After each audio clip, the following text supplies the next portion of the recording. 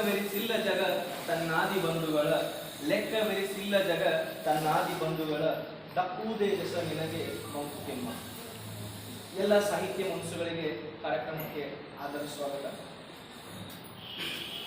ಈ ಒಂದು ಕಾರ್ಯಕ್ರಮದಲ್ಲಿ ನಾವು ಒಂದು ವಿಶೇಷವಾದಂತಹ ಗಮಕ ಎನ್ನುವಂಥ ಒಂದು ವಿಶೇಷವಾದ ಸಾಹಿತ್ಯ ರೂಪವನ್ನು ಇಲ್ಲಿ ನಮ್ಮ ವಿಜಯಪುರ ಜಿಲ್ಲೆಯ ಹಿರಿಯರಾದಂತಹ ಕೌತಾಳ್ ಮೌರ್ಯವರು ಹಾಗೂ ಕಲ್ಯಾಣರಾವ್ ಇಲ್ಲಿ ನಮ್ಮ ಮುಂದೆ ಪ್ರಸ್ತುತಪಡಿಸಿದ್ದಾರೆ.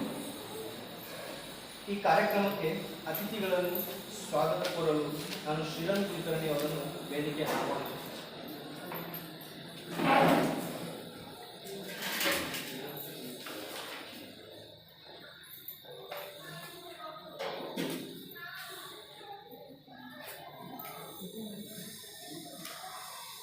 ಅಖಿಲ ಭಾರತೀಯ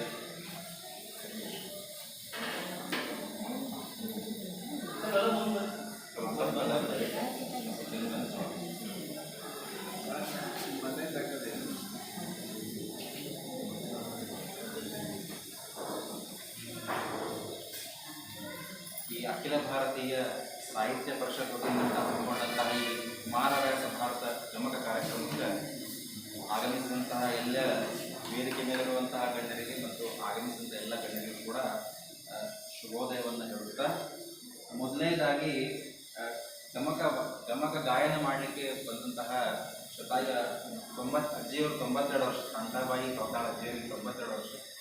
ಆಗಮಿಸಿದಂಥ ಅಜ್ಜಿಯವರ ಪರಿಚಯವನ್ನು ಕೊಡ್ತೀನಿ. 1932 ಡಿಸೆಂಬರ್ 5 ವಿಜಯಪುರದಲ್ಲಿ ಜನಿಸಿದಂಥ ಕೌತಾಳ ಅಜ್ಜಿಯವರು 47ರಲ್ಲಿ ಇವರು ಮದುವೆ ಆಗ್ತದೆ. ಆಮೇಲೆ ಹಿಂದೂಸ್ತಾನಿ ಸಂಗೀತವನ್ನು ಅಭ್ಯಾಸವನ್ನು ಮಾಡಿ ಕಳೆದ 35 ವರ್ಷಗಳಿಂದ ಅಜ್ಜಿಯವರು ಈ ಗಮಕ ಗಾಯನವನ್ನು ಮಾಡಿರ್ತಾರೆ. ಅದಕ್ಕಿಂತ ಮೊದಲು ಸುಗಮ ಸಂಗೀತ ಮಾಡ್ತಿದ್ರು. ಆಮೇಲೆ ಲಾಸ್ಟ್ ಮನೆ ಬೆಟ್ಟಾಗಿ ಹೊರಗೆ ಹೇಳಿದ್ರು, 35 ವರ್ಷದಿಂದ ನಾವು ಸುಮಾರು ಭಾರತ ಗಮಕ ಗಾಯನ ಮಾಡಲಿಕ್ಕಿದ್ದೀವಿ ಅಂತೇಳಿ. 35 ವರ್ಷದಿಂದ ಗಮಕ ಗಾಯನವನ್ನು ಮಾಡುವಂತಹ ಅದರ ಸೇವೆಯನ್ನು ಸಲ್ಲಿಸುವಂತಹ ಅಜ್ಜಿ ಕೌತಾಳ ಅಜ್ಜಿಯವರಿಗೆ ಕಾರ್ಯಕ್ರಮಕ್ಕೆ ಸ್ವಾಗತವನ್ನು ಕೊಡುತ್ತಾ, ಅದ್ರ ಜೊತೆಗೆ ಗಮಕ ಗಾಯನದ ವ್ಯಾಖ್ಯಾನ ಮಾಡುವಂತಹ ಶ್ರೀ ಕಲ್ಯಾಣರಾವ್ ದೇಶಪಾಂಡೆ ಸರ್ ಅವರಿಗೆ ಸ್ವಾಗತವನ್ನು ಕೊಡುತ್ತಾ, ಶ್ರೀಯಂದರು 57 ಅಕ್ಟೋಬರ್ 4ರಂದು ಜನಿಸಿ ಕಳೆದ 20 ವರ್ಷಗಳಿಂದ ಈ ಗಮಕ ಗಾಯನದ ಒಂದು ಅವರು ವ್ಯಾಖ್ಯಾನ ಸೇವೆಯನ್ನು ಮಾಡಿರ್ತಾರೆ. ಇತ್ತೀಚೆಗೆ ಅವರಿಗೆ ಬೆಂಗಳೂರು ನಡೆದಂತಹ ಒಂದು ಗಮಕ ಸಾಹಿತ್ಯದಲ್ಲಿ ಅತ್ಯುನ್ನತ ಪ್ರಶಸ್ತಿ, ವಾದ್ಯ ಪ್ರಶಸ್ತಿ ಪ್ರಶಸ್ತಿ ಕೊಡ್ತಾರೆ. ಆ ಪ್ರಶಸ್ತಿಯಲ್ಲಿ ಇವರಿಗೆ ಮುಖ್ಯಮಂತ್ರಿಗಳ ಉಪಸ್ಥಿತಿಯಲ್ಲಿ ಮೊನ್ನೆ ಮಾಡಲಾಯಿತು. ಮೊನ್ನೆ ತೋರಿಸಿದ್ರು ಅದನ್ನು. ಅವರಿಗೂ ಕೂಡ ಈ ಫಂಕ್ಷನ್ಗೆ ಸ್ವಾಗತವನ್ನು ಕೋರುತ್ತಾ, ಜೊತೆಗೆ ಗೌರವ ಉಪಸ್ಥಿತಿಯನ್ನು ಹೊಂದಿದಂತಹ ಶ್ರೀ ಅಮರೇಶ್ ಸಾಲಕ್ಕಿ ಸರ್, ನಮ್ಮ ಕರೆಗೆ ಹೋಗ್ಬಿಟ್ಟು ಸರ್ ಸ್ವಾಗತವನ್ನು ಕೋರುತ್ತಾ, ಸರ್ ಸಾಹಿತಿಗಳು, ಸಂಘಟಕರು, ಪ್ರಸ್ತುತವಾಗಿ ಅಧ್ಯಕ್ಷರು ಶರಣ ಸಾಹಿತ್ಯ ಪರಿಷತ್ ಯುವ ವೇದಿಕೆ. ಅನೇಕ ವರ್ಷಗಳಿಂದ ಇತ್ತೀಚೆಗೆ ಶರಣ ಸಾಹಿತ್ಯ ಕ್ಷೇತ್ರದಲ್ಲಿ ಸೇವೆಯನ್ನು ಸಲ್ಲಿಸುತ್ತಿರುವಂತಹ ಸಕ್ರಿಯರಾಗಿರುವಂತಹ ಅಮರೇಶ್ ಸಾಲಕ್ಕಿ ಸರ್ಗೆ ಸ್ವಾಗತವನ್ನು ಕೋರುತ್ತಾ,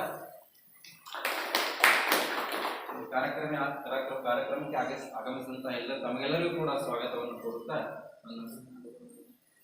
ಜೊತೆಗೆ ಈ ಕಾರ್ಯಕ್ರಮದ ಮೇನ್ ರೂವಾರಿ ಆದಂತಹ ನಮ್ಮ ಅಖಿಲ ಭಾರತೀಯ ಸಾಹಿತ್ಯ ಪರಿಷತ್ತದ ಅಧ್ಯಕ್ಷರಾದಂತಹ ಭಾವನಗರ್ ಸರ್, ಶ್ರೀ ನಾರಾಯಣ ಭಾವನಗರ್ ಸರಿಗೆ ಸ್ವಾಗತವನ್ನು ಕೋರುತ್ತಾ, ತಮಗೆಲ್ಲರಿಗೂ ಸ್ವಾಗತವನ್ನು ಕೋರುತ್ತಾ ಈ ಒಂದು ಸ್ವಾಗತ ಪರಿಚಯವನ್ನು ನಾವು ಮುಗಿಸ್ತೀವಿ. ಧನ್ಯವಾದಗಳು.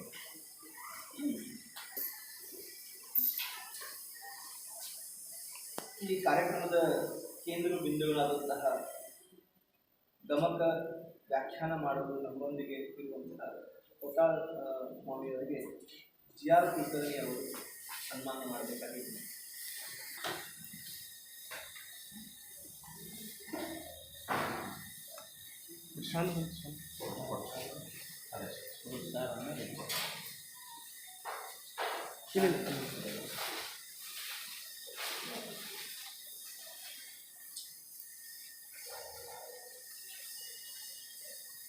ಈ ಸನ್ಮಾನ ಮಾಡುವುದರ ಮೂಲಕ ಈ ಕಾರ್ಯಕ್ರಮಕ್ಕೆ ಅವರನ್ನು ಸ್ವಾಗತ ಮಾಡಲಾಗುತ್ತದೆ.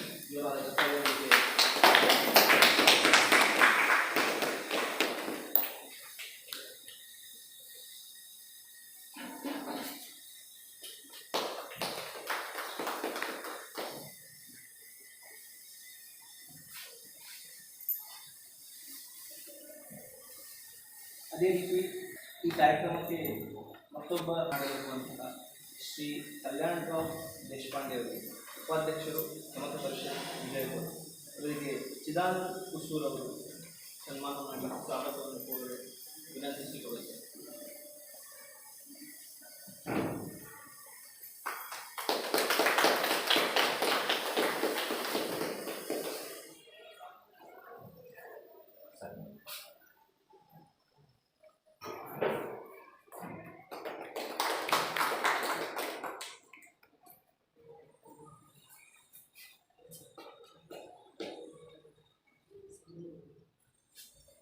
ಈ ಕಾರ್ಯಕ್ರಮಕ್ಕೆ ಗೌರವ ಉಪಸ್ಥಿತಿಯನ್ನು ವಹಿಸಿದಂತಹ ಶ್ರೀ ಅಮರೇಶ್ ಸಾಲಕ್ಕಿ ಉಪಾಧ್ಯಕ್ಷರು ಶರಣ ಸಾಹಿತ್ಯ ಪರಿಷತ್ ಯುವ ವೇದಿಕೆ ವಿಜಯಪುರ ಇವರನ್ನು ಕೂಡ ಈ ಕಾರ್ಯಕ್ರಮಕ್ಕೆ ಸ್ವಾಗತದ ಮೂಲಕ ಸನ್ಮಾನದ ಮೂಲಕ ಸ್ವಾಗತವನ್ನು ಮಾಡಲು ನಾನು ಸತೀಶ್ ಜೋಶಿ ಅವರನ್ನು ವಿನಂತಿಸಿಕೊಳ್ಳುತ್ತೇನೆ.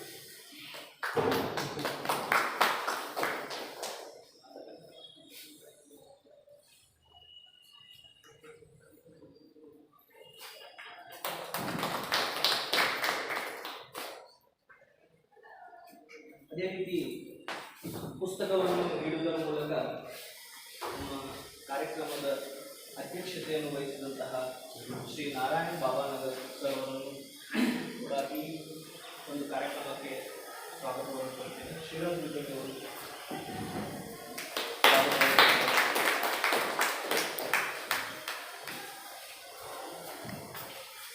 ಭಾವಚಿತ್ರಕ್ಕೆ ಪುಷ್ಪ ನಮನವನ್ನು ಮಾಡುವುದರ ಮೂಲಕ ಉದ್ಘಾಟಿಸಬೇಕೆಂದು ನಾನು ಎಲ್ಲ ಈ ವೇದಿಕೆ ಮೇಲೆ ಇರುವಂತಹ ಗಣ್ಯಾತಿಗಣರನ್ನು ವಿನಂತಿಸಿಕೊಳ್ಳುತ್ತೇನೆ.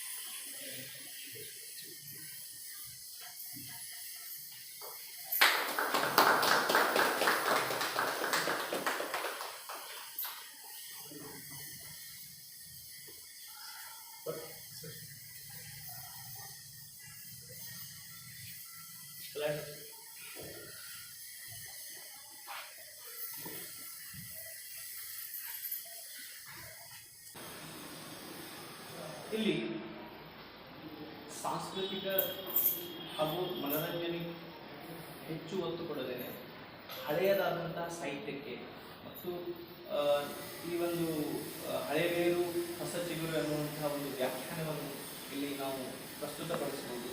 ಆ ರೀತಿಯಾದಂತಹ ಒಂದು ಕಾರ್ಯಕ್ರಮಗಳನ್ನು ಮಾಡಲು ನಮಗೆ ಸದಾ ಸಹಕಾರಿಯಾಗಿರುವಂಥದ್ದು ಅಖಿಲ ಭಾರತೀಯ ಸಾಹಿತ್ಯ ಪರಿಷತ್. ಈ ಒಂದು ಗುರುಪೂರ್ಣಿಮಾ ಅಂಗವಾಗಿ ನಿಮಗೆಲ್ಲ ತಿಳಿದಿರುವ ಹಾಗೆ ಒಂದು ಗುರುಪೂರ್ಣಿಮೆ ಆಯಿತು. ಗುರುಪೂರ್ಣಿಮೆಯ ಅಂಗವಾಗಿ ಕುಮಾರವ್ಯಾಸ ಭಾರತ, ಈ ಒಂದು ಕುಮಾರವ್ಯಾಸ ಭಾರತ ಎನ್ನುವಂತಹ ಗಮಕ ಎಲ್ಲ ಸಾಹಿತ್ಯಗಳಲ್ಲಿ ಒಂದು ಶ್ರೇಷ್ಠವಾದಂತಹ ಒಂದು ಸಾಹಿತ್ಯ ಅಂತ ಹೇಳ್ತೇವೆ ನಾವು. ಕುಮಾರವ್ಯಾಸ ಭಾರತ ಅದರ ಗಮಕ ಅಂದರೆ ನಮ್ಗೆಲ್ಲರಿಗೂ ಗಮಕ ಅಂತ ಕೇಳಿರ್ತೀವಿ. ಈ ಗಮಕ ಅಂತಂದರೆ ಏನು ಅಂತ ಹೇಳಿ ಬಹಳಷ್ಟು ಜನ ಗೊತ್ತಿರಂಗಿಲ್ಲ. ಬಹುಶಃ ಗಮಕ ಅಂತಂದರೆ ಒಂದು ಸಾಹಿತ್ಯದ ಒಂದು ಒಂದು ರೀತಿ ಅಂತ ಹೇಳ್ಬೋದು ಅಷ್ಟೇ. ಆದರೆ ಅದರಲ್ಲಿ ಈ ಸಂಗೀತಕ್ಕೆ ಹೆಂಗೆ ಒತ್ತು ಕೊಡ್ತಾರಲ್ಲ, ರಾಗ ತಾಳ, ಅದಕ್ಕಿಂತ ಹೆಚ್ಚು ಇಲ್ಲಿ ಸಾಹಿತ್ಯದ ಒಂದು ಆರಾಧನೆ ಜಾಸ್ತಿ ಆಗುತ್ತೆ. ಗಮಕ ಅಂತಂದರೆ ಈ ಒಂದು ಗಾಯನದ ಮೂಲಕ ನಮ್ಮ ಮನಸ್ಸಿಗೆ ತಿಳಿಯುವಂತೆ ರಾಗಗಳನ್ನು ಹೇಳುವಂತಹ ಒಂದು ಶೈಲಿ ಅಥವಾ ವ್ಯಾಖ್ಯಾನ ಮಾಡುವಂತಹ ಒಂದು ಶೈಲಿ. ಅದಕ್ಕೆ ನಾವೇನು ಹೇಳ್ತೀವಿ ಅಂದರೆ ಗಮಕ ಅಂತ ಹೇಳ್ತೀವಿ. ಆ ಒಂದು ವಿಶೇಷವಾದಂತಹ ಗಮಕ ಶೈಲಿಯನ್ನು ನಮ್ಮ ಮುಂದೆಯಲ್ಲಿ ಪ್ರಸ್ತುತಪಡಿಸಿ ಬಹಳಷ್ಟು ಸಾಹಿತ್ಯ ಮನಸ್ಸುಗಳಿಗೆ ಒಂದು ಹೊಸದಾದಂತಹ, ಇದು ಬಹಳ ಹಳೆಯವಾದಂತಹ ಒಂದು ಸಾಹಿತ್ಯ, ಆದರೆ ನಮಗೆಲ್ಲರಿಗೂ ಹೊಸದು. ಯಾಕಂದರೆ ಬಹಳಷ್ಟು ಕಡೆ ನಾವು ಕವಿಗೋಷ್ಠಿ ಮತ್ತು ಗಜಲ್ಗೋಷ್ಠಿ ಇತ್ಯಾದಿಗಳನ್ನು ನೋಡ್ತಾ ಇದ್ದೇವೆ. ಈ ಗಮಕ ಅನ್ನುವಂಥದ್ದು ಒಂದು ವಿಶೇಷವಾದಂತಹ ಕಾರ್ಯಕ್ರಮ. ಇಲ್ಲಿ ನಮ್ಮೊಂದಿಗೆ ಹಿರಿಯರಾದಂತಹ ಶ್ರೀಮತಿ ಶಾಂತಾಬಾಯಿ ಕೌಕಾಳವರು ಹಾಗೂ ಶ್ರೀ ಕಲ್ಯಾಣರಾವ್ ದೇಶಪಾಂಡೆ ಅವರು ಇಬ್ಬರು ಗಮಕ ಸಾಹಿತ್ಯದಲ್ಲಿ ಸಾಧನೆ ಮಾಡಿಕೊಂಡಿದ್ದಾರೆ. ಈ ಒಂದು ಕಾರ್ಯಕ್ರಮದ ಕೇಂದ್ರ ಬಿಂದುಗಳು ಅವರೇ ಅಂತ ಹೇಳ್ಬೋದು. ಹೆಚ್ಚಿಗೆ ಸಮಯ ತೆಗೆದುಕೊಳ್ಳದೆ ಇನ್ನು ಅವರಿಗೆ ಈ ವೇದಿಕೆಯನ್ನು ಬಿಟ್ಟು ಕೊಟ್ಟು ಶ್ರೀಮತಿ ಶಾಂತಾಬಾಯಿ ಕೌತಾಳ್ ಹಾಗೂ ಶ್ರೀ ಕಲ್ಯಾಣರಾವ್ ದೇಶಪಾಂಡೆ ಅವರಿಗೆ ಈ ಗಮಕ ಸಾಹಿತ್ಯವನ್ನು ಪ್ರಸ್ತುತಪಡಿಸಲು ನಾನು ವಿನಂತಿಸಿತು.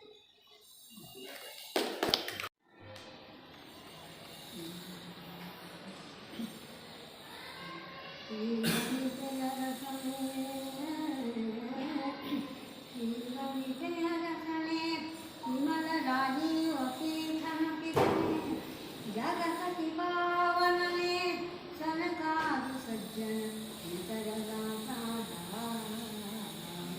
रावणासुर मथन श्रवण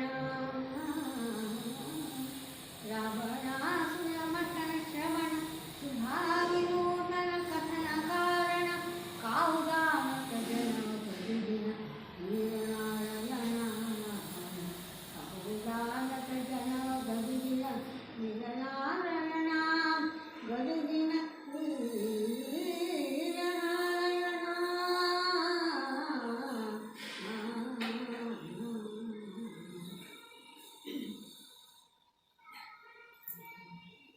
ವರಮಣಿಗಳಿಂದ ಶುಭಮೌಲ್ಯ ವರಮಣಿಗಳಿಂದ ಶುಭಮೌಲ್ಯ ಸರಸಿದಾಯ ಕಿರಣದೋಲ್ಯ ನಿರಸಿಸಿದ ಸಿಂಧೂರ ಭಾರತಿ ಸಿಂಧು ಸುಂದರಲ ಕರಿಮಾಕೃತಿಯಂತವದನನ ಕರದ ಪಾಠದ ಮೋದಕದ ಇಷ್ಟರದ ಗಣಪತಿ ಇಷ್ಟರದ ಗಣಪತಿ ಮಾಯಮಗೆ ನಿರ್ವಿಘ್ನದಾಯಕವಾ ಮಾಯಮಗೆ ನಿರ್ವಿಘ್ನದಾಯಕವಾ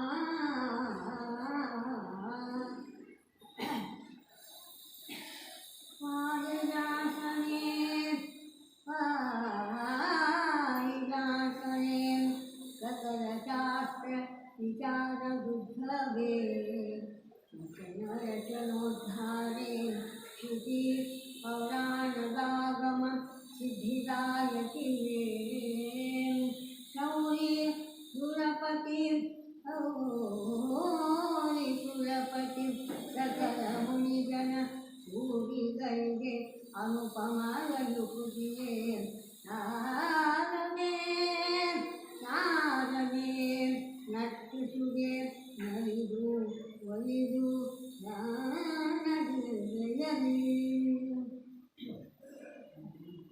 ವೇದ ಪುರುಷನ ಸುತನ ವೇದ ಪುರುಷನ ಸುತನ ಸಹೋದರ ಮಮ್ಮಗನ ಮಗನ ಸರೋದರ ಮಾತುರನ ಮಾಮ ಅಸಿಗಲಿಗನ ಕಾದಿಗಲಿಗನ ಅಣ್ಣನ ಅವ್ವಯ ಕಾದಿಗಲಿಗನ ಅಣ್ಣನ ಅವ್ವಯ ನಾದಿನ ಜಠರದಲ್ಲಿ ಧರಿಸಿದ ಆದಿಮೂರುತಿ ಅನಾದಿಮೂರುತಿ ಸಲಹೋ ಗದುಗಿನ ವೀರನಾರಾಯಣ ಗದುಗಿನ ವೀರನಾರಾಯಣ ಗದುಗಿನ ವೀರನಾರಾಯಣ.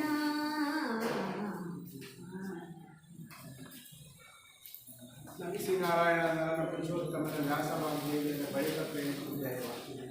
ಈ ಜಯ ಅನ್ನುವಂತಹ ಒಂದು ಆದರೆ ಮುಂದೆ ಮಹಾಭಾರತ ಅಂತೇಳಿ ದೊಡ್ಡ ಒಂದು ಮಹಾಕಾವ್ಯವಾಯಿತು. ಈ ಕನ್ನಡದ ಒಂದು ಭೂಮಿಯಲ್ಲಿ ಹೇಳಿದರೆ ರಾಮನಾಮ ಪಾಯಸಕ್ಕೆ ಕೃಷ್ಣನಾಮ ಸಕ್ಕರೆ, ವಿಠಲನಾಮ ತುಪ್ಪ ಬೆರೆಸಿ ಬಾಯಿ ಚಾಪಡಿಸಲು ಅಂತೇಳಿ ಪುರಂದರದಾಸರು ಹೇಳಿದ್ದಾಗೆ ಕನ್ನಡದಲ್ಲಿ ರಾಮನಾಮ ಅಂದರೆ ತರವೇಲಿ ಬರೆದಿರುವಂಥ ತರವೇ ರಾಮಾಯಣ, ಕೃಷ್ಣನಾಮ ಸಕ್ಕರೆ ಅಂದರೆ ಗದುಗಿನ ಭಾರತ ಮತ್ತು ವಿಠಲನಾಮ ತುಪ್ಪ ಅಂದರೆ ಜೈಮಿನಿ ಭಾರತ, ಲಕ್ಷ್ಮೀಶ ಕವಿಗಳು ಬರೆದದ್ದು ಅಂತ ಹೇಳ್ಬೋದು. ಈ ಮೂರು ಕಾವ್ಯಗಳು ಈ ಕನ್ನಡದಲ್ಲಿ ರಾಮನಾಮ, ಕೃಷ್ಣನಾಮ ಮತ್ತು ವಿಠಲನಾಮವನ್ನು ನೆನಪಿಸ್ತದೆ. ಭಕ್ತಿಯುತವಾಗಿ ಬರೆದಂಥ ಮಹಾಕಾವ್ಯಗಳು ಕನ್ನಡ ಸಾಹಿತ್ಯದ ಸಂಪತ್ತನ್ನು ಶ್ರೀಮಂತಗೊಳಿಸಿದೆ. ಈಗ ನಾವು ಕವಿ ಕುಮಾರವ್ಯಾಸರ ಈ ಒಂದು ಕಾವ್ಯ ಪರಿಚಯ, ಅವರ ಒಂದು ಕವಿ ಪರಿಚಯವನ್ನು ಸ್ವಲ್ಪ ಮಟ್ಟಿಗೆ ಮಾಡಿಕೊಳ್ಳೋಣ. ಯಾಕಂದರೆ ಕವಿ ಕುಮಾರವ್ಯಾಸರ ಕಾಲ 13ನೇ ಶತಮಾನ, 14ನೇ ಶತಮಾನ, 15ನೇ ಶತಮಾನ, ಕೃಷ್ಣದೇವರಾಯರ ಕಾಲದಲ್ಲೂ ಇದ್ದರು ಅಂತೇಳಿ ಕುಮಾರವ್ಯಾಸರ ಬಗ್ಗೆ ಹೇಳ್ತಾರೆ. ಅವರು ಜನಿಸಿದ್ದು ಈಗಿನ ಸಂಶೋಧನೆ ಪ್ರಕಾರ ಗದಗಿನ ಬಳಿ ಇರುವ ಕೋಳಿವಾಡ ಎನ್ನುವಂಥ ಒಂದು ಗ್ರಾಮದಲ್ಲಿ. ಅಲ್ಲಿ ಕೂಡ ಒಂದು ದೇವಸ್ಥಾನ ಇದೆ ಮತ್ತು ಅಲ್ಲಿ ಮಂತ್ರದವರ ಹತ್ತಿರ ಕುಮಾರವ್ಯಾಸರು ಬರೆದಂಥ ಈ ಓಲೆಗರಿಯ ಲಿಪಿಯ ಇದು ಇದೆ, ಕಾವ್ಯದ ಪುಸ್ತಕ ಇದೆ. ಆಮೇಲೆ ಅವರ ತಂದೆಯ ಹೆಸರು ನಕ್ಕಲಸ ಅಂತೇಳಿ. ನಕ್ಕಲಸನಿಗೆ 5 ಜನ ಗಂಡು ಮಕ್ಕಳಲ್ಲಿ ಕುಮಾರವ್ಯಾಸರು ದೊಡ್ಡವರು. ಅವರ ನಿಜನಾಮಧೇಯ ವೀರನಾರಾಯಣ ಅಂತ, ಅವರ ಹೆಸರೇ ವೀರನಾರಾಯಣ. ಕುಮಾರವ್ಯಾಸ ಅನ್ನೋದು ಅವರ ಕಾವ್ಯನಾಮ. ವ್ಯಾಸರನ್ನೇ ತಮ್ಮ ಗುರುಗಳು ಅಂತ ಹೇಳಿ ತಿಳ್ಕೊಂಡು ಅವರು ತಮ್ಮ ಕಾವ್ಯ ನಾಮವನ್ನು ಕುಮಾರವ್ಯಾಸ ಅಂತೇಳಿ ಅವರು ಇಟ್ಕೊಂಡ್ರು. ಅವರು ಈ ಗದುಗಿನ ಅಗ್ರಹಾರದಲ್ಲಿ ಎಲ್ಲ ಅಭ್ಯಾಸವನ್ನು ಮಾಡಿದ್ದಾರೆ. ಯಾರೋ ಕೆಲವರು ಹೇಳ್ತಿರ್ತಾರೆ ವಿವರಣೆ, ಕುಮಾರವ್ಯಾಸರು ಶಾಲೆಯೇ ಕಲೀಲಿಲ್ಲ, ಅಶ್ವತ್ಥಾಮಾಚಾರ್ಯ ಭೇಟಿಯಾಗಿದ್ದರು, ಅದರಿಂದ ಅವ್ರಿಗೆ ಜ್ಞಾನ ಸಿಕ್ತು ಅಂತ ಹೇಳಿ ಹೇಳ್ತಾರೆ. ಆಗಿಲ್ಲ. ಕುಮಾರವ್ಯಾಸರು ಗದುಗಿನ ಅಗ್ರಹಾರದಲ್ಲಿ ಎಲ್ಲ ವೇದ ಪಾರಂಗತರಾದರು. ಅವರೇ ಹೇಳ್ತಾರೆ, ಭಾರತದಲ್ಲಿ ವೈದ್ಯದಲ್ಲಿ ಕಾವ್ಯ ಸುರಚಿತ ಅಲಂಕಾರದಲ್ಲಿ ಗಜತುರುಗ ಲಕ್ಷಣದಲ್ಲಿ ಸಮಾಹಿತ ಮಂತ್ರತಂತ್ರದಲ್ಲಿ ಸರಸ ಕವಿತಾ ರಚನೆಯಲ್ಲಿ ವಿಸ್ತೃತ ಉಪನ್ಯಾಸದಲ್ಲಿ ಭೂಪತಿ ಕರೆಸಿನನ್ನು ನೋಡಲೆಂದು ನಿಜತಮ್ಮ ತನಗೆ ಅಂತೇಳಿ ದ್ರೌಪದಿಯ ಸ್ವಯಂವರದಲ್ಲಿ ಒಂದು ಪದ್ಯ ಬರ್ತದೆ.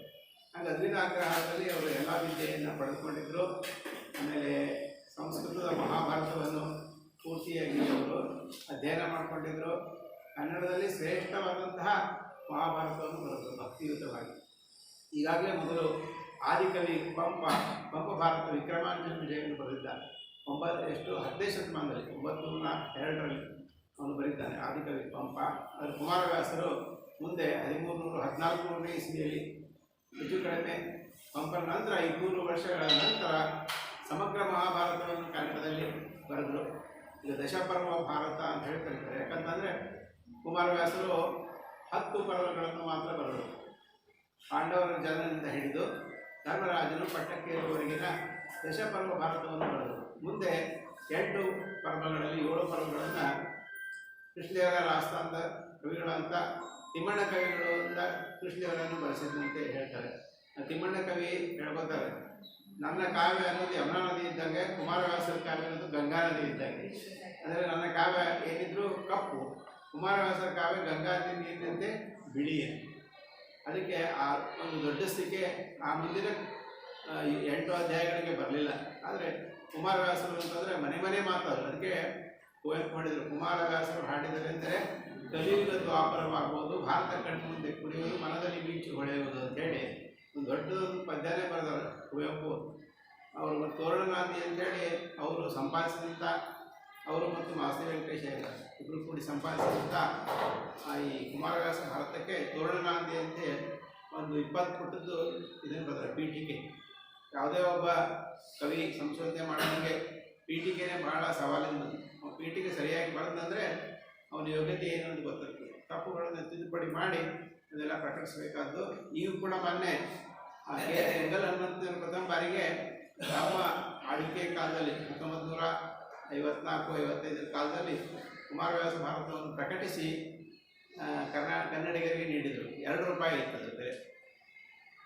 ಅದು ಎಂಗಲ್ ಹನುಮಂತಯ್ಯನವರು ಮಾಡಿದಂಥ 2 ಶ್ರೇಷ್ಠ ಕಾವ್ಯಗಳನ್ನು ಮೈಸೂರಿನವ್ರು ಹೇಳ್ತಿರ್ತಾರೆ.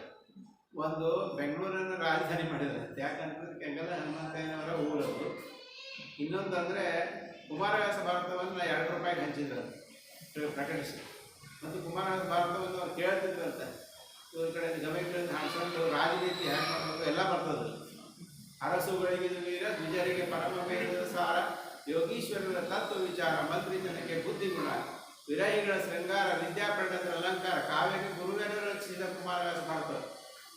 ಕುಮಾರವ್ಯಾಸರು ಗುರು ಅಲ್ಲ, ಅದು ಅವರು ಬರೆದಂಥ ಮಹಾಭಾರತ ಇದೆಯಲ್ಲ, ಕರ್ನಾಟಕ ಭಾರತ ಕಥಾಮಂಜರಿ ಅದರ ಹೆಸರು, ಅದು ಕಾವ್ಯಕ್ಕೆ ಗುರು ಅನ್ನುವಂತೆ ಇದೆ ನಿಜವಾಗಲೂ. ಅದಕ್ಕೆ ನಮ್ಮ 14 ಭಾಷೆಗಳನ್ನು ಬಲ್ಲಂಥ ಪಂಡಿತರಾದಂಥ ಶತಾವಧಾನಿ ಗಣೇಶ್ ಇವರು ಕುಮಾರವ್ಯಾಸ ಅವರು 14 ಭಾಷೆಗಳನ್ನು ಗೊತ್ತು. ತೆಲುಗು ಅವ್ರ ಮಾತೃಭಾಷೆ. ಶತಾವಧಾನಿ ಗಣೇಶ್ ಅವರು ದೂರದರ್ಶನದಲ್ಲಿ ಅನೇಕ ಕಾರ್ಯಕ್ರಮ ನಡೆಸಿದ್ದಾರೆ. ಅವ್ರು ಹೇಳಿದ್ದೇನೆಂದರೆ ಕುಮಾರವ್ಯಾಸ ಅಂತ ಕವಿಗಳು ಅಂತಹ ಕಾವ್ಯವನ್ನು 14 ಭಾಷೆಯಲ್ಲಿ ಯಾರೂ ಬರಲಿಕ್ಕೆ ಸಾಧ್ಯ ಇಲ್ಲ. ಅಂದರೆ ಅಷ್ಟು ಕುಮಾರವ್ಯಾಸ ಭಾರತದ 14 ಭಾಷೆಯಲ್ಲಿ ಅದು ಕುಮಾರವ್ಯಾಸರ ಶ್ರೇಷ್ಠತೆ ಅಷ್ಟೊಂದಿದೆ. ಮುಂದೆ ಬಂದ ಕವಿಗಳೆಲ್ಲ ಕುಮಾರವ್ಯಾಸರನ್ನು ಬರೆಸಿದ್ದಾರೆ. ಈಗ ನಾವು ನಮ್ಮ ಗುರುಗಳಾದ ಶಾಂತಾಕೋತವಾಳರು ಇದನ್ನು ಪೀಠಿಕಾ ಸಂಧಿಯಲ್ಲಿ ಮಂಗಳಾಚರಣ ಪದ್ಯಗಳನ್ನು ಹೇಳಿದರು. ಈಗ ನಾವು ಈ ಕಾವ್ಯದ ಮುಖ್ಯವಾದ ಭಾಗಕ್ಕೆ ಬರ್ತಾ ಇದ್ದೀವಿ. ಯಾವುದಂದರೆ ಉತ್ತರ ಅಭಿಮನ್ಯು ಪರಿಣಯ ವಿರಾಟ ಪರ್ವ. ಈ ಕುಮಾರವ್ಯಾಸ ಭಾರತ ಆಗಲಿ ಯಾವುದೇ ಭಾರತ ಆಗಲಿ ಓದಬೇಕು ಅಂದ್ರೆ ಮೊದಲನೇ ಅಧ್ಯಾಯದಿಂದ ಓದಬಾರ್ದು ಅಂತೆ, ವಿರಾಟ ಪರ್ವದಿಂದ ಓದ್ತಾರೆ. ಹಾಗೆ ಇಲ್ಲಿ ಬಿಡಿ ಸ್ಕೂಲಲ್ಲಿ ಪ್ರಥಮ ಬಾರಿಗೆ ಮಾಡಲಿಕ್ಕೆ ಬಂದಿದ್ದೀವಲ್ಲ, ಇಲ್ಲಿ ಇದನ್ನೇ ಉತ್ತರಾಭಿಮನ್ಯು ಕಲ್ಯಾಣ ವಿರಾಟ ಪರ್ವ. ಉತ್ತರೆ ಮತ್ತು ವಿರಾಟನ ಮಗನಾದ ಉತ್ತರೆ ಮತ್ತು ಅರ್ಜುನ ಮಗನಾದಂಥ ಅಭಿಮನ್ಯು ಇವರ ವಿವಾಹ ಆಗ್ತದಲ್ಲ, ಅದರ ಒಂದು ವಿಷಯವನ್ನು ನಾವು ಓದ್ತಾ ಇದ್ದೀವಿ. ಈ ಕಥಾಭಾಗಕ್ಕೆ ಒಂದು ಸ್ವಲ್ಪ ಪೂರ್ವ ಇದನ್ನು ಹೇಳಬೇಕು ಅಂತಂದರೆ, ಪಾಂಡವರು ಮತ್ತು ಕೌರವರ ನಡುವೆ ಇಂದ್ರಪ್ರಸ್ಥವನ್ನು ಪಾಂಡವರಿಗೆ ಕೊಟ್ಟು ಧೃತರಾಷ್ಟ್ರವನ್ನು ಕಳಿಸಿದ್ದಾನೆ. ಇಬ್ಬರು ಕೂಡ ಇರಲಿಕ್ಕೆ ಸಾಧ್ಯ ಇಲ್ಲ, ನನ್ನ ಮಕ್ಕಳು ಭಾಳ ಕೆಟ್ಟಿದ್ದಾರೆ ಅಂತ ಧೃತರಾಷ್ಟ್ರ ಒಪ್ಪಿಕೊಂಡು ಮೇಲ್ನೋಟಕ್ಕೆ ದುಃಖಿಸಿದಂತೆ ಕಂಡು ಕೂಡ ಧರ್ಮರಾಜನ ಅವನು ಇಂದ್ರಪ್ರಸ್ಥಕ್ಕೆ ರಾಜ್ಯಕ್ಕೆ ಒಡೆಯನಾಗಿ ಮಾಡಿ ಕಳಿಸಿದರು. ದೇಶವನ್ನು 2 ಭಾಗ ಮಾಡಿದರು. ಆಮೇಲೆ ಈ ಕಡೆ ಕೌರವರು ಹಸ್ತಿನಾವತಿಯಲ್ಲಿ ಆಳ್ತಾ ಇದ್ದಾರೆ. ಆ ಸಂದರ್ಭದಲ್ಲಿ ಅವರು ಒಂದು ಬಂಜರು ಪ್ರದೇಶವಾದಂಥ ಇಂದ್ರಪ್ರಸ್ಥಕ್ಕೆ ಹೋದರೂ ಕೂಡ ಅಲ್ಲಿ ನಯನ ನೆರವಿನಿಂದ ಧರ್ಮರಾಜಾದಿಗಳು ಒಂದು ಭವ್ಯವಾದಂಥ ರಾಜಧಾನಿಯನ್ನು ನಿರ್ಮಿಸಿಕೊಂಡು ಅತ್ಯಂತ ವೈಭವದಿಂದ ರಾಜ್ಯ ಆಳಿದ್ದಾರೆ. ಇದನ್ನು ನೋಡಿ ಈ ಕೌರವರಿಗೆ ಹೊಟ್ಟೆಯಲ್ಲಿ ಬೆಂಕಿ, ರಾಜ್ಯವನ್ನು ವಿಭಜಿಸಿಕೊಂಡು ಹೋದರೂ ಕೂಡ ಇನ್ನೂ ದ್ವೇಷವನ್ನು ಸಾಧಿಸಿದರು. ಆ ಧೃತರಾಷ್ಟ್ರ ಸುಮ್ಮನೆ ಕಣ್ಮುಚ್ಚಿಕೊಂಡಿದ್ದ. ಆದರೆ ಅಲ್ಲಿ ಧೃತರಾಷ್ಟ್ರನ ದುರ್ಯೋಧನ, ದುಶ್ಯಾಸನ, ಶಕುನಿ, ಜಯದ್ರಥ, ಕರ್ಣ ಇದರ ದುಷ್ಟ ಚತುಷ್ಟಯಗಳ ಹೆಸರಾಗಿದೆ. ಅವರು ಯಾವಾಗಲೂ ದುರ್ಯೋಧನ ತಲೆಯಲ್ಲಿ ಕೆಡಿಸಿದ್ರು. ಹೀಗೆ ಈ ಪಾಂಡವರ ರಾಜ್ಯವನ್ನು ಹೇಗಾದರೂ ಅಪಹರಿಸಬೇಕು ಅಂತ ಹೇಳಿ ವಿಚಾರ ಮಾಡಿ ಪಗಡೆ ಆಟಕ್ಕೆ ಕರೆಸ್ತಾ ಇದ್ದಾರೆ ಕೌರವರು ಪಾಂಡವರನ್ನ. ಆ ಪಗಡೆ ಆಟದಲ್ಲಿ ಮೋಸದ ಪಗಡೆ ಆಟದಿಂದ ಮೊದಲ ಬಾರಿಗೆ ದ್ರೌಪದಾದೇವಿಯನ್ನೇ ಸೋಲುವಂಥ ಪರಿಸ್ಥಿತಿ ಬಂತು, ತನ್ನ ತಮ್ಮಂದನ್ನು ಸೋಲುವಂಥ ಪರಿಸ್ಥಿತಿ ಬಂತು. ಆಮೇಲೆ ಮತ್ತೆ ಧೃತರಾಷ್ಟ್ರ ಕರುಣೆಯನ್ನೆಲ್ಲ ಅವರಿಗೆ ಬಿಟ್ಕೊಟ್ಟ. 2ನೇ ಬಾರಿ ಕರೆಸ್ತಾನೆ. ಮತ್ತೆ ಧರ್ಮರಾಜನೊಂದು ಚಟ, ಈ ಪಗಡೆಗೆ ಮತ್ತು ಯುದ್ಧಕ್ಕೆ ಮತ್ತು ಬೇಟೆಗೆ ಕರೆದ ಕ್ಷತ್ರಿಯರು ಒಲ್ಲೆಲ್ಲ ಹೇಡಿಗಳು. ನಾವೀಗ ಇವ್ರು ನೋಡ್ತೀವಿ ಜಮೀನ್ದಾರ ಮನೆಯೊಳಗೆ ಇಸ್ಪೇಟ್ ಆಡೋದೇ ಆಡ್ತಿದ್ರು. ಮೊದಲು ನೆಲವರಿ ಮಾಡ್ಕೊಂಡು ಆಡ್ತಿದ್ರು. ಅವ್ರಿಗೆ ಏನು ಬಂದಿದ್ದಿಲ್ಲ. ಈ ಕಡೆ ಅವ್ರಿಗೆ ಮಕ್ಕಳು ಹುಟ್ಟಾವಂತ ಯಾರು ಹೇಳಿದ್ರು, ಆಮೇಲೆ ನೋಡೋಣ ಅಂತ ಹೇಳಿ ಆಟ ಮುಗಿ ಅಂತ ಅಂಥವ್ರಿಗೆ ಮನೆಯೆಲ್ಲ ಒಂಥರ ಹಾಳಾಗ್ಬೋದು. ಹಾಗೆ ಧರ್ಮರಾಜನ ಸ್ಥಿತಿ ಕೂಡ ಆಗಿದೆ. ಈ ಸಲ ಸ್ಪರ್ಧೆಯಲ್ಲಿ ಬೇರೆಯೇ ಇದೆ. ಯಾರು ಪಗಡೆ ಆಡ್ತಾ ಸೋತವರು 12 ವರ್ಷ ವನವಾಸ, 1 ವರ್ಷ ಅಜ್ಞಾತವಾಸವನ್ನು ಮಾಡಬೇಕು. ಅಜ್ಞಾತವಾಸದಲ್ಲಿ ಕಂಡು ಹಿಡಿದುಬಿಟ್ರೆ ಮತ್ತೆ 12 ವರ್ಷ ವನವಾಸವನ್ನು ಅನುಭವಿಸ್ಬೇಕು. ಶಕುನಿಯ ಒಂದು ದುಷ್ಟ ಕುತಂತ್ರದಿಂದ ಶಕುನಿನೇ ಆಡ್ತಾನೆ. ದುರ್ಯೋಧನ ಪಗಡೆ ಆಡೋದಿಲ್ಲ, ಶಕುನಿನೇ ಆಡಿದ. ಪಾಂಡವರು ಮತ್ತೆ ಯಥಾ ಪ್ರಕಾರ ಸೋತೋದ್ರು. ಆಮೇಲೆ ಅರಣ್ಯಕ್ಕೆ ಹೊರಟು ಪಾಂಡವರು. ಅದಕ್ಕೆ ದ್ರೌಪದಾದೇವಿ ಒಂದು ಮಾತು ಹೇಳಿದ್ದು ಮಾವನ ಬಗ್ಗೆ, ಧೃತರಾಷ್ಟ್ರನ ಬಗ್ಗೆ. ನಮ್ಮ ಮಾವ ನಮ್ಗೆ ಏನು ಉಡುಗೊರೆ ಕೊಟ್ಟನಂದ್ರೆ ಕೃಷ್ಣಾರ್ಜುನವರ ಉಡುಗೊರೆ ಇತ್ತನಲ್ಲಿ ಅಂತಂತಾರೆ. ಕೃಷ್ಣಾರ್ಜುನ ಅಂತಂದರೆ ನಾಲ್ಮಡಿಯನ್ನು ನಮಗೆ ಹೇರಿ ಕೊಟ್ಟ ನಮ್ಮ ಮಾವ ಅಂತ ಹೇಳಿ ಅವ್ರು ಹೋಗಿ 12 ವರ್ಷ ವನವಾಸವನ್ನು ಆಚರಿಸಿ ಆಮೇಲೆ 1 ವರ್ಷ ಅಜ್ಞಾತವಾಸವನ್ನು ವಿರಾಟನ ಅರಮನೆಯಲ್ಲಿ ಕಳೀತಾರೆ. ಆ ವಿರಾಟನ ಅರಮನೆಯಲ್ಲಿ ಕಳೆಯುವಾಗ ಕೀಚಕನ ಸಂಹಾರ ಆಗ್ತದೆ.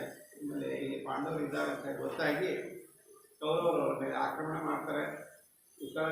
ದಕ್ಷಿಣ ಗೋಗ್ರಹಣ, ಉತ್ತರ ಗೋಗ್ರಹಣ ಎರಡರಲ್ಲೂ ಕೂಡ ಪಾಂಡವರು ವಿಜಯವನ್ನು ಸಾಧಿಸಿ ಕೊನೆಗೆ ಈಗ ಅವರು ಮರು ದಿವಸ ತಾವೇ ಪಾಂಡವರು ಅಂತ ವಿರಾಟನ ಅರಮನೆಯಲ್ಲಿ ಘೋಷಣೆಯನ್ನು ಮಾಡಬೇಕು. ಈಗ ಆ ಕಥೆ ಇದೆ.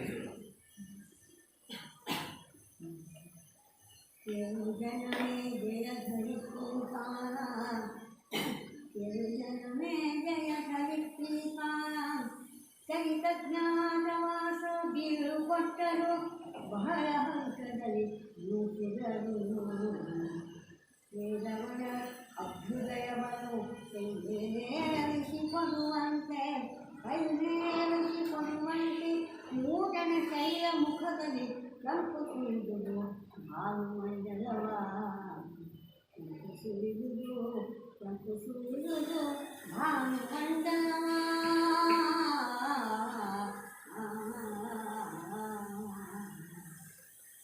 ಜನಮೇಜಯ ರಾಜರಿಗೆ ವೈಶಂಪಾಯನರು ಮಹಾಭಾರತದ ಕಥೆಯನ್ನು ಹೇಳೋದ್ರಿಂದ ಪ್ರತಿ ಅಧ್ಯಾಯದಲ್ಲಿ ಕೇಳು ಜನಮೇಜಯ ದ್ವಿಪಾಲ ಅಂತ ಹೇಳೋದು.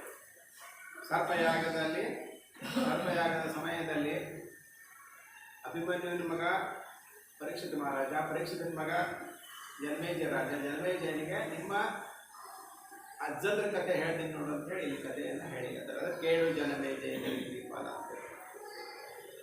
ಇಲ್ಲಿ ಇವರು ವಿರಾಟನ ಅರಮನೆಯಲ್ಲಿ ಪಾಂಡವರು ಬೇರೆ ಬೇರೆ ಹೆಸರಿನಿಂದ ಬೇರೆ ಬೇರೆ ರೂಪಗಳನ್ನು ಧರಿಸಿಕೊಂಡಾರೆ. ಮೊದಲು ಬಂದವರು ಧರ್ಮರಾಯ. ಅಲ್ಲಿ ಇವರು ಪಾಂಡವರ ಒಂದು ವರ್ಷ ಗೊತ್ತಾಗಬಾರ್ದು. ಅದಕ್ಕೆ ಅವನು ನನ್ನ ಹೆಸರು ಕಂಕಭಟ್ಟ, ನಾನು ಧರ್ಮರಾಜನ ಅರಮನೆಯಲ್ಲಿ ಭವಿಷ್ಯ ಹೇಳ್ತಿದ್ದೆ, ಅವ್ರು ಧರ್ಮರಾಜಾದಿಗಳೆಲ್ಲ ಸೋತು ಹೋಗ್ಬಿಟ್ರು, ಅದಕ್ಕೆ ನಾನು ನಿಮ್ಮ ಆಸ್ಥಾನಕ್ಕೆ ಬಂದಿದ್ದೀನಿ. ಹಿಂಗೆ ಬಾರಪ್ಪ, ವಿರಾಟಗೂ ಬೇಕಾಗಿರ್ತದಂಥವ್ರು ಬಾ ಅಂಥೇಳಿ ಅವನ ಕಂಕಭಟ್ಟನ ಕರ್ಬೋದು. ಆಮೇಲೆ ಭೀಮ ಬರ್ತಾನೆ, ನನ್ನ ಹೆಸರು ವಲಲ ಅಂಥೇಳಿ, ನಾನು ಧರ್ಮರಾಜನ ಆಸ್ಥಾನದಾಗ ಅಡುಗೆ ಮಾಡ್ತಿದ್ದೆ, ಅದಕ್ಕೆ ನನಗೆ ನೀವೊಂದು ಅಡುಗೆ ಮಾಡೋ ಉದ್ಯೋಗ ಕೊಡ್ತೇನೆ ಅಂದರೆ ಅಡುಗೆ ಮಾಡಿ ಬೇಕಾದಷ್ಟು ಜನ ಬೇಕಾಗ್ತಿರ್ತಾರೆ, ಆಯ್ತಪ್ಪ ನೀನು ಇರು ವಲಲ ಹೋಗು ಅಂತ ಹೇಳಿ ಕಳಿಸ್ತಾರೆ. ಆಮೇಲೆ ಅರ್ಜುನ ಬರ್ತಾನೆ, ಅವನ ಅರ್ಜುನ ಬೃಹನ್ನಡೆ ವೇಷದಾಗೆ ಬರ್ತಾನೆ. ಯಾಕಂತಂದರೆ ಅವನಿಗೊಂದು ಶಾಪ್ ಇರ್ತದೆ, ಒಂದು ವರ್ಷ ಬೃಹನ್ನಡೆ. ಅದಕ್ಕೆ ನಾನು ಇದು ಧರ್ಮರಾಜನ ಆಸ್ಥಾನದಲ್ಲಿ ನೃತ್ಯ ಮಾಡ್ತಿದ್ದೆ, ಮಹಾರಾಣಿಯವರಿಗೆ ಹೂ ಕಟ್ತಿದ್ದೆ, ಅವ್ರ ಕಾಲು ಹೊತ್ತಿದ್ದೆ, ಹಿಂಗೆಲ್ಲ ಮಾಡ್ತಿದ್ದೆ ಅಂದರೆ ಆಮೇಲೆ ಆಯಿತು ನೀನು ನಮ್ಮ ಆಸ್ಥಾನಿಸ್ಬೇಕು, ನಮ್ಮ ಮಗಳಾದಂಥ ಉತ್ತರ ಕುಮಾರಿಗೆ ನೀನು ನೃತ್ಯ ಕಲಿಸೋಣ. ಆಮೇಲೆ ನಕುಲ ಸಹದೇವರು ಅವರು ಬರ್ತಾರೆ, ಅವರು ಹೇಳ್ತಾರೆ ನಮ್ಮ ಹೆಸರು ತಂತ್ರಿಪಾಲ ಗೋಪಾಲ ಅಂತಿದೆ, ನಾವು ಆಕಳ ಕಾಯೋದು ಧರ್ಮರಾಜನ ಆಸ್ಥಾನದಲ್ಲಿ ಮತ್ತು ಕುದುರೆ ಕಾಯೋದು ಇದೆಲ್ಲ ಮಾಡ್ತೀವಿ, ಹಾಗಾಗಿ ಮಾಡೋದು ಅಂತ ಹೇಳಿ ವಿರಾಟ ತನ್ನ ಅರಮನೆಯಲ್ಲಿ ಅವರು ಇಡ್ತಾರೆ. ದ್ರೌಪದಾದೇವಿ ಬರ್ತಾಳೆ, ಆಕೆ ಹೆಸರು ಮಾಲಿನಿ ಅಂತ ಇಟ್ಕೊಳ್ತಾರೆ. ನಾನು ಮಾಲಿನಿ ಅಂತ, ನಾನು ಸೈರಂಧ್ರಿ, ನಾನು ಧರ್ಮರಾಜನ ಆಸ್ಥಾನದಾಗ ಅವರ ದ್ರೌಪದಾದೇವಿಗಳಿಗೆ ಹೂ ಬಿಡಿಸ್ತಿದ್ದೆ, ಹೆರಳು ಹಾಕ್ತಿದ್ದೆ, ತುರುಪು ಕಟ್ತಿದ್ದೆ. ಹಂಗಾರೆ ಭಾಳ ಚಲೋ ಆಯಿತು, ನಮ್ಮ ಪತ್ನಿ ಅಂತ ಈಗ ಸುದೇಶ್ನ ದೇವಿ ದಳ ಹೀಗೆ ಮಾಡೋದು ಅಂತೇಳಿ ವಿರಾಟ ನೆನೆಸ್ಕೊಂಡು ಹೀಗೆ ಒಂದು ವರ್ಷ ಇದ್ದಾಗ ಆವಾಗ ಕೀಚಕ ದ್ರೌಪದಾದೇವಿ ಮೇಲೆ ಕಣ್ಣು ಹಾಕಿ ಭೀಮನು ಅವನನ್ನು ಕೊಂದು ಹಾಕ್ತಾನೆ. ಆಮೇಲೆ ಈ ಕೌರವರು ಗೊತ್ತಾಗುತ್ತೆ ಇದನ್ನು ಮಾಡಿದವರು ಪಾಂಡವರೇ, ಯಾಕಂದರೆ ಕೀಚಕನನ್ನು ಕೊಲ್ಲಕ್ಕೆ ಎಲ್ಲರಿಗೂ ಸಾಧ್ಯ ಇಲ್ಲ, ಇದು ಪಾಂಡವರೇ ಇದು ಕೊಂದಿದ್ದಾರೆ ಅಂತ ಅಂದ್ಕೊಂಡು ಕೌರವರು ಇವ್ರ ಮೇಲೆ ದಾಳಿ ಮಾಡ್ತಾರೆ. ಉತ್ತರ ಗೋಕರ್ಣ ದಕ್ಷಿಣ ಧ್ರುವದಲ್ಲಿ ವಿಫಲವಾಗಿ ಹೋಗ್ತಾರೆ. ಈಗ ಅವತ್ತಿನ ದಿವಸ ಎಲ್ಲ ಮುಗೀತು. ಮುಗಿದ ಮೇಲೆ ಇವ ಏನು ತಿಳ್ಕೊಂಡ್ಬಿಟ್ಟಿರ್ತಾನೆ, ವಿರಾಟ್ ರಾಜ ಅಂತ ತನ್ನ ಮಗನ ಅಂತ ಉತ್ತರ ಕುಮಾರ್ ಗೆದ್ದಾನೆ ಈ ಯುದ್ಧ. ಅವನ ಅರ್ಜುನ ಹಾಗೆ ಹೇಳ್ತಾನೆ, ನಾನೇ ಗೆದ್ದೀನಿ ಅಂತ ಹೇಳು, ನಾ ಗೆದ್ದೀನಿ ಅಂತ ಹೇಳ್ಬೇಡ, ನೀನೇ ಗೆದ್ದೀನಿ ಅಂತ ಹೇಳಿ ನಿಮ್ಮ ಅಪ್ಪನ. ಅವನು ಹೋಗಿ ಹೇಳ್ತಾನೆ, ನಾನೇ ಎಲ್ಲ ಭೀಷ್ಮಾದಿಗಳನ್ನ ದ್ರೋಣಾಚಾರ್ಯಗೆ ಅವ್ನು ನಂಬಿಬಿಡ್ತಾನೆ. ಅವನ ಮೋಹದ ಕಣ್ಗಳಿಗೆ ಮಗ ಭಾಳ ಶ್ರೇಷ್ಠ ಅಂತ ಅನಿಸ್ತಾವ. ಅದಕ್ಕೆ ನನ್ನ ಮಗನೇ ಎಲ್ಲ ಕಡೆ ಗೆದ್ದಾನೆ ಅಂದ್ರೆ ಮಂಗಳಾರತಿಗೂ ಇದನ್ನು ಮಾಡಿಸೋದು, ಹೆಣ್ಮಕ್ಳು ಬರೋದು, ಬ್ಯಾಂಡು ಭಜಂತಿ ಮಾಡೋದು ಎಲ್ಲ ಮಾಡ್ಲಿಕ್ಕೆ ಬಿಡ್ತಾರೆ. ಅರ್ಜುನ ಸುಮ್ಮಿರ್ತಾನೆ, ನಾಳೆ ನಮ್ಮದು ವನವಾಸ ಇವತ್ತಿಗೆ ಮುಗೀತದ, ನಾಳೆ ನಾನು ಹೇಳ್ತೀನಿ ಅಂತ ಹೇಳಿ ಅರ್ಜುನ ಸುಮ್ಮಿತ್ತು ಹೋಗ್ತಾನೆ. ಆಮೇಲೆ ಮರುದಿವಸ ಮುಂಜಾನೆ ಅವರೆಲ್ಲರೂ ಎದ್ರು, ನಿದ್ದೆಯಿಂದ ಎದ್ರು ಹರುಷದಿಂದ ಇರುಳನ್ನು ನುಗ್ಗಿದ್ರು. ಅವತ್ತಿನ ರಾತ್ರಿಯನ್ನು ಅವರು ಭಾಳ ಆನಂದದಿಂದ ನುಗ್ಗಿದ್ರು. ಯಾಕಂದರೆ ನಾಳೆ ನಾವು ಪ್ರಕಟ ಆಗಲಿಕ್ಕತ್ತೀವಿ. ಅವರ ಅಭ್ಯುದಯವನ್ನು ತೋರಿಸಿಕೊಡುವಂತೆ ಸೂರ್ಯನು ಆಕಾಶದಲ್ಲಿ ಗೋಚರಿಸಿದ ಅಂತ ಹೇಳಿ ಕವಿಗಳು ಹೇಳ್ತಾರೆ. ಎಂಥ ಒಂದು ಇದನ್ನು ಇವರು ಯಜ್ಞವನ್ನು ಮುಗಿಸಿದ್ರು ಅನ್ನೋದನ್ನು ಕವಿಗಳು ಹೇಳ್ತಾರೆ.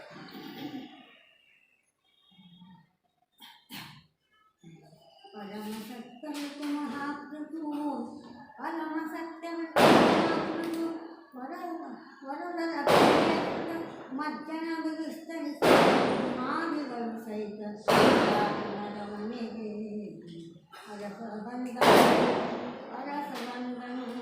ಅರಸಬಂಧನು ಮೈ ಖಚಿತ ಕೇಸರಿಯ ಪೀಠದಲ್ಲಿ ಅದರಿದನು. ನಿಜ ಶರಣ ಸೇವೆಯಲ್ಲಿ ಎಸಗರ ಹುಟ್ಟಿದರು ಅನುಸರಿಸಿ, ಹುಟ್ಟಿದರು ಅನುಸರಿಸಿ.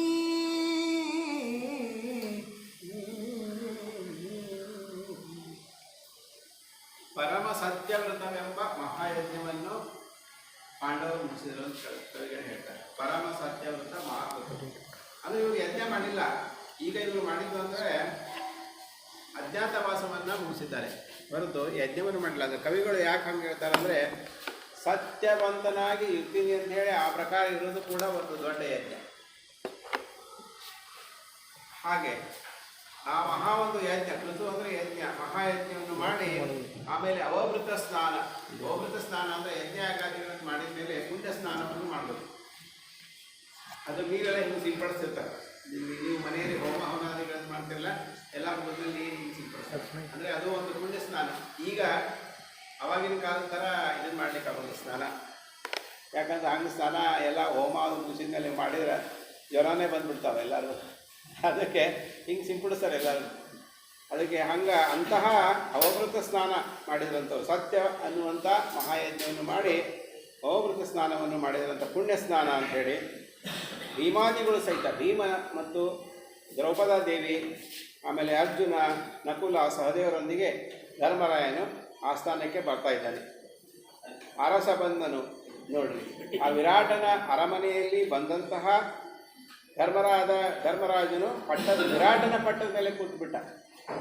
ವಿರಾಟನ ಪಟ್ಟದ ಮೇಲೆ ಹೆಂಗೆ ಕೂಡ್ತಾನ ಅವನು? ಯಾಕಂತಂದ್ರೆ ಅವನ ರಾಜ್ಯ ಅಲ್ಲ, ನಾವು ದೊಡ್ಡ ಆಫೀಸರ್, ಮುಖ್ಯಮಂತ್ರಿ ಇದ್ದರೂ ಕೂಡ ನಮ್ಮ ಪ್ರಿನ್ಸಿಪಾಲ್ ಇದ್ರ ಮೇಲೆ ಸೀಟ್ ಮೇಲೆ ಬಂದು ಕೊಡೋದಿಲ್ಲ. ಯಾಕಂತಂದ್ರೆ ಅವರವ್ರ ಕೋರ್ಟ್ ಅವ್ರಿಗೆ ದೊಡ್ಡದು. ಮುಖ್ಯಮಂತ್ರಿ ಅಲ್ಲಿ ವಿಧಾನಸೌಧದಾಗ ಕೊಡ್ಬೋದು. ಇವ ಏನು ಮಾಡಿದೆ ಅಂದರೆ ಧರ್ಮರಾಜನು ಇವನ ವಿರಾಟನ ಕೇಸರಿಯ ಪೀಠ, ಕೇಸರಿ ಅಂದರೆ ಸಿಂಹ, ಅಂದರೆ ಸಿಂಹಾಸನ ಅಲ್ಲಿಗೆ ಕೇಸರಿಯ ಪೀಠ ಅಂತ ಹೇಳಿ ಧರ್ಮರಾಜನು ಸಿಂಹಾಸನದ ಮೇಲೆ ಕುಳಿತ ವಿರಾಟನ ಅರಮನೆಯೊಳಗೆ ಅವನ ಅಣ್ಣ ತಮ್ಮಂದರು ಮತ್ತು ದ್ರೌಪದಾದೇವಿ ಏನು ಮಾಡಿದರು, ಪಕ್ಕದಲ್ಲಿ ಕುಳಿತು ಹಿಂಗೆ ಇದು ಅದಿರಲಿ ನಡೀತದೆ, ಚೌರವನ್ನು ಬೀಸುವುದು, ಆಮೇಲೆ ಧರ್ಮರಾಜನ ಕಾಲು ಇಂಥವೆಲ್ಲ ಒಂದು ಸೇವೆಯನ್ನು. ಅಣ್ಣ ಅಂದರೆ ಭಾಳ ಶ್ರೇಷ್ಠ. ಅಣ್ಣ ಅಂದರೆ ದೇವರಿಗೆ ಸಮ. ಮಾತ್ರ ಪಿತೃಸ್ಯ ಸಮಾನ, ದೇವರಿಗೆ ಸಮಾನ. ಈ ರಾಮನು ಅಷ್ಟೇ, ಭರತ, ಲಕ್ಷ್ಮಣ ಅವರೆಲ್ಲರೂ ಅವನು ತಂದೆ ಅಡಗಿದ ಬಳಿಕ ತಂದೆ ತಾಯಿ ಅಂತ ಹೇಳ್ತಾರೆ. ಭರತ ಹೇಳ್ತಾರೆ, ನಮ್ಮ ತಂದೆಯಾದ ದಶರಥನ ಸತ್ತೋದ್ಮೇಲೆ ನೀನೇ ನಮಗೆ ತಂದೆ ಅಂತ ಹೇಳಿರ್ತಾರೆ. ಹಾಗೆ ಇಲ್ಲಿ ಎಲ್ಲರೂ ಧರ್ಮರಾಜನ ಒಳ್ಳೆಯ ಪೀಠದ ಮೇಲೆ ಕೂತ ಅವರು ಅಕ್ಕಪಕ್ಕದವರಿದ್ದು ಸೇವೆಯನ್ನು ಮಾಡ್ತಾರೆ ಎಲ್ಲರೂ. ಇದನ್ನು ನೋಡಿದ್ರು ಸೇವೆ. ನಮ್ಮ ರಾಜನ ಪಟ್ಟದ ಮೇಲೆ ಯಾರು ಕೂತಾರ ಇವರು ಅಂತ ಹೇಳಿ ಎಲ್ಲ ಸುದ್ದಿ ಹರಡಿತು. ಎಲ್ಲರೂ ಓಡಿ ಬಂದು ನೋಡ್ಲಿಕ್ಕತ್ತಾರ, ಗಾಬರಿ ಆದರು. ಸೇವಕರ ಕೆಲಸ ಸಿಂಹಾಸನ ರಕ್ಷಣೆಯನ್ನು ಮಾಡಬೇಕು. ಸೇವಕರ ಕೆಲಸ ಸಿಂಹಾಸನದ ರಕ್ಷಣೆ ಮಾಡಬೇಕು. ಈಗ ಸಿಂಹಾಸನದ ಮೇಲೆ ಬೇರೊಬ್ಬರು ಬಂದು ಕೂತಾಗ ಏನು ಮಾಡ್ಲಿಕ್ಕೆ ಸಾಧ್ಯ ಆಗ್ತದೆ? ಅದಕ್ಕೆ ಹೆದರಿದ್ರು ಅವರು ನೋಡಿ ಇವ್ರನ್ನ ಸಿಂಹಾಸನದಿಂದ ಎದ್ದು ಕಳಿಸ್ಬೇಕಿತ್ತು. ದೂತ್ರ ಹಂಗೆ ಮಾಡಲಿಲ್ಲ. ಅವರು ಇವ್ರು ನೋಡಿ ದೇವ್ರಂಗೆ ಕಾಣಿಸ್ಲಿಕ್ಕತ್ತಾರೆ ಏನೋ ಇವರು ಅಂತೇಳಿ ಓಡಿ ಹೋಗಿ ವಿರಾಟ್ಗೆ ದೂರು ಕೊಡ್ಲಿಕ್ಕತ್ತಾರ. ಅವರು ನಿಮ್ಮ ಪೀಠದ ಮೇಲೆ ಯಾರೋ ಬಂದು ಕೂತಾರ, ಅವ್ರನ್ನ ಎಬ್ಬಿಸ್ಬೇಕಂತ ನಮ್ಗೆ ಆಗೋ ಧೈರ್ಯ ಸಾಲೋಲ್ತು. ಅವರು ಏನೇ ದೇವರು ಇದ್ದಾರೋ ಏನೋ ನಮ್ಗೆ ಗೊತ್ತಿಲ್ಲ ಅಂಥೇಳಿ ವಿರಾಟ್ನಿಂದ ಅವರು ದೂರುಗಳನ್ನು ಸಲ್ಲಿಸ್ತಾರೆ.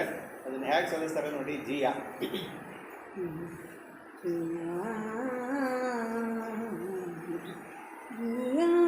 ಸಿಂಹಾಸನಕ್ಕೆ ಬೀಜರಾಯನೋ ಶಂಕರನೋ ಮೇ ನಾರಾಯಣನೋ ನರರಲ್ಲ ದೇವರು ಬಂದು ನೋಡುವುದು, ನರರಲ್ಲ ದೇವರು ಬಂದು ನೋಡುವುದು. ಕಾಯಲ ಸದಳ ವ್ಯಮಗನರು,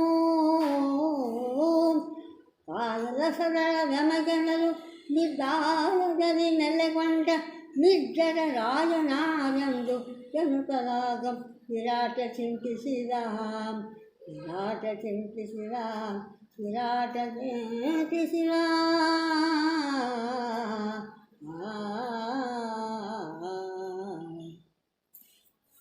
ಸೇವಕರು ಓಡಿ ಹೋದರು. ಜಿಯಾ ಅಂದರೆ ರಾಜರನ್ನು ಸಂಬೋಧಿಸುವ ಬಗೆ. ದಣಿ, ರಾಜ, ಜಿಯಾ. ಸಿಂಹಾಸನದ ಮೇಲೆ ದೇವತೆಗಳ ರಾಯ, ದಿವಿಜರ ರಾಯ ಅಂದರೆ ಯಾರೋ ದೇವತೆಗಳ ರಾಯ ಬಂದು ಕೂತಾನೆ. ರಾಜ ಅಂದರೆ ಇಂದ್ರ, ದೇವತೆಗಳ ರಾಜ ಇಂದ್ರ ಬಂದು ಕೂತಿರ್ಬೋದು, ಅಥವಾ ಶಿವ ಇರ್ಬೋದು, ಶಂಕರನು, ಅಥವಾ ನಾರಾಯಣನು. ಮೇನ್ ಅಂದರೆ ಮತ್ತೆ ನಾರಾಯಣನು ಯಾರೋ ಬಂದು ಕೂತ್ಬಿಟ್ಟಾರ. ಆದರೆ ಅವರು ಮನುಷ್ಯರಲ್ಲ, ಅವರು ನರರಲ್ಲ. ಬಂದು ನೋಡುವುದು ದೇವರು, ಅವ್ರು ದೇವರೇ ಇದ್ದಾರೆ, ನೀವು ಬಂದು ನೋಡ್ರಿ ಅಂತ ಹೇಳಿ ರಾಜನ ಮುಂದೆ ಆ ಸೇವಕರು ಓಡಿ ಹೋಗಿ ಗಾಬರಿಯಾಗಿ ನಿಂತ್ಬಿಟ್ಟಾರೆ. ಯಾಕಂದರೆ ತಮ್ಮ ಕೆಲಸನೇ ಮಾಡಲಿಕ್ಕಾಗಲಿಲ್ಲಲ್ಲ ಅವರು. ನಮಗಂತೂ ಅವ್ರು ಕಾಯ್ಲಿಕ್ಕೆ ಸಾಧ್ಯ ಇಲ್ಲ. ಈ ನಿರ್ದಾಯದಲ್ಲಿ ನೆಲೆಗೊಂಡ ಅಂದರೆ ಈ ಬಿಂದಾಸ್ ಅಂತಂತಾರಲ್ಲ, ಹಾಗೆ ಇವರು ಅಗ್ದಿ ಆರಾಮಾಗಿ ಕೂತ್ಬಿಟ್ಟಾರೆ. ನಿಮ್ಮ ಸಿಂಹಾಸನ ಮೇಲೆ ಸಂಕೋಚದಿಂದ ಕೂತಿಲ್ಲ, ಆರಾಮಾಗಿ ಕೂತ್ಬಿಟ್ಟಾರ. ಅದಕ್ಕೆ ನಿರ್ಜರ ರಾಯ ಅಂದರೆ ನಿರ್ಜರರು ಅಂದರೆ ದೇವತೆಗಳು. ಜರ ಅಂದರೆ ಮುಪ್ಪು, ದೇವತೆಗಳಿಗೆ ಮುಪ್ಪು ಇರಲಾರ್ದಕ್ಕೆ ಅವ್ರನ್ನ ನಿರ್ಜರರು ಅಂತ ಕರೀತಾರೆ. ದೇವತೆಗಳ ರಾಯ ಯಾರು ನೀವೇ ಬಂದು ನೋಡಿ ಪರಿಹಾರ ಮಾಡೋಕೆ ಹೋಗಿ, ನಮ್ಮ ಕಡೆ ಸಾಧ್ಯ ಇಲ್ಲ, ಇವು ಯುದ್ಧದಾಗ ಹೋರಾಡ್ತೀವಿ, ಆದರೆ ಇವ್ರನ್ನ ಎಪ್ಸೋದು ನಮ್ಗೆ ಸಾಧ್ಯ ಕಾಣ್ತಾ ಇಲ್ಲ ಅಂತೇಳಿ ಓಡಿ ಬಂದರು. ವಿರಾಟ ರಾಜ ಆಯ್ತು ನಡೀರಿ ಅಂತ ಹೇಳಿ ಲಘು ಬಗೆಯನ್ನು ಸಿದ್ಧಾದ, ಸುದೇಶ್ನಾದೇವಿ ಹೆಂಡತಿಗೆ ಹೇಳ್ದ, ಮಂತ್ರಿಗಳಿಗೆ ಹೇಳ್ದ, ಮಗ ಉತ್ತರ ಕುಮಾರ್ಗೆ ಹೇಳ್ದ, ಎಲ್ಲರನ್ನೂ ಕಳಿಸಿ ನೋಡು ನಡೀರಿ ಯಾರು ಬಂದಾರೆ, ಏನು ದೇವ್ರು ಅನ್ಲಿಕ್ಕತ್ತಾರ ಇವರು ಅಂಥೇಳಿ ಓಡಿ ಬಂದವ. ಓಡಿ ಬಂದು ನೋಡ್ತಾನೆ ಧರ್ಮರಾಜ ಪಟ್ಟಣದಲ್ಲಿ ಕೂತಾನ, ಸುತ್ತಮುತ್ತಲು ಧರ್ಮರಾಜ ಅಂತ ಅವ್ನು ಗೊತ್ತಿಲ್ಲ. ಓ ನಮ್ಮ ಆಸ್ಥಾನದಲ್ಲಿ ಕಂಕಪಟ್ಟಿನ ಥರ ಕಾಣ್ಲಿಕ್ಕತ್ತಾನೆ. ಅದೇ ಉಳಿದವ್ರು ಅನ್ಲಿಕ್ಕತ್ತಿದ್ರು. ಆಕೆ ಹೆಣ್ಮಕ್ಳಿದ್ದಾಳಲ್ಲ ಅವ್ರ ಮಕ್ಕಳದಾಗ, ಆಕೆ ನಮ್ಮ ಇದು ಸುದೇಶ್ನ ದೇವಿಯವರ ಆಳ್ರಿ, ಆಕಿ ಸೇವಕಿ, ಅವ್ರು ಹೆಣಲು ಹಾಕ್ತಿದ್ದಲ್ಲ ಅಲ್ಲಿ ಹೋಗಿ ಕೂತಾಳು ನೋಡ್ರಿ ಅಂತ. ಆಮೇಲೆ ನೀವು ಬೃಹನ್ಳೆ ಥರ ಕಾಣ್ಲಿಕ್ಕತ್ತ ನೋಡ್ರಿ ಇನ್ನೊಬ್ಬವ ಅಂತ. ಆಮೇಲೆ ಇವ್ರು ದನ ಕಾಯ್ತಿದ್ರಿ, ಕುದುರೆ ಕಾಯ್ತಿದ್ದು ದನ ಕಾಯ್ತಿದ್ರಿ ಇವರು. ಹಿಂಗೆ ಎಲ್ಲರೂ ಒಂದೊಂದು ಥರ ಹೇಳಿಕತ್ತಾರ ಮಂದಿ, ಒಬ್ಬೊಬ್ಬರಿಗೆ ಒಂದೊಂದು ಥರ. ಅವ ಅಡುಗೆ ಭಟ್ ನೋಡ್ರಿ ಅಂತ ಒಬ್ಬ ಹೇಳಿದ್ದಾರೆ. ಸುಮ್ಮ ಕೊಟ್ರಿ, ನಿಮ್ಗೇನು ಗೊತ್ತಿಲ್ಲ, ಅವ್ರು ಬೇರೆನೇ, ನಿಮ್ಗೆ ಹಂಗೆ ತಿಳ್ಕೊಂಡಿರಿ ನೀವು ಇನ್ನೊಬ್ರು ಹೇಳಿಕತ್ತಾರ. ಹಿಂಗೆಲ್ಲ ಆದ್ಗಳೇ ಆಮೇಲೆ ಕೊನೆಗೆ ಉತ್ತರ ಕುಮಾರ್ ಹೇಳಿಬಿಟ್ಟ. ಉತ್ತರ ಕುಮಾರ್ನಿಗೆಲ್ಲ ಗೊತ್ತಿತ್ತು. ಅವ್ರ ಅಪ್ಪಗೆ ಮರದಿವ್ಸ ಹೇಳಂತ ಹೇಳಿದ್ದ ಅವರ ಅರ್ಜುನ ಅವನಿಗೆ. ಅವ ಹೇಳ್ದ, ಅದಕ್ಕೆ ನೋಡಪ್ಪ ನಿನ್ನೆ ನಾ ಹೇಳಿದೆ, ನೀನು ಯುದ್ಧದಾಗ ಗೆದ್ದಾವ ಯಾರು ಅಂತ ಕೇಳಿದೆಲ್ಲ ಇವನೇ ನೋಡು ಅರ್ಜುನ.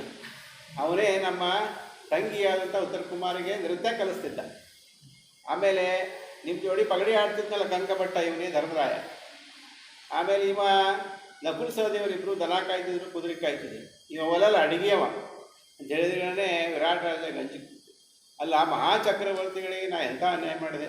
ಅವ್ರು ನಮ್ಮ ಮನೆಗೆ ಇಟ್ಕೊಂಡು ಆಳುಗಳಂತ ನೋಡಿಕೊಂಡು ದ್ರೌಪದ ದೇವಿಗೆ ಬಡಿಯೋದು ಮಾಡಿದ್ದೆ. ನಮ್ಮ ಕೀಚಕ ನಮ್ಮ ಮನೆಯಾಗಿ ತಮ್ಮ ಇಂಥವೆಲ್ಲ ಮಾಡಿದ್ವಲ್ಲ, ನಾವೆಷ್ಟು ತಪ್ಪಿದ. ಸೀದಾ ಉದ್ದಂಡ ನಮಸ್ಕಾರ ಬಿದ್ದುಬಿಟ್ಟ ವಿರಾಟ.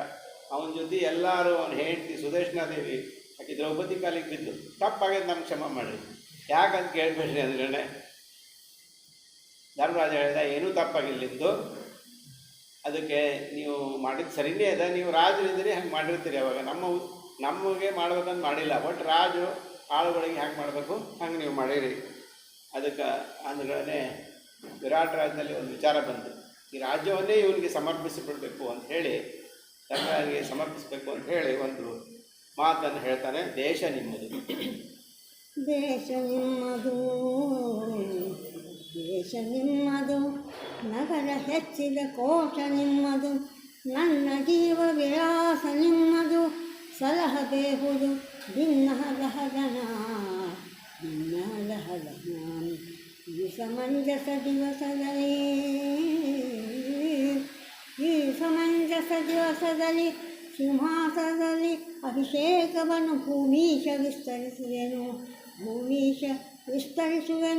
ಚಿತ್ತೈಸು ಯಂಗನ ಭೂಪ, ಚಿತ್ತೈಸು ಯಂಗನ ಭೂಪ.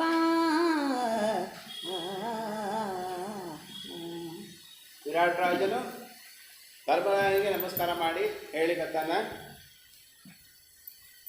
ದೇಶ ನಿಮ್ಮದು. ನೋಡಿ, ಈ ಸ್ವಾಮಿ ಧರ್ಮರಾಯ ಚಕ್ರವರ್ತಿಗಳೇ, ನೀವು ದೊಡ್ಡ ಚಕ್ರವರ್ತಿಗಳು ಇಲ್ಲಿ ಬಂದಿದ್ದೀರಿ, ಅದಕ್ಕೆ ದೇಶ ಅನ್ನೋದು ನಿಮ್ಮದು, ನಗರಗಳು ನಿಮ್ಮವೇ, ಹೆಚ್ಚಿದ ಕೋಶ ನಿಮ್ಮದು. ಅಂದರೆ ಇಲ್ಲಿ ಭಂಡಾರ ಏನಿದೆಯಲ್ಲ, ಆ ಭಂಡಾರ ಕೂಡ ನಿಮ್ಮದೇ. ಇಲ್ಲಿ ದೇಶ ಅಂದರೆ ಆ ದೇಶಕ್ಕೆ 7 ಇವು ಬೇಕಾಗ್ತವೆ, ಲಕ್ಷಣಗಳು ಬೇಕು. ಒಂದು ಭೂಮಿ ಇರಬೇಕು ದೇಶಕ್ಕೆ, ಭೂಮಿ ಇದ್ದರೆ ದೇಶ. ಆಮೇಲೆ ರಾಜ ಇರಬೇಕು, ಆಮೇಲೆ ಮಂತ್ರಿ ಇರಬೇಕು, ಆಮೇಲೆ ಕೋಶ ಇರಬೇಕು, ಟ್ರೆಜರಿ ಸಂಪತ್ತು ಇರಬೇಕು, ಇಲ್ಲದ ದೇಶ ನಡೆಯೋದಿಲ್ಲ. ಆಮೇಲೆ ಸ್ನೇಹಿತ ಇರಬೇಕು, ಆಮೇಲೆ ಕೋಟೆ ಇರಬೇಕು, ಸೈನಿಕರು ಇರಬೇಕು. ಅಂದರೆ ಒಂದು ಸಪ್ತಾಂಗಗಳು ಅಂತ ಕರೀತಾರೆ ದೇಶದ್ದು. ಈ ಸಪ್ತಾಂಗಗಳು ಇದ್ರೆ ಮಾತ್ರ ಅದು ದೇಶ. ಅದಕ್ಕೆ ದೇಶ ನಿಮ್ಮದು, ಎಲ್ಲ ದೇಶವನ್ನು ನೀವೇ ತೊಗೊಂಬಿಡ್ರಿ. ಇವತ್ತು ನಗರಗಳನ್ನು ತಗೋರಿ ಮತ್ತು ಎಲ್ಲ ನಮ್ಮ ಸಂಪತ್ತನ್ನು ತಗೋರಿ. ನನ್ನ ಜೀವನದ ವೈಭವ, ವಿಳಾಸ ಅಂತಂದರೆ ವೈಭವ ಅಂತ ಈಗ ಹೇಳ್ತೀವಲ್ಲ, ಪತ್ರದಲ್ಲಿ ವಿಳಾಸ ಅಂತ ಕರಿತೀವಿ, ಅಡ್ರೆಸ್ಸಲ್ಲಿ ವಿಳಾಸ ಅಂತ ಅಂತಿದ್ರೆ ಹಳಬರು. ವಿಳಾಸ ಅಂತಂದ್ರೆ ಅದು ನಮ್ಮ ವೈಭವ. ಏನಂತಂದರೆ ಇಂಥವರು ಮನೆ, ಇಂಥ ಅರಮನೆ ರಸ್ತೆ ಅಂತ ಬರೆಯೋದು, ಉತ್ತರಾದಿ ಮಠ ರಸ್ತೆ ಅಂತ. ಆವಾಗಿನ ಕಾಲದಲ್ಲಿ ಅದೊಂದು ವೈಭವ. ನಮ್ಮ ವಿಳಾಸ ಅಂದರೆ ಬರೀ ಇಂಗ್ಲೀಷ್ದಲ್ಲಿ ಹೇಳಿದಂಗೆ ಅಡ್ರೆಸ್ ಅಲ್ಲದು, ನಮ್ಮ ಒಂದು ವೈಭವ. ಅದಕ್ಕೆ ಹೇಳ್ತಿದ್ದಾರಲ್ಲ, ವಿಳಾಸ ಇರಲ್ಲ, ಅಡ್ರೆಸ್ ಇರಲಾರ್ದವ ಅಂತ ಅಂತಾರಲ್ಲ, ಯಾರೋ ಒಬ್ಬವನಿಂದ ನಮಸ್ಕಾರ ಓಡೋ ಅಡ್ರೆಸ್ ಇಲ್ಲರಿ ಅವಾಗೇನು ಹೇಳ್ತೀರಿ ಅಂತಾರಲ್ಲ, ಅದಕ್ಕೆ ಅವ್ನು ವಿಳಾಸ ಇಲ್ಲ. ಅದಕ್ಕೆ ಇವತ್ತಿನ ಸರಿಯಾದ ದಿವಸದಲ್ಲಿ ನಿಮಗೆ ಸಿಂಹಾಸನದಲ್ಲಿ ಅಭಿಷೇಕವನ್ನು ಮಾಡ್ತೀನಿ ಅಂತ ಹೇಳಿ ಧರ್ಮರಾಯನಿಗೆ ವಿರಾಟ್ ರಾಜನು ಹೇಳಿದ. ಅದನ್ನು ಕೇಳಬೇಕು, ನೀವು ಆ ಥರ ಮಾಡಬೇಕು, ಈ ಇದರಲ್ಲಿ ಪೀಠದಲ್ಲಿ ಕೂಡಬೇಕು, ನನ್ನ ರಾಜ್ಯವನ್ನು ಸಮಸ್ತ ಈ ರಾಜ್ಯವನ್ನು ನಿಮಗೆ ಬಿಟ್ಕೊಡ್ತೀನಿ ಅಂತ ಹೇಳಿ ವಿರಾಟ್ ರಾಜನು ಧರ್ಮರಾಜನಿಗೆ ಶರಣಾಗತನಾಗಿ ಕೇಳಿಕೊಂಡ. ಮತ್ತು ಮುಂದೆ ಧರ್ಮರಾಯ ಹೇಳ್ದ, ಬಂದಂಗೆ ಆಯಿತು, ನೀವು ನಾವು ಕೊಡ್ತೀವಿ ಅಂದರೆ ಬಂದಂಗೆ ಆಯಿತು, ತೊಗೋತಾರೇ, ಯಾರು ಮತ್ತೊಬ್ಬರ ರಾಜ್ಯ ತೊಗೋದಲ್ಲ. ನಮ್ಮ ಉದ್ದೇಶ ಬೇರೆ ಇದೆ, ನಾವು ನಮ್ಮ ರಾಜ್ಯ ಹಸ್ತಿನಾಪುರ ರಾಜ್ಯ ತೊಗೋಬೇಕಾಗಿದೆ. ಅದಕ್ಕೆ ನೀನು ಒಳ್ಳೆಯದಾಯಿತು, ನಿನ್ನ ಒಂದು ಕೊಟ್ಟಂಗೆ ಆಯಿತು ನೀನು, ಅದು ಬೇರೆ ಮಾತು. ಆವಾಗ ಉತ್ತರ ಕುಮಾರ ಹೇಳ್ದ ಏನಂತಂದರೆ, ನಮ್ಮ ತಂಗಿಯಾದಂಥ ಉತ್ತರ ಕುಮಾರಿ ಆಕೆ ಎಷ್ಟು ವರ್ಷ ಇರ್ತಾವ ಅಂದರೆ 10-12 ವರ್ಷ ಅಷ್ಟೇ, 10 ವರ್ಷ ಏನಾದ್ರು ವರ್ಷ ಇರ್ತಾವೆ, ಸಣ್ಣ ಹುಡುಗಿ. ಉತ್ತರ ಕುಮಾರಿಗೆ ಇದನ್ನು ನೃತ್ಯವನ್ನು ಕಲಿಸಿದವನು ಯಾರು ಅಂತಂದರೆ ಈ ಬೃಹನ್ನಳೆಯಾದಂಥ ಅರ್ಜುನ. ಅದಕ್ಕೆ ಅರಮನೆಯಲ್ಲಿ ಅಂತಃಪುರದಲ್ಲಿ ಕಲಿತಿರ್ತಾರೆ. ಅಂದರೆ ಅಂತಃಪುರದಲ್ಲಿ ಯಾವುದೇ ಪುರುಷರಿಗೆ ಪ್ರವೇಶ ಇರೋದಿಲ್ಲ.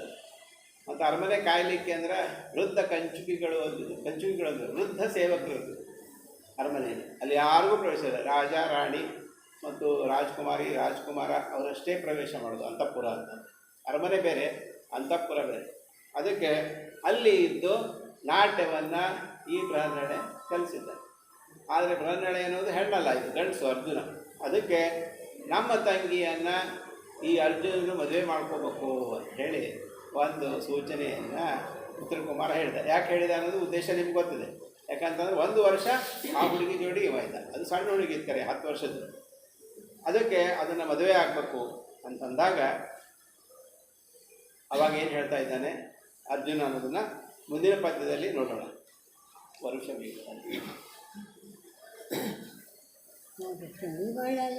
ನಾಟ್ಯವಿದ್ಯೆಯನ್ನು ಪರಿಚಯಿಸಿದೆನು, ವರುಷಗಳಲ್ಲಿ ನಾಟ್ಯವಿದ್ಯೆಯ ಪರಿಚಯಿಸಿದೆನು. ತಂದೆಯಂತೆ ಈ ತರುಣಿ ಘಟಿಸಿದನು ಪ್ರಕಾರ ರಹಸ್ಯ ದೇಶದಲ್ಲಿ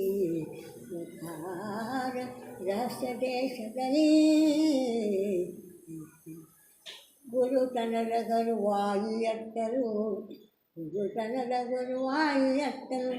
ಅರಸಿ ಎಂಬುದು ಇದಾವ ಮತವು. ಗುರುತನದ ಗರುವಾಯಿಯತ್ತಲು ಅರಸಿ ಎಂಬುದು ಇದಾವ ಮತವು. ಈವರ ಕುಮಾರಿಯ ನೀವೊರೆ ಅಭಿಮನ್ಯುವಿಗೆ ಕೊಡಲೆಂದ, ಅಭಿಮನ್ಯುವಿಗೆ ಕೊಡಲೆಂದ. ನೋಡಿ, ಅರ್ಜುನ ಈ ಒಂದು ಸಲಹೆಯನ್ನು ಒಪ್ಕೊಳ್ಳಿಲ್ಲ ಕುಮಾರಿಯನ್ನು ಮದುವೆ ಆಗೋದು. ಯಾಕಂದರೆ ಅರ್ಜುನಿಗೆ 50 ವರ್ಷ ಇರ್ತಾವ, ಆ ಹುಡುಗಿಗೆ 10 ವರ್ಷ ಇರ್ತಾವೆ. ಹೆಂಗೆ ಒಪ್ಕೋತಾರೆ? ಅರ್ಜುನ ಎಷ್ಟು ಚೆನ್ನಾಗಿ ಉತ್ತರ ಕೊಟ್ಟು ನೋಡ್ರಿ. 1 ವರ್ಷದವರೆಗೆ ವರುಷವಿಗಳಲ್ಲಿ ನಾಟ್ಯವಿದ್ಯೆಯ ಪರಿಟಮಿಸಿದರು. ನಾಟ್ಯವಿದ್ಯೆಯನ್ನು ಮಗುಗೆ ಹೇಳಿಕೊಟ್ಟೆ ನಾನು. ಹೇಗೆ ಅಂದರೆ ತಂದೆಯಂತೆ, ಗುರು ತಂದೆ ಸಮಾನರು. ತಂದೆಯಂತೆ ನಾನು ಪಾಠವನ್ನು ಹೇಳಿಕೊಟ್ಟೆ. ಆ ಥರ ಆ ತರುಣಿ ಅಂದರೆ ಹುಡುಗಿ ರಹಸ್ಯವಾಗಿ ಎಲ್ಲ ನೃತ್ಯವನ್ನು ಅಂತಃಪುರದಲ್ಲಿ ಕಲಿತಿದ್ದಾಳೆ. ಅದಕ್ಕೆ ನಾನು ಗುರುಸ್ಥಾನದಲ್ಲಿದ್ದೀನಿ. ಗುರು ಎಂಬ ಗರುವಾಯಿ ಅಂತ, ಗುರು ಅನ್ನುವಂಥ ಗರ್ವ ಯಾವ ಕಡೆ, ಅರಸಿ ಎಂಬ ವಿಚಾರ ಭಾಳ ಸಣ್ಣದು ಅಂಥೇಳಿ ಅರ್ಜುನ ತನ್ನ ಶ್ರೇಷ್ಠತೆಯನ್ನು ತೋರಿಸ್ಕೊಡ್ತಾ ಇದ್ದಾನೆ. ಅಂದರೆ ಇವತ್ತು ಇದು ಅಲ್ಲ, ಇನ್ನು ಗುರುಪೂರ್ಣಿಮೆ ಹೇಳಿ ಸರ್ ಎಲ್ಲ ಗುರುಗಳ ಬಗ್ಗೆ ಮಾತಾಡೋದಿಲ್ಲ ಕಾಣ್ತದೆ. ಅದು ಗುರುಪೂರ್ಣಿಮೆ, ಗುರುವಿನ ಮಹತ್ವ ಏನಿದೆ ನಮ್ಮ ಮಹಾಭಾರತದಲ್ಲೂ ಬಂದುಬಿಟ್ಟಿದೆ ಅಂತ ನಾನು ಹೇಳ್ತಾ ಇದ್ದೆ.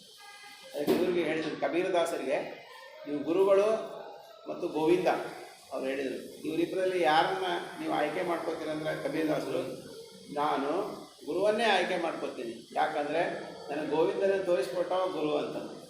ಹಾಗೆ ಎಷ್ಟು ಚಂದ ಈ ಅರ್ಜುನನ ಒಂದು ಮಹಾಭಾರತದಲ್ಲಿ ಎಲ್ಲ ವಿಷಯಗಳು, ಜಗತ್ತಿನಲ್ಲಿ ಇವತ್ತೇನೇನು ನಡೀಲಿಕ್ಕಂತಾವ ಎಲ್ಲ ಮಹಾಭಾರತದಲ್ಲಿ.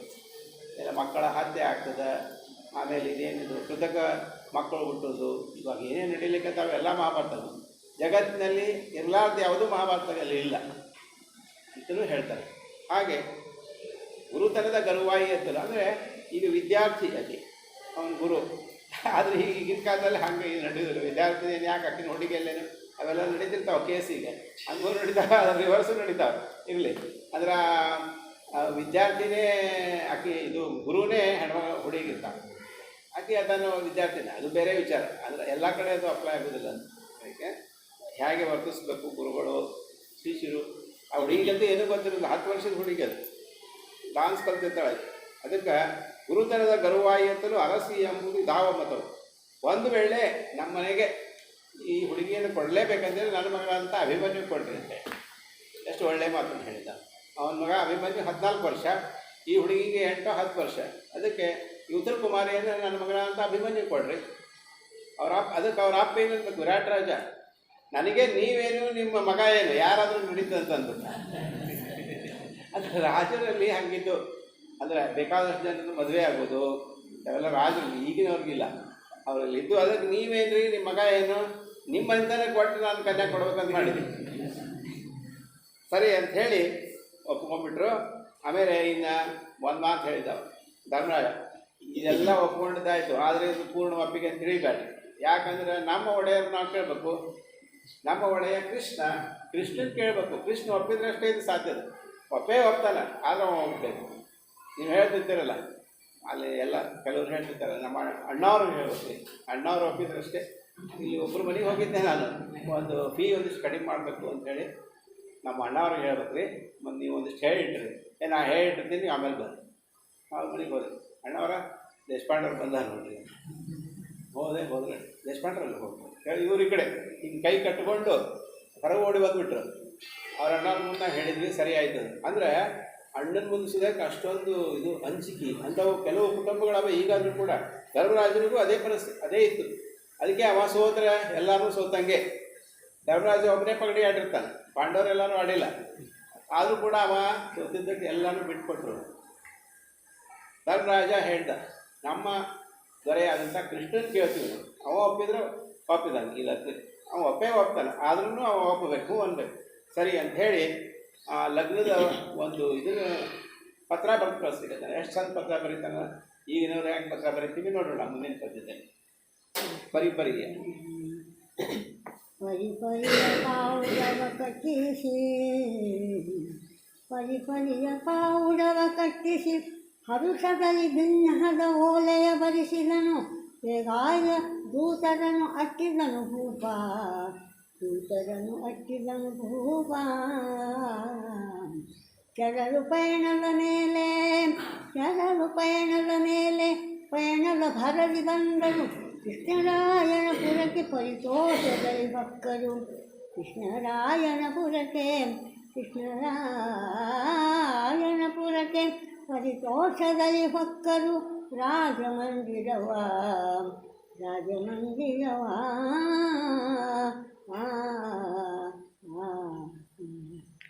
ಧರ್ಮರಾಜನಿಗೆ ಮತ್ತು ಪಾಂಡವರಿಗೆ ಇರಲಿಕ್ಕೆ ಉಪಪ್ಲಾವ್ಯ ನಗರ ಅಂದರೆ ಮತ್ತೊಂದು ವಿರಾಟ್ ನಗರಿಯೊಳಗೆ ಮತ್ತೊಂದು ಉಪನಗರವನ್ನು ಕಟ್ಟಿಕೊಟ್ರು. ಅಂದರೆ ಈ ಬೀಗರ ಮನೆಯಲ್ಲೇ ಇದ್ದು ಲಗ್ನ ಮಾಡ್ಕೊಳ್ಳೋದಲ್ಲ ಅಂತ. ಹೆಣ್ಣು ಬೀಗರ ಮನೆಯೊಳಗಿದ್ದು ಲಗ್ನ ಮಾಡ್ಕೊಬಾರ್ದು. ಈಗ ನೀವು ಇಳ್ಕೊಳಕ್ಕೆ ನೀವು ಲಗ್ನಕ್ಕೆ ಹೋದಾಗ ನೀವು ಬೇರೆ ಕಡೆ ಇಳಿಸಿರ್ತಾರೆ ನೋಡ್ರಿ. ಹಂಗೆ ಕೃಷ್ಣನಿಗೆ ಪತ್ರ ಬರಲಿಕ್ಕೆ ಧರ್ಮರಾಜ ಪರಿಯ ಪಾವುಡ ಅಂದ್ರೆ ಬುದ್ಧಿ ಪಾವುಡ ಅಂತಂತಿರಲ್ಲ. ಪಾವುಡ ಅಂದರೆ ಬಟ್ಟೆ ವಸ್ತ್ರ ಅಂತ. ಆ ವಸ್ತ್ರದೊಳಗೆ ಈ ನಿಮ್ಮ ಲಗ್ನದ ಅರಿವೆ ತರಲಿಕ್ಕೆ ಹೋದ್ರೆ ಅಂದ್ರೆ ಆ ಹಿರೇಮಠವ್ರ ಅಂಗಡಿಯಾಗೆಲ್ಲ ಟ್ರೆಡಿಷನಲ್ಸ್ ನೋಡ್ರಿ ಅಂಗಡಿ ಎಲ್ಲ ನಿಮ್ಮನ್ನ ರೇಷ್ಮೆ ಬಟ್ಟೆ ಒಳಗೆ ಕಟ್ಟಿ ಕೊಡ್ತಾರೆ. ಇವು ಗಂಟ್ನಾಯನ್ ಸೀರೆ, ಇದು ಬನಾರಸಿ ಸೀರೆ, ಇವು ಎಲ್ಲ ಎಲ್ಲ ಹೆಣ್ಣಿನ ಗಂಡಿನಿಗೆಲ್ಲ ಲಗ್ನ ಮಾಡೋರಿಗೆ ಇದೆಲ್ಲ ಅನುಭವ ಅದ. ಇದರಲ್ಲಿ ವಿರಾಟ್ ಪರದಾಗ ಪರಿ ಅನೇಕ ಥರದ್ದು ಏನು. ಒಂದು ಪಾವಡದೊಳಗೆ ಬಟ್ಟೆಗಳನ್ನು ಕೊಟ್ಟಿದ್ದರು, ಒಂದು ಪಾವಡದಲ್ಲಿ ಮುತ್ತು ರತ್ನ ಬಂಗಾರದ ಒಡವೆಗಳನ್ನು ಕೊಟ್ಟಿದ್ದರು, ಇನ್ನೊಂದು ಪಾವಡದಲ್ಲಿ ಸುಗಂಧ ದ್ರವ್ಯಗಳನ್ನು ಕೊಟ್ಟಿದ್ದರು. ಅವಾಗ 3 ವಸ್ತುಗಳನ್ನು ಕೊಡ್ತಿದ್ರು ಅವಾಗ ಲಗ್ನದಲ್ಲಿ. ಬಟ್ಟೆಗಳು, ಸುಗಂಧ ದ್ರವ್ಯಗಳು ಮತ್ತು ಮುತ್ತು ರತ್ನಗಳು.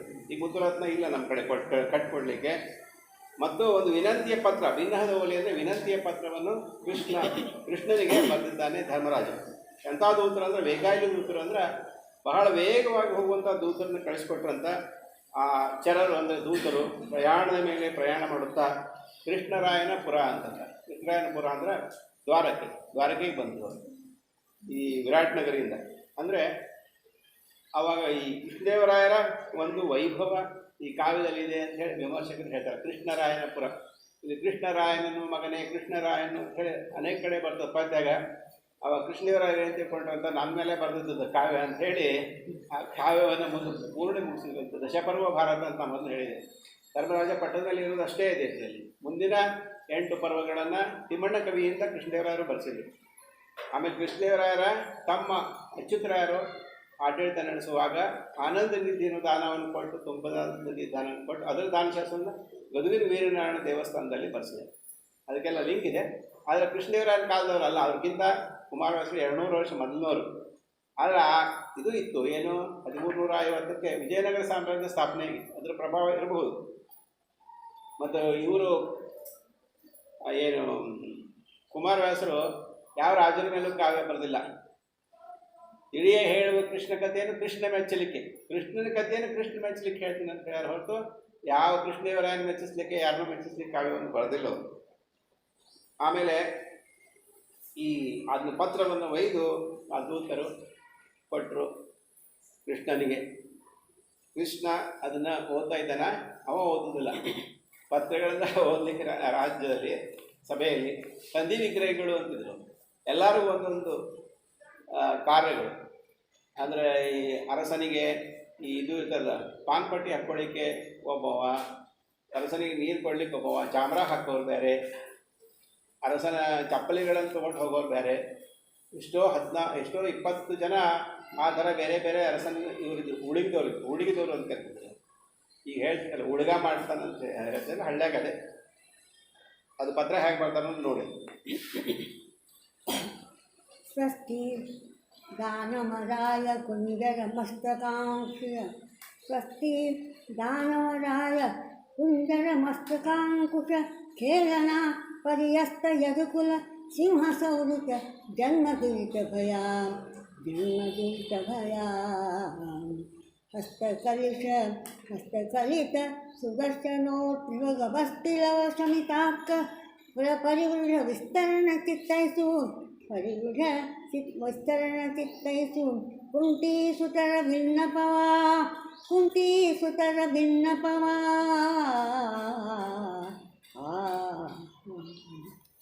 ಪತ್ರ ಹೆಂಗೆ ಬರೆಯೋದು ಅನ್ನೋದನ್ನು ಈಗ ಅರವಿಂದ ಭಾರತದಲ್ಲಿ ಹೇಳ್ಕೊಂಡಿರ್ತಾರೆ. ಅವಾಗಿನ ಕಾಲದಲ್ಲಿ ಹೆಂಗೆ ಪತ್ರ ಬರೀತೀವಿ, ಸ್ವಸ್ತಿ ಅಂತ ಬರೀತಿದ್ರು ಮೊದಲು.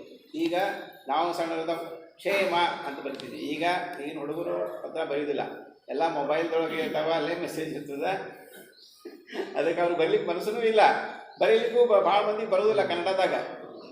ಇದು ಸಮಸ್ಯೆ ನಮಗೆ ಇದ್ದದ್ದೀಗ. ಅಲ್ಲಿ ಇದ್ದದ್ದು ಹೇಳ್ತೀನಿ ನಾನು. ಸ್ವಸ್ತಿ ಅಂದರೆ ಒಳ್ಳೆಯದು. ಒಂದು ವೇಳೆ ನಾವು ಅದೇನು ಬರೀಲಾರ್ದೆ ಆವಾಗಿನ ಕಾಲದಲ್ಲಿ ಅರ್ಧ ಪತ್ರ ಬರೋದು ಅಂದರೆ ಎದಿ ಡಾಕ್ ಅನ್ನೋದು, ಯಾವುದೋ ಒಬ್ಬರು ವ್ಯಕ್ತಿ ಹೋದರು ಅಂತ ಹೇಳ್ತಿದ್ರು, ಟೆಲಿಗ್ರಾಮ್ ಬಂದ್ರೂ ಅಂಜಿದಂಗಿತ್ತು. ಅದಕ್ಕೆ ಸ್ವಸ್ತಿ ಒಳ್ಳೆಯದು. ದಾನವರಾಯ ಕುಂಜರ ಮಸ್ತಕಾಂಕುಶ ಖೇಲನ ಪರಿಯಸ್ತ ಯದುಕುಲ ಸಿಂಹ. ದಾನವರಾಜರು ಎನ್ನುವಂಥ ಆನೆಗಳಿಗೆ, ಅಂದರೆ ರಾಕ್ಷಸ ರಾಜಗಳು ಎನ್ನುವಂಥ ಆನೆಗಳಿಗೆ ಸಿಂಹದಂತೆ ಇರುವಂತಹ ಶ್ರೀಕೃಷ್ಣ ಅಂಥೇಳಿ ಬಳಸ್ತಾರೆ. ಅಂದರೆ ದಾನವರಾಯರು ಎನ್ನುವಂಥ ಆನೆಗಳಿಗೆ ಅಂಕುಶದಂತಿರುವಂಥ ಕೃಷ್ಣ. ಅಂದರೆ ಈ ಸಿಂಹ ಮತ್ತು ಆನೆ ಇದೇನು ಹೋಲಿಕೆ ಅಂದರೆ, ಅರಣ್ಯದ ರಾಜ ಆನೆ ಅಲ್ಲ, ಅರಣ್ಯದ ರಾಜ ಸಿಂಹ. ಆನೆ ಅದು ಎಷ್ಟು ಎತ್ತರ ಬಲಿಷ್ಠಿದ್ರು ಕೂಡ ಸಿಂಹಕ್ಕೆ ಹೆದರಬೇಕು. ಮತ್ತು ಇನ್ನೂ ಒಂದು ಈ ಪುರಾಣ ಕಥೆಗಳು ಬರ್ತಾವೆ, ಸಿಂಹ ಆನೆ ತಲೆ ಮೇಲೆ ಹಾರಿ ಅದು ನೆತ್ತಿಯನ್ನು ಬಡಿದು ಮುತ್ತು ರತ್ನಗಳನ್ನೆಲ್ಲ ತೆಗಿತಿತ್ತಂತ ಒಳಗೆ ಅಂಥೇಳಿ ಅನ್ನುವಂಥ ನಾವು ಒಂದು ನಂಬಿಕೆ ಇರಲಿ. ಅಂತಹ ಸಿಂಹನಾದಂಥ ಶ್ರೀಕೃಷ್ಣನೇ ಸಮೃದ್ಧ ಜನ್ಮ ದುರಿತ ಭಯ, ನಮ್ಮ ಜೀವನದ ಎಲ್ಲ ಜನರ ಜೀವನದ ಕಷ್ಟ ನಷ್ಟಗಳನ್ನು ಹೋಗಲಾಡಿಸುವವನೇ. ಅವನ ಕೈಯಲ್ಲಿ ಚಕ್ರ ಎಂತಾದಿತ್ತು ಅಂದರೆ, ಹಸ್ತಕಲಿತ ಕೈಗೆ ಅಂಟಿಕೊಂಡಂಥ ಚಕ್ರ ಹೆಂಗಿತ್ತು ಅಂದರೆ ಸೂರ್ಯನ ಬೆಳಕನ್ನು ಕಡಿಮೆ ಮಾಡ್ತಿತ್ತಂತೆ, ಅಷ್ಟು ಪ್ರಖರವಾಗಿತ್ತಂತೆ. ಗಭಸ್ತಿ ಅಂದರೆ ಸೂರ್ಯ, ಗಭಸ್ತಿ ಲವ ಶಮಿತಾರ್ಕ. ಶಮಿತಾರ್ಕ ಅಂತಂದ್ರೆ ಕಡಿಮೆ ಮಾಡುವನು. ಈ ಸೂರ್ಯನ ಬೆಳಕನ್ನೇ ಕಡಿಮೆ ಮಾಡುವಂಥ ಪ್ರಭೆಯುಳ್ಳಂಥ ಚಕ್ರವನ್ನು ಹಿಡಿದಿರುವಂಥ ಶ್ರೀಕೃಷ್ಣನೇ ಚಿತ್ತೈಸು ಕುಂತಿ ಸುತರ ಭಿನ್ನಪ, ಕುಂತಿಯ ಮಕ್ಕಳ ವಿನಂತಿಯನ್ನು ಕೇಳು ಅಂತ ಹೇಳಿ ಪತ್ರವನ್ನು ಧರ್ಮರಾಜನು ಬರೆದ ನೋಡಿ. ಪೀಠಿಕೆ ಎಷ್ಟು ಚಂದ ಬರೆದ ನೋಡ್ರಿ. ಈ ಥರ ನಮ್ಮ ಮೊದಲೆಲ್ಲ ಅವರಿಗೆ ನಮಸ್ಕಾರಗಳನ್ನು ತಿಳಿಸಿ ಆಮೇಲೆ ವಿಷಯವನ್ನು ಬರೆಯುವಂಥ ಪದ್ಧತಿ. ನಮಸ್ಕಾರಗಳು ಎಲ್ಲರಿಗೂ ಬರೆಯುವ, ಮತ್ತು ಕೊನೆ ಮುಗಿಸೋ ಪತ್ರ ತಾಯಿಯವರಿಗೆ ನಮಸ್ಕಾರ, ಎಲ್ಲರ ಹೆಸರು ಬರಿಬೇಕಾದ್ರಲ್ಲಿ ಹಾಗಿತ್ತು.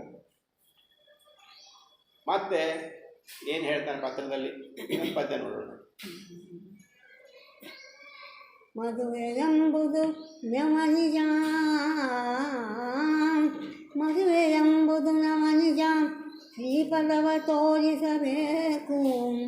ವನವಾಸದಲ್ಲಿ ಪರಿಕ್ಲೇಶಾನುಸಂತಾಪವನ್ನು ಬೀಳ್ಕೊಡಿಸಿ ಕದಡು ಹೋಗಲು ಕಾಣಬೇಹುದು, ಕದಡು ಹೋಗಲು ಕಾಣಬೇಹುದು. ಹದುಳವಿಟ್ಟ ಮುಗಿಸಿದ ವಚನದಲ್ಲಿ ಹದವಳಿಯಲ್ಲಿ ಉತ್ಸಾಹ ಸಸಿಯನು ದೇವ ಸಲಹುವುದು.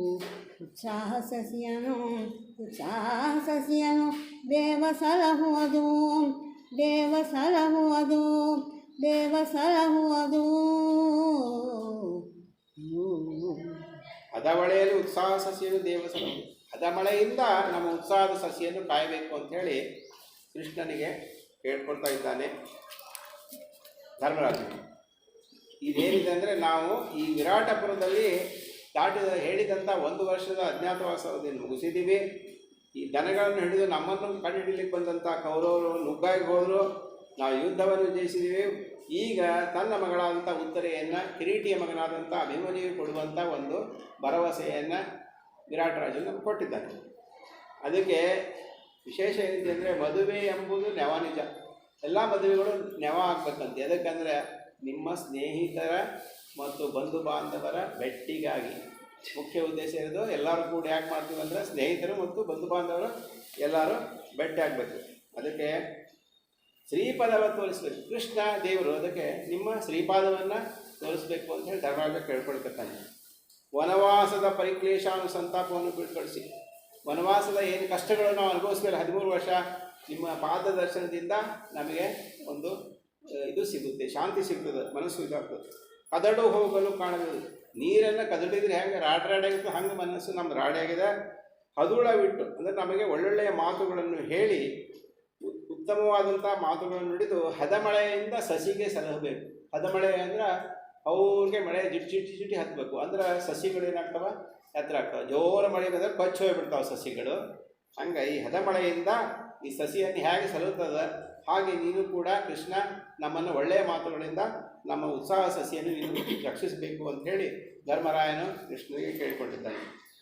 ಮುಂದೆ ಅಂಗನೆಯರು ಅರವಿಂದನಾಭನ ಮಂಗಳ ಶ್ರೀಮೂರ್ತಿ ಸುಧೆಯನು ಕಂಗಳಲ್ಲಿ ಕುಡಿದು ಪಡೆಯರು ಮುಕ್ತಿದಣಿವುಗಳ ಅಂಗಜನ ಪೆತ್ತಯ್ಯ ನೀ ಹಿಂದೆ ಬಡತನಯನುತ ಮುರಹರನಂಗ ಶೋಭೆಯ ಬಂದಿಯಲಿ ಸಿಲುಕಿತ್ತು ಸತಿನಿಹ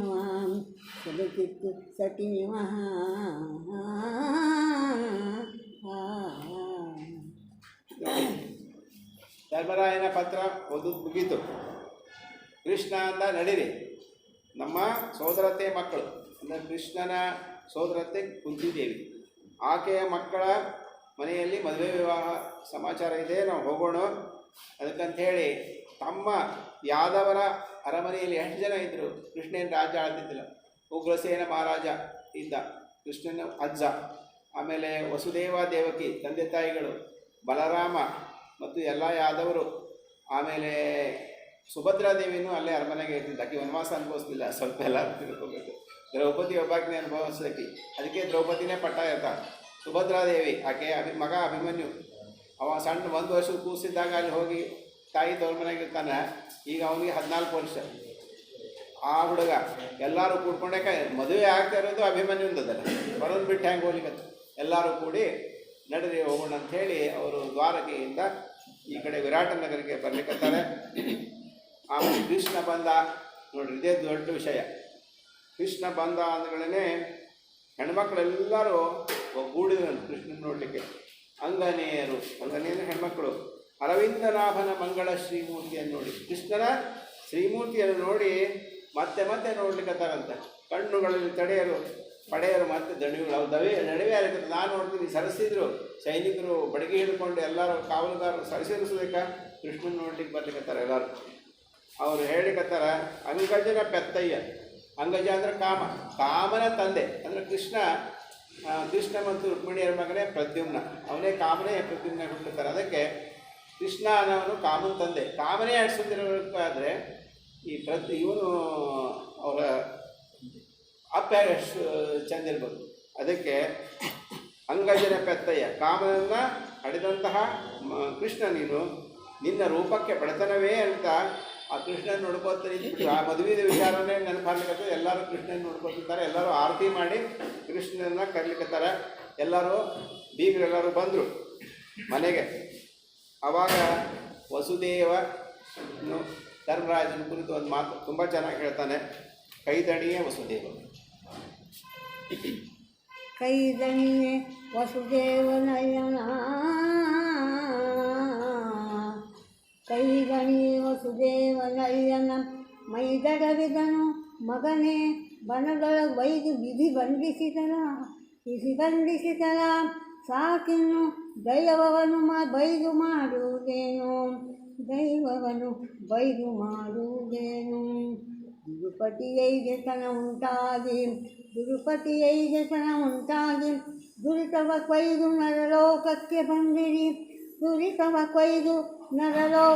ಬಂದಿರಿ, ನಮ್ಮ ಪುಣ್ಯದಲ್ಲಿ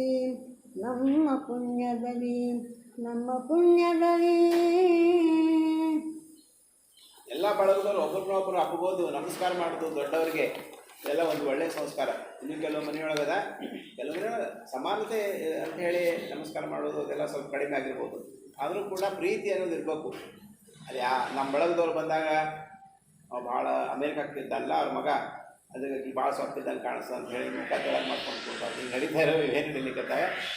ಅದಕ್ಕೆ ಅಂಗನೇ ಇದು ಕೈದಣಿ ವಸುದೇವ ಏನು ಮಾಡ್ದ, ತನ್ನ ಅಳಿಯನಾದಂತಹ ಇವನು ಧರ್ಮರಾಜನಿಗೆ ಬೆಂತಟ್ಟಿದ್ದಂತ, ಮೈದಡಗಿದನು. ಮಗನೇ ಬನದೊಳಗೆ ಒಯ್ದು ವಿಧಿ ಬಂಧಿಸಿದ್ದಲ್ಲ, ಸಾಕಿನ್ನು ಬೈದು ಮಾಡುವುದೇನು. ನೋಡಿ, ನಿಮ್ಮನ್ನು ಈ 13 ವರ್ಷ ವನವಾಸ ಅಜ್ಞಾತವಾಸ ಕಷ್ಟ ಅನುಭವಿಸಿದ್ರಲ್ಲ, ಇದು ಯಾರಿಂದೂ ಆಗಿಲ್ಲ. ವಿಧಿ ದೈವ ನಮ್ಮನ್ನು ಈ ಥರ ಕಳಿಸಿದೆ. ಬೈದು ಮಾಡುವುದೇನು ವಿಧಿಯನ್ನು. ಅದಕ್ಕೆ ದೈವ ಚಲೋ ಎಲ್ಲೋಡ ನಮ್ಮ ನಸೀಬ್ ಕೊಟ್ಟದ ಅಂತ ಹೇಳಿ ಬೈಗೋದು ಕೊಡಬಾರ್ದು. ನಾವೇನು ಬರ್ತದೆ ಅದನ್ನು ಎದುರಿಸ್ಬೇಕು. ಅದನ್ನು ದೈವ ಮಾಡ್ತಾರೆ. ಮುಂದೆ ನಿಮ್ಗೆ ಒಳ್ಳೆಯದು ಬರ್ತೀವಿ. ದ್ರೌಪದಿ 5 ತನ ಉಂಟಾಗಿ ವಸುದೇವ ಎಷ್ಟು ಜ್ಞಾನಿ ಇದ್ದಾನೆ. ಈ ಹೇಳ್ತಾನೆ, ಧರ್ಮರಾಜ ನಿಮ್ಮ ಸತ್ಯದಿಂದಾಗಲಿ ಅರ್ಜುನ್ ಶೂರತನದಿಂದಾಗಲಿ ಇದನ್ನೆಲ್ಲ ನೀವು ದಾಟಿಲ್ಲ. ದ್ರೌಪದಾದೇವಿ ಇದ್ದಾಳಲ್ಲ, ಆಕೆಯ ಒಂದು ಸೌಭಾಗ್ಯದಿಂದ ನೀವು ಯುದ್ಧವನ್ನು ಗೆದ್ದಿರಿ. ದುರಿತವ ಕೊಯ್ದು, ಕಷ್ಟವನ್ನು ಕೊಯ್ದು ನರಲೋಕಕ್ಕೆ ಬಂದಿರಿ. ಯಾಕೆ ದ್ರೌಪದಾದೇವಿಗೆ ಯಾಕೆ ಹಂಗೆ ಹೇಳಿದ ವಸುದೇವ ಅಂದ್ರೆ, ಆಕೆ ನೀವು ದೇವತಾಸ್ತ್ರೀ, ಅಗ್ನಿಯಿಂದ ಹುಟ್ಟಿದವಳು. ಇನ್ನೊಂದು ಅಂತಂದರೆ, ಇವರು ಪಗಡೆ ಆಟದಲ್ಲಿ ಇವನ್ನೆಲ್ಲ ಸಂಪತ್ತು ಆಭರಣ ಶಸ್ತ್ರಾಸ್ತ್ರಗಳನ್ನು ಕಳ್ಕೊಂಡು ಇವ್ರನ್ನ ದಾಸರು ಮಾಡಿದ್ದಾರೆ. ಆವಾಗ ಅಲ್ಲಿ ರಾಜ್ಯಸಭೆಯಲ್ಲಿ ಬರ್ತಾರೆ ಎಲ್ಲರೂ. ಧೃತರಾಷ್ಟ್ರನ ಕರ್ಕೊಂಡ್ಬರ್ತಾರೆ ಎಳ್ಕೊಂಡು. ಭೀಷ್ಮಾದೇವಿ, ನೀನು ದೊಡ್ಡವಾಗಿ ಸಣ್ಣವ್ರಂಗೆ ಮಾಡ್ಲಿಕ್ಕತ್ತಿ, ಈ ಪಗಡೆ ಆಟದಾಗ ಸೋತು ಇದನ್ನು ಮಾಡ್ಲಿಕ್ಕತ್ತಾರೆ, ವಸ್ತ್ರಾಪಹರಣ ಮಾಡ್ಲಿಕ್ಕತ್ತಾರೆ ದ್ರೌಪದಾದೇವಿದು. ಅದಕ್ಕೆ ಇದನ್ನು ಶ್ರದ್ಧೆ ಪರಿಹಾರ ನೀಡು ಅಂತಗಳನ್ನೇ ಧೃತರಾಷ್ಟ್ರ ದ್ರೌಪದಾದೇವಿ ನಮಸ್ಕಾರ ಮಾಡ್ತಾರೆ. ಅಮ್ಮ, ನಮ್ಮ ತಪ್ಪು ಕ್ಷಮಿಸು, ನನ್ನ ಮಕ್ಕಳು ದುಷ್ಟರಿದ್ದಾರೆ, ನಾ ಏನೂ ಮಾಡ್ಲಿಕ್ಕಾಗೋತ್ತಾಗೆ. ಆದರೆ ನೀನು ವರ ಕೇಳ್ಕೊ, 2 ವರ ಕೊಡ್ತೀನಿ ನೀನು. ಒಂದೇ ವರ ಹಾಕಿ ಏನು ಕೇಳ್ತಾಳಂದ್ರೆ, ನನ್ನ ಪತಿಗಳನ್ನು ಸ್ವತಂತ್ರ ಮಾಡಬೇಕು ದಾಸ್ಯದಿಂದ. 2ನೇ ವರ ಅಂದ್ರೆ ಅವರ ಎಲ್ಲ ಆಸ್ತಿ ಎಲ್ಲ ಬಂದ್ಬಿಡ್ಬೇಕು. ಸರಿ ಅಂತ ಇನ್ನೂ ಒಂದು ಕೇಳ್ಕೊಮ್ಮ ಅಂತ ಕೇಳ್ತಾನೆ ದ್ರೌಪದಿಗೆ. ಆಕೆ ಇಲ್ಲ ಅಂತ, ಕ್ಷತ್ರಿಯರು 2 ವರ ಕೇಳಬೇಕು, ಬ್ರಾಹ್ಮಣರು 3 ವರ ಕೇಳ್ಬೋದು. ಅದಕ್ಕೆ ನಮ್ಗೆ ಇಷ್ಟೇ ಸಾಕು ಅಂತ ಆಕೆ ಹೇಳಿದ್ಲು. ಅದಕ್ಕೆ ಕಾರಣ ಅಲ್ಲ, ಆ ಸಭೆಯೊಳಗೆ ಪೂತೂರೇ ದ್ರೌಪದಿ ಭುವನ ಖ್ಯಾತಿಯಾದಿಯಲ್ಲ, ಬೈತಲೆಯ ಮಣಿ ಮಾರು ಹೋದದ ಮತ್ತೆ ಬಿಡಿಸಿದಲ್ಲ ಅಂತ ಕಾರಣ. ದ್ರೌಪದಿ ವಾವಾ ನಿನಗೆ ಅಂತಿನಂದವ ಕಾರಣ ಆ ಸಭೆಯೊಳಗೆ, ಆ ಕಡೆ ಸಭೆಯೊಳಗೆ. ಯಾಕಂದ್ರೆ ನಿನ್ನ ಬೈತಲೆ ಮಣಿ ಅಂದ್ರೆ ಮಂಗಳಸೂತ್ರ. ಹೆಣ್ಮಕ್ಳು ಮೊದಲು ಬೈತಲೆ ಮಣಿ ಮಂಗಳಸೂತ್ರ ಕಟ್ಕೊಳ್ಳೋ ಪದ್ಧತಿ ಇದ್ದಿದ್ದಿಲ್ಲ, ಬೈತಲೆ ಮಣಿ ಹಾಕೋತಿದ್ರು.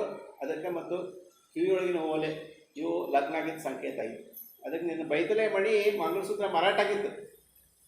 ಈಗ ಬನ್ನಿ ಮಂಗಳಸೂತ್ರ ಏನೇನೋ ಬಂದಿದ್ರು, ರಾಜಕಾರಣ ಎಲೆಕ್ಷನ್ದೊಳಗೆ ಬಂದಿದ್ದು ನೋಡ್ರಿ, ಮಂಗಳಸೂತ್ರ ಕಸ್ಕೋತಾರ, ಅದಕ್ಕೆ ನೆನಪಾಯ್ತು. ಅದಕ್ಕೆ ನಿನ್ನ ಬೈತಲೆ ಮಣಿ ಮಾರಾಟ ಆಗಿತ್ತು, ಅದನ್ನ ಉಳಿಸಿದ್ರಿ ನೀನು ಅಂಥೇಳಿ ದ್ರೌಪದಿಯನ್ನು ಪ್ರಶಂಸೆ ಮಾಡಿರ್ತಾನೆ. ಕಾರಣ ಅದಕ್ಕೆ ಇವ ಹೇಳ್ದ ವಸುದೇವ, ದ್ರೌಪದಿಯ ಮುತ್ತೈದೆತನದಿಂದಾಗಿ ನೀವೆಲ್ಲರೂ ದುರಿತವನ್ನು ಕೊಯ್ದು ಈ ನರಲೋಕಕ್ಕೆ ಬಂದಿರಿ. ಎಷ್ಟು ಚಂದ ಹೇಳ್ತಾರೆ. ಪ್ರಾಸ ಅಂದ್ರೆ ಕೈದಣಿಯೇ ವಸುದೇವ ದಣಿಯನ ಮೈದಳದನು ಮಗನೇ ಬನದಳು ವೈದು ವಿಧಿ ಬದಿಸ್ತಲ್ಲ ಸಾಕಿನ್ನು ದೈವವನ್ನು ಬೈದು ಮಾಡೋದು. ದ್ರೌಪದಿ 5 ಥರ ಉಂಟಾಗಿ ದುರಿತವ ಕೊಯ್ದು ನರಲೋಕಕ್ಕೆ ಬಂದಿರಿ ನಮ್ಮ ಪುಣ್ಯದಲ್ಲಿ. ಎಷ್ಟು ಈ ಪ್ರಾಸಗಳನ್ನು ನಮ್ಮ ಹೊಸ ಕವಿಗಳು ಇರ್ತಾರೆ, ನಮ್ಮ ಸಹವಿದ ಅಂದರೆ ಅವರು ಈ ಹಳೆಯ ಒಂದು ಪ್ರಾಸದ್ದು ಈ ಕಡಿಮೆ ಆಗಿದ್ರು ಕೂಡ ಅದು ಬೇಕು ಅಂತನ್ನೋದನ್ನ ಎಷ್ಟು ಇಂಥವು ಸಾವಿರಾರು ಪದ್ಯಗಳು ಬದುಕಿನ ಭಾರತದಾಗ 8,500 ಪದ್ಯಗಳು 8,500 ಇಂಥ ಸಾವಿರಾರು ಪದ್ಯಗಳು ಬರ್ತವೆ. ಇರಲಿ, ಈಗ ಮುಂದೆ ಲಗ್ನದ ಇದು ಬಂತು ನೋಡಿ, ಮುಹೂರ್ತ ಏನು ಮಾತುಕತೆ ಆಯಿತು, ಸರಿ ಇವ್ರಿಗೆ ನಮ್ಗೆ ಬಿಗ್ದ ನಡೀತು ಅಂತ ಹೇಳಿ ಕೃಷ್ಣ ಹೇಳ್ದ. ಆ ಪ್ರಕಾರ ಉತ್ತರೆ ಮತ್ತು ಅಭಿಮನ್ಯುವಿನ ಮದುವೆ ಗಟ್ಟಿ ಆಯಿತು. ಮುಹೂರ್ತ ಬರಲಿಕ್ಕೆ ನೋಡ್ರಿ, ವರ ಮುಹೂರ್ತದ ವರ ಮುಹೂರ್ತದ ಘಳಿಗೆ ಬಟ್ಟಲ ಭರಿತಗಳು, ವರ ಮುಹೂರ್ತದ ಘಳಿಗೆ ಬಟ್ಟಲ ಭರಿತಗಳು, ನ್ಯಾಹವದ ವಿಸ್ತರದಲ್ಲಿ ಅಕ್ಷತೆ ತಳಿದು ತಂದರು ವಿಮಲ ಮಂಟಪಕ್ಕೆ. ಪರಮ ಋಷಿಗಳ ಹೋಮದಲ್ಲಿ, ಪರಮ ಋಷಿಗಳ ಹೋಮದಲ್ಲಿ ಶಿಖಿ ವರನ ಬಲಗೊಂಡರು. ಕುಮಾರಿಯು ವರಿಸೆ ವೈದಿಕ ಬಂದರು, ಕುಮಾರಿಯು ವರಿಸೆ ವೈದಿಕದಿಂದ ಬಂದರು. ವರನ ವಾಮದಲ್ಲಿ, ವರನ ವಾಮದಲ್ಲಿ, ವರನ ವಾಮದಲ್ಲಿ. ವರ ಮುಹೂರ್ತ ಬಂತು, ಒಳ್ಳೆ ದಿವಸ ಬಂತು. ಗಳಿಗೆ ಬಟ್ಟಲು ಭರಿತಳು, ಗಳಿಗೆ ಬಟ್ಟಲು ತುಂಬಿತು. ಅವಾಗಿನ ಮದುವೆ ಈಗಿನಂಗೆ 10-15ಕ್ಕೆ ಅಕ್ಕಿ ಕಾಳು ಅಂತ ಹೇಳಿ 2 ಗಂಟೆಗೆ ಅಕ್ಕಿ ಕಾಳು ಹಾಕಿ ಊಟಕ್ಕೆ ಕಳಿಸೋದಿಲ್ಲ. ಪದ್ಧತಿ ಪ್ರಕಾರ ಅವಾಗೆ ಹಾಕ್ತಿದ್ರು. ಅಂದರೆ ಅವತ್ತಿನ ಶುಭ ಮುಹೂರ್ತದ ದಿವಸದಲ್ಲಿ ಒಂದು ಬಟ್ಲಂತ ತೇಲ್ಬಿಡ್ತಿದ್ರು, ಗಳಿಗೆ ಬಟ್ಟಲು. ನಾವು ನೋಡಿವಿ, ಆ ಬಟ್ಲಕ್ಕೆ ಒಂದು ಸಣ್ಣ ರಂಧ್ರವನ್ನು ಮಾಡಿ ಸೂಜಿಯಿಂದ ಅದನ್ನು ನೀರಿನಲ್ಲಿ ತೇಲ್ಬಿಡ್ತಿದ್ರು. ಇಂಥ ಸಮಯಕ್ಕೆ ಮುಂಜಾನೆ 6 ಗಂಟೆಗೆ ಸರ್ಗೆಲ್ಲ ಗೊತ್ತಿತ್ತು ಡಬಲ್ಸ್. 6 ಗಂಟೆಗೆ ಅದನ್ನು ಎಷ್ಟಕ್ಕೋ ಬಿಡ್ತಿದ್ವಿ ಬೆಳಗ್ಗೆ. ಅದು ತುಂಬಬೇಕಾದ್ರೆ 4 ತಾಸು ಬೇಕಾಗ್ತಿತ್ತು, 10-15. ಆ ಸಂದರ್ಭದಲ್ಲಿ 10 ಆಗಿ 10 ಗಂಟೆ ಯಾವುದೇ ಇರಲಿ, ಅದು ಮುಳುಗಿದ ತಕ್ಷಣ ಬಟ್ಲ ಅಕ್ಕಿ ಕಾಳು ಹಾಕಿರ್ತಿದ್ವಿ. ಅದಕ್ಕೆ ಗಳಿಗೆ ಬಟ್ಲು ಅಂತ ಹೇಳಿ ಕರೀತಾರೆ. ಭಾಳ ಇದು ಚಂದ ಇರ್ತದೆ. ನಾವು ನೋಡಿದ್ದೀವಿ, ಅವಾಗಿನ ಕಾಲದಲ್ಲಿ ಒಂದು ನೋಡಿದ್ದೀವಿ. ಗಳಿಗೆ ಬಟ್ಟಲ ಭರಿತೋಳು ಪುಣ್ಯ ಹೋದ. ನೀವು ಪುಣೇಚನ ಅಂತಂತೀರಲ್ಲ, ಪುಣೇಚನ ಆಯಿತು. ಪುಣೇಚನ ಅಂದರೆ ವೇದ ಮಂತ್ರಗಳು, ಶುಭದ ವೇದ ಮಂತ್ರಗಳನ್ನು ಹಾಡಿದ ಮೇಲೆ ಹಿಂಗೆ ನೀರು ತಿರುಗಿಸ್ಬೇಕು. ಅವಾಗ ಆಮೇಲೆ ವಿಸ್ತಾರದಲ್ಲಿ ಅಕ್ಷತೆ ತಳೆದು ತಂದರು ವಿಮಲ ಮಂಟಪಕ್ಕೆ. ಅಂದರೆ ಕನ್ಯಾ ನಿರೀಕ್ಷಣೆ ಆಗ್ತಿದ್ದಿಲ್ಲ ಮೊದಲು. ವರ ಮತ್ತು ಕನ್ಯೆ ಶುಭ ಮುಹೂರ್ತದಲ್ಲೇ ಒಬ್ಬರನ್ನೊಬ್ಬರು ನೋಡಬೇಕು ಅಂಥೇಳಿ ಅವ್ರಿಗೆ ಕನ್ಯಾ ನಿರೀಕ್ಷಣೆ ಅದೇ ಸಮಯದಲ್ಲಿ ಅಂತರ್ಪಟ. ಈಗಾದರೂ ಅದು ನೋಡ್ರಿ, ಅಂತರ್ಪಟ ಸುಮ್ಮಿಟ್ಟಿರ್ತಾರೆ ಅದನ್ನು ಈಗ ಇರಲಿ, ಸುಮ್ಮಿಟ್ಟಿರ್ತಾರೆ. ಅದಕ್ಕೆ ಕುರ್ಯಾಸುದ ಮಂಗಲಂ ಸುಮುಹೂರ್ತೆ ಸಾವಧಾನ ಗಂಟಿ ಬಸ್ಸುಗಳು ಎಲ್ಲರೂ ಹಾಕಿಬಿಡ್ತಾರೆ ಜೊತೆ. ಈಗ ಅದನ್ನೇ ಉಳಿಸ್ಕೊಂಡು ಬಂದೀವಿ, ಅದರಿಂದ ದೂರ ಹೋಗಿಲ್ಲ ಅಂತ ನಾನು ನಿಮ್ಗೆ ಹೇಳೋದು. ಉಳಿಸ್ಕೊಂಡು ಬಂದೀವಿ. ವಿಮಲ ಮಂಟಪಕ್ಕೆ ಕರ್ಕೊಂಬಂದರು ಅಭಿಮನ್ಯುವಿನ ಮತ್ತು ಉತ್ತರೆಯನ್ನು. ಪರಮ ಋಷಿಗಳ ಹೋಮದ ಋಷಿಗೆ ಶ್ರೇಷ್ಠರಾದಂಥ ಋಷಿಗಳು ಮಂತ್ರಗಳನ್ನು ಹೇಳಲಿಕ್ಕತ್ತಾರೆ. ಅವರ ಹೋಮದಲ್ಲಿ ಅಗ್ನಿ ಕಾಣಿಸ್ಕೊಂಡರು. ಆ ಅಗ್ನಿಗೆ ಪ್ರದಕ್ಷಿಣೆ ಬಲಗೊಂಡರು, ವರನ ಬಲಗೊಂಡರು. ವರನ ಕನ್ಯೆಯನ್ನು ಬಲಕಿನಿಂದ ಪ್ರದಕ್ಷಿಣೆ ಹಾಕಿಸ್ಲಿಕ್ಕತ್ತಾರೆ ಹೋಮಕ್ಕೆ. ವರಿಸೆ ವೈದಿಕದಿಂದ ಬಂದಳು ವರನ ವಾಮದಲ್ಲಿ. ಕುಮಾರಿಯಾದಂಥ ಉತ್ತರೆ ಈ ಅಭಿಮನ್ಯುವಿನ ಎಡಗಡೆಗೆ ಬಂದು, ಅಂದರೆ ಹೆಂಡತಿ ಎಡಗಡೆಗೆ ಇರಬೇಕು. ಅದಕ್ಕೆ ಆಕೆಗೆ ವಾಮೆ ಅಂತ ಹೇಳಿ ಕರೀತಾರೆ. ವಾಮ ಭಾಗದಲ್ಲಿ ಕೊಡೋದ್ರಿಂದ ವಾಮೆ ಅಂತಾರೆ. ಆದರೆ ಉತ್ತರ ಕರ್ನಾಟಕದಲ್ಲಿ ಬೇರೆ ಇದೆ. ಒಂದು ಸಂದರ್ಭದಲ್ಲಿ ಎಡಕ್ಕೆ ಕೂಡಿಸ್ತಾರೆ, ಒಂದು ಸಂದರ್ಭದಲ್ಲಿ ಬಲಕ್ಕೆ ಕೂಡ್ರಿ ಅಂತಾರೆ. ಆ ನಾಂದಿ ಶ್ರಾದ್ದದ ಟೈಮ್ನಾಗ ನಾಂದಿ ಶ್ರಾದ್ದ ಅಂತ ಮಾಡ್ತಾರೆ ಈ ಮದುವೆಗಳು, ಪುಣ್ಯ ಇದರಲ್ಲಿ ಸಮಾರಂಭದಲ್ಲಿ. ಅವಾಗ ಎಡಕ್ಕೆ ಕೊಡಂತಾರೆ, ಆಮೇಲೆ ಬಲಕ್ಕೆ ಕೊಡ್ರಿ ಅಂತಂತ. ಅದಕ್ಕೆ ಆಮೇಲೆ ಸ್ವಲ್ಪ ಪದ್ಧತಿ ಬೇರೆ ಇದೆ. ಆದರೂ ಒಟ್ಟು ವರನ ವಾಮದಲ್ಲಿ ಕುಳಿತು ಅದಕ್ಕೆ ಅಕ್ಷತೆ ಬಿತ್ತು. ಆಮೇಲೆ ಅಭಿಮನ್ಯು ಮತ್ತು ಉತ್ತರೆಯ ವಿವಾಹ ಬಹಳ ವೈಭವದಿಂದ ನಡೀತು ಅಂತ ಬರ್ತಾರೆ. ಎಲ್ಲ ಇಡೀ ಇದರಲ್ಲಿ ಊರು ತುಂಬೆ ಗಂಧದ ಮಂಟಪಗಳನ್ನು ಹಾಕಿ, ಆಮೇಲೆ ಬಂಗಾರದ ನೇಯ್ಗೆ ಇರುವಂಥ ರೇಷ್ಮೆ ವಸ್ತ್ರಗಳನ್ನು ಇದನ್ನು ಕಟ್ಟಿದ್ರು, ಪರದೆ ಕಟ್ಟಿದ್ರು. ಆಮೇಲೆ ವಾದ್ಯ ದೇವತೆಗಳ ಮೇಲೆ ನಿಂತು ನೋಡಿ ಬಂದಿದ್ರು ಅಂತ. ಅಭಿಮನ್ಯುವಿನ ಮದುವೆ, ಉತ್ತರೆ ಮದುವೆಯನ್ನು ದೇವತೆಗಳು ನೋಡಿ ಅಲ್ಲಿಂದ ಅವರು ಹೂಗಳನ್ನು ಹಾಕೋದು, ಅಕ್ಷತೆಯನ್ನು ಹಾಕೋದು ಮಾಡ್ತಿದ್ರಂತೆ.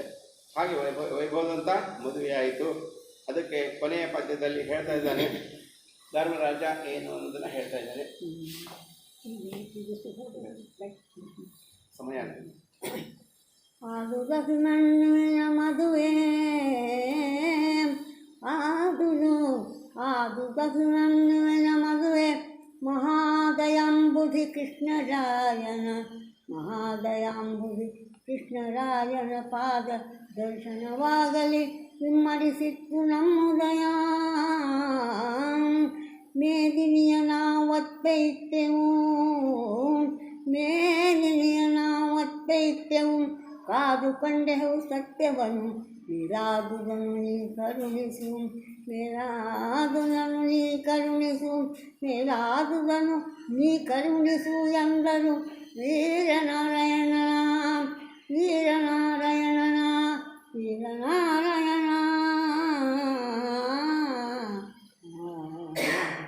ಭೈರವಿ ರಾಗದಲ್ಲಿ ನಮ್ಮ ಗುರುಗಳು ಹೇಳಿದ್ರಿಂದ ಭೈರವಿ ರಾಗ ಕೊನೆಯ ಪದ್ಯಕ್ಕೆ ಇರ್ತದದು. ಅದಕ್ಕೆ ಆದುದು ಅಭಿಮನ್ಯುವಿನ ಅಭಿಮನ್ಯುವಿನ ಮದುವೆ ಆಯಿತು. ಹೇಗೆ ಆಯಿತು ಅಂದರೆ ಮಹಾದಯಾಂಬುಧಿ ಕೃಷ್ಣರಾಯನ ಪಾದದರ್ಶನದಲ್ಲಿ ಇಮ್ಮಡಿಸಿತ್ತು ನಮ್ಮದೇ ಮಹಾದಯಾ ಸಮುದ್ರ ಅಂಬುದಿ ದಯಾ ಸಮುದ್ರದಂಥ ಕೃಷ್ಣ ದರ್ಶನದಿಂದ ನಮ್ಮ ಇದು ಏನದಲ್ಲ ನಮ್ಮ ಒಂದು ಭಾಗ್ಯ ಎರಡು ಪಟ್ಟಾಯಿತು, ಇಮ್ಮಡಿಯಾಯಿತು ನಮ್ಮದೇ. ನಾವು ಭೂಮಿಯನ್ನು ಒತ್ತೆ ಇಟ್ಟಿವಿ, ಅದರ ಸತ್ಯವನ್ನು ಕಾಯ್ದುಕೊಂಡಿದ್ದೇವೆ ಅದು ಹೇಳ್ತಾನೆ ಧರ್ಮದಲ್ಲಿ. ಮೇದಿನಿಯ ನಾವು ಒತ್ತೆ ಇಟ್ಟಿವಿ, ಒತ್ತೆ ಇಟ್ಟಂಗೆ ಈ ಪಗಡೆ ಆಟದಲ್ಲಿ ಬಿಟ್ಟುಕೊಟ್ಟಿದ್ದರಿಂದ ಒತ್ತೆ ಇಟ್ಟಿದ್ವಿ, ಅದರ ಸತ್ಯವನ್ನು ನಾವು ಕಾಯ್ದುಕೊಂಡಿದ್ದೇವೆ. ಈಗ ಹಂಗಾಗೋದಿಲ್ಲ, ಸತ್ಯವನ್ನೇ ಒತ್ತೆ ಇಡ್ತಾರೆ, ಮೇದಿನಿಯನ್ನು ಕಾಯ್ಕೋತಾರೆ.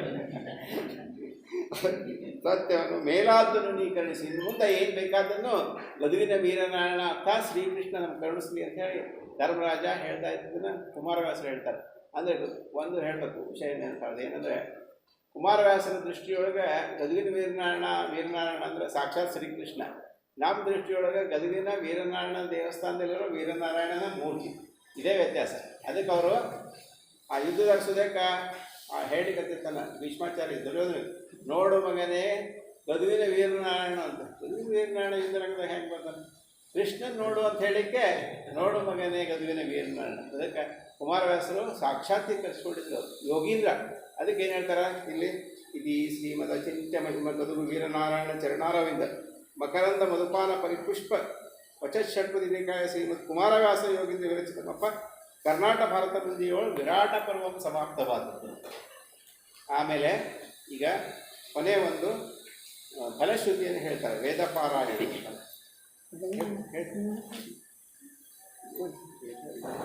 ಹೇಮಕುರ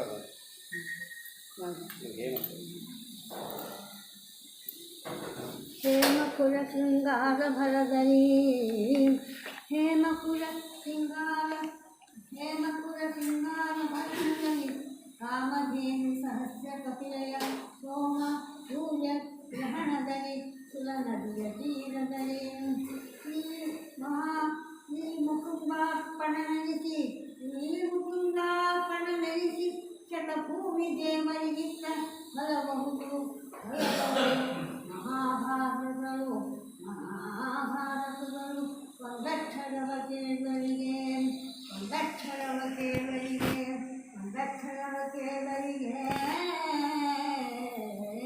ಈ ಮಹಾಭಾರತದಲ್ಲಿ ಯಾರು ಒಂದು ಅಕ್ಷರವನ್ನು ಹೇಳ್ತಾರೋ ಅವ್ರಿಗೆ ಯಾವ ಫಲ ಬರ್ತಾವ ಅಂದರೆ ಹೇಮಪುರ ಶೃಂಗಾಭರಣದಲ್ಲಿ ಬಂಗಾರದ ಪುರ ಮತ್ತು ಕಾಲಿನ ಆಯುಗೆ ಎತ್ತಿಗೆ ಹಾಕಿ, ಅಂದರೆ ಆಕಳು ಮತ್ತು ಕರುಗಳಿಗೆ ಹಾಕಿ ಕಾಮಧೇನು ಸಹಸ್ರ ಕಟ್ಟಲೆ, ಕಾಮಧೇನು ಆಕಳು ಮತ್ತು ಕರು ಇದ್ದ ಆಕಳವನ್ನು ನೀವು ದಾನ ಕೊಡಬೇಕು. ಯಾವ ದಿವಸ ಅಂದರೆ ಸೋಮ ಸೂರ್ಯಗ್ರಹಣದಲ್ಲಿ, ಸೂರ್ಯಗ್ರಹಣ ಮತ್ತು ಚಂದ್ರಗ್ರಹಣ ದಿವಸ ಇದನ್ನು ನೀವು ಸೂರ್ಯನದಿಯ ತೀರದಲ್ಲಿ ಗಂಗಾ ನದಿಯ ತೀರದಲ್ಲಿ ದಾನ ಕೊಡಬೇಕು. ಶ್ರೀ ಮುಕುಂದಾರ್ಪಣೆ ಅನಿಸಿ ಕೃಷ್ಣಾರ್ಪಣ ಅನಿಸ್ಕೊಡ್ಬೇಕು. ನಂದೇ ಆಕಳ ಅಂತ ಹೇಳಿ ಮಾತಾಡ್ಬಾರ್ದು. ನೋಡಿ ಭೂಮಿ ಶತಭೂಮಿ ದೇವರಿಗಿಂತ ಬರೋದು 100 ಜನ ಭೂಮಿ ದೇವರು, ಭೂದೇವರು, ವಿಪ್ರರು, ದ್ವಿಜರು ಅಂತ ಹೇಳಿ ಬ್ರಾಹ್ಮಣರಿಗೆ ಅನೇಕ ಇರ್ತಕ್ಕಂಥ. ಅಂದರೆ ದ್ವಿಜರು ಅಂದರೆ ತಾಯಿಯ ಉದರದಿಂದ ಹುಟ್ಟಿದವರು ಮತ್ತು ಜ್ಞಾನವನ್ನು ಪಡ್ಕೊಂಡಾಗ, ಬ್ರಹ್ಮೋಪದೇಶವನ್ನು ಪಡ್ಕೊಂಡಾಗ ಅದಕ್ಕೆ ದ್ವಿಜರು.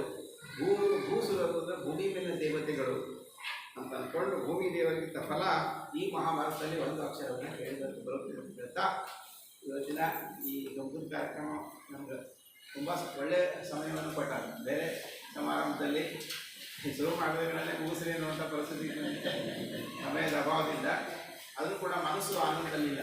ಯಾಕಂದ್ರೆ ನೋಡಿ, ನಮ್ಮ ಜನ ಬಾಂಗ್ಲಾದೇಶದಲ್ಲಿ ಸಾಯ್ತಾರೆ, ಅದಕ್ಕೆ ನಮಗೆ ಈ ಹಾರ ಹಾಕೋದು ಇವೆಲ್ಲ ಅಷ್ಟೊಂದು ಮನಸ್ಸಿದ್ದಿಲ್ಲ.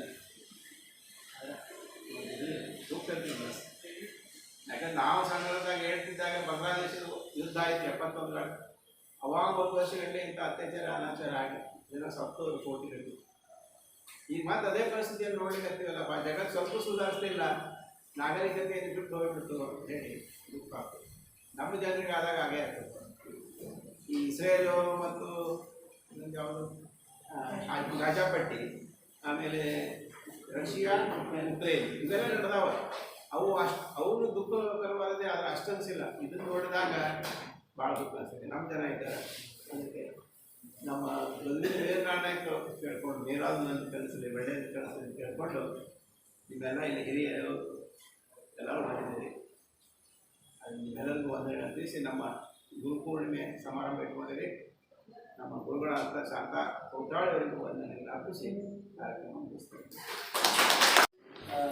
ಈ ವೇದಿಕೆ ಮೇಲಿರುವಂತಹ ಇಬ್ಬರು ಗಮತಿಗಳು ಸನ್ಮಾನಿಸಿ ಬರ್ತಾ ಇದ್ದಾರೆ. ಜೋರಾದ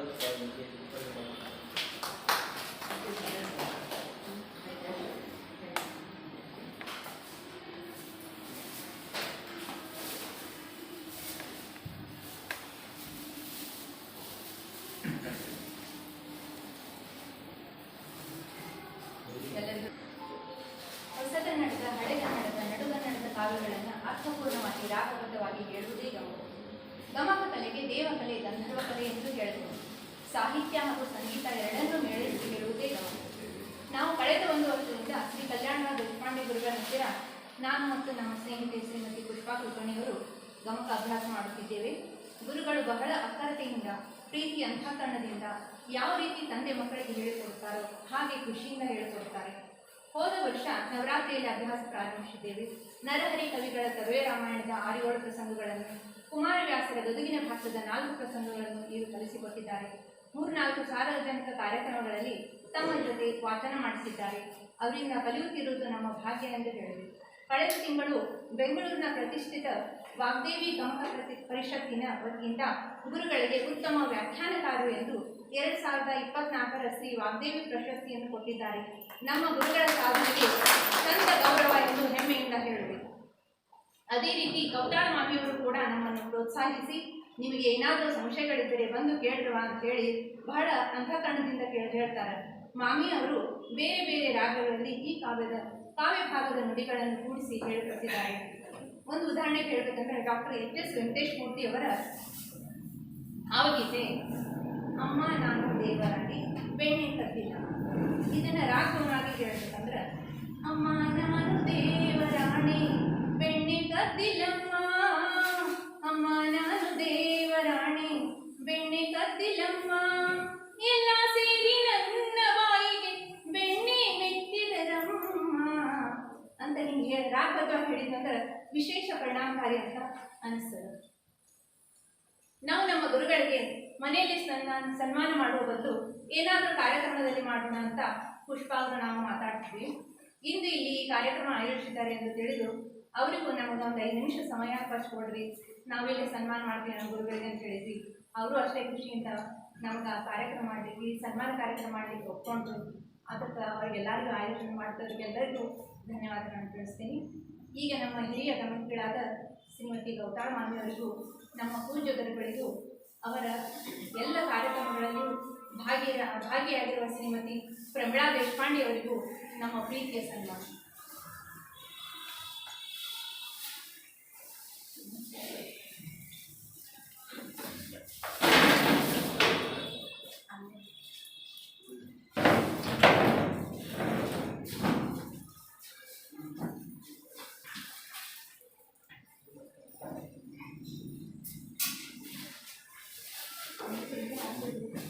ಇಲ್ಲಿ ಹಾಕಿ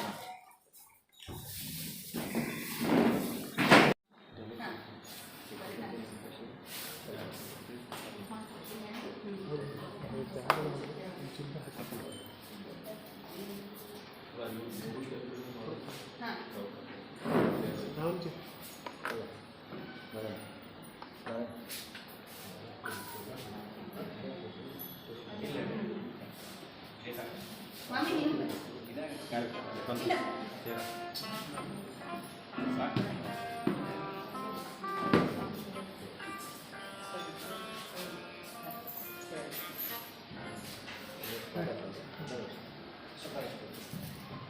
ಗಮಕ ಕಾರ್ಯಕ್ರಮ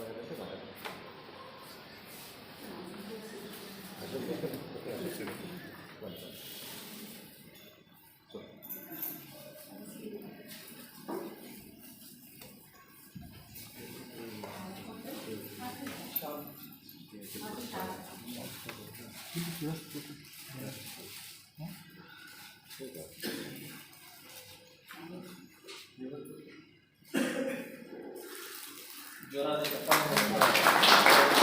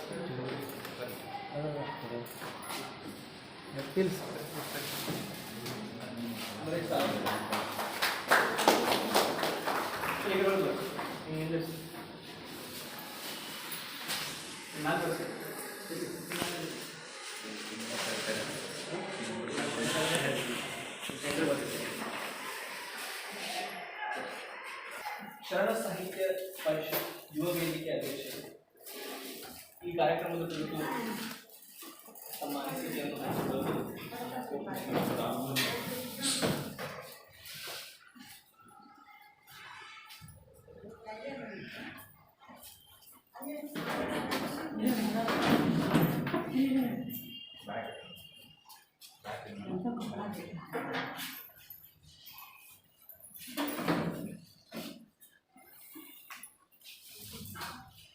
ಓಂ ಶ್ರೀ ಗುರು ಬಸವಲಿಂಗಾಯ ಮೊದಲಿಗೆ ಬಸವಾದಿ ಶರಣರನ್ನು ನನ್ನ ಮನದಲ್ಲಿ ಸ್ಮರಿಸುತ್ತಾ ಇದೊಂದು ಅದ್ಭುತ ಕಾರ್ಯಕ್ರಮ.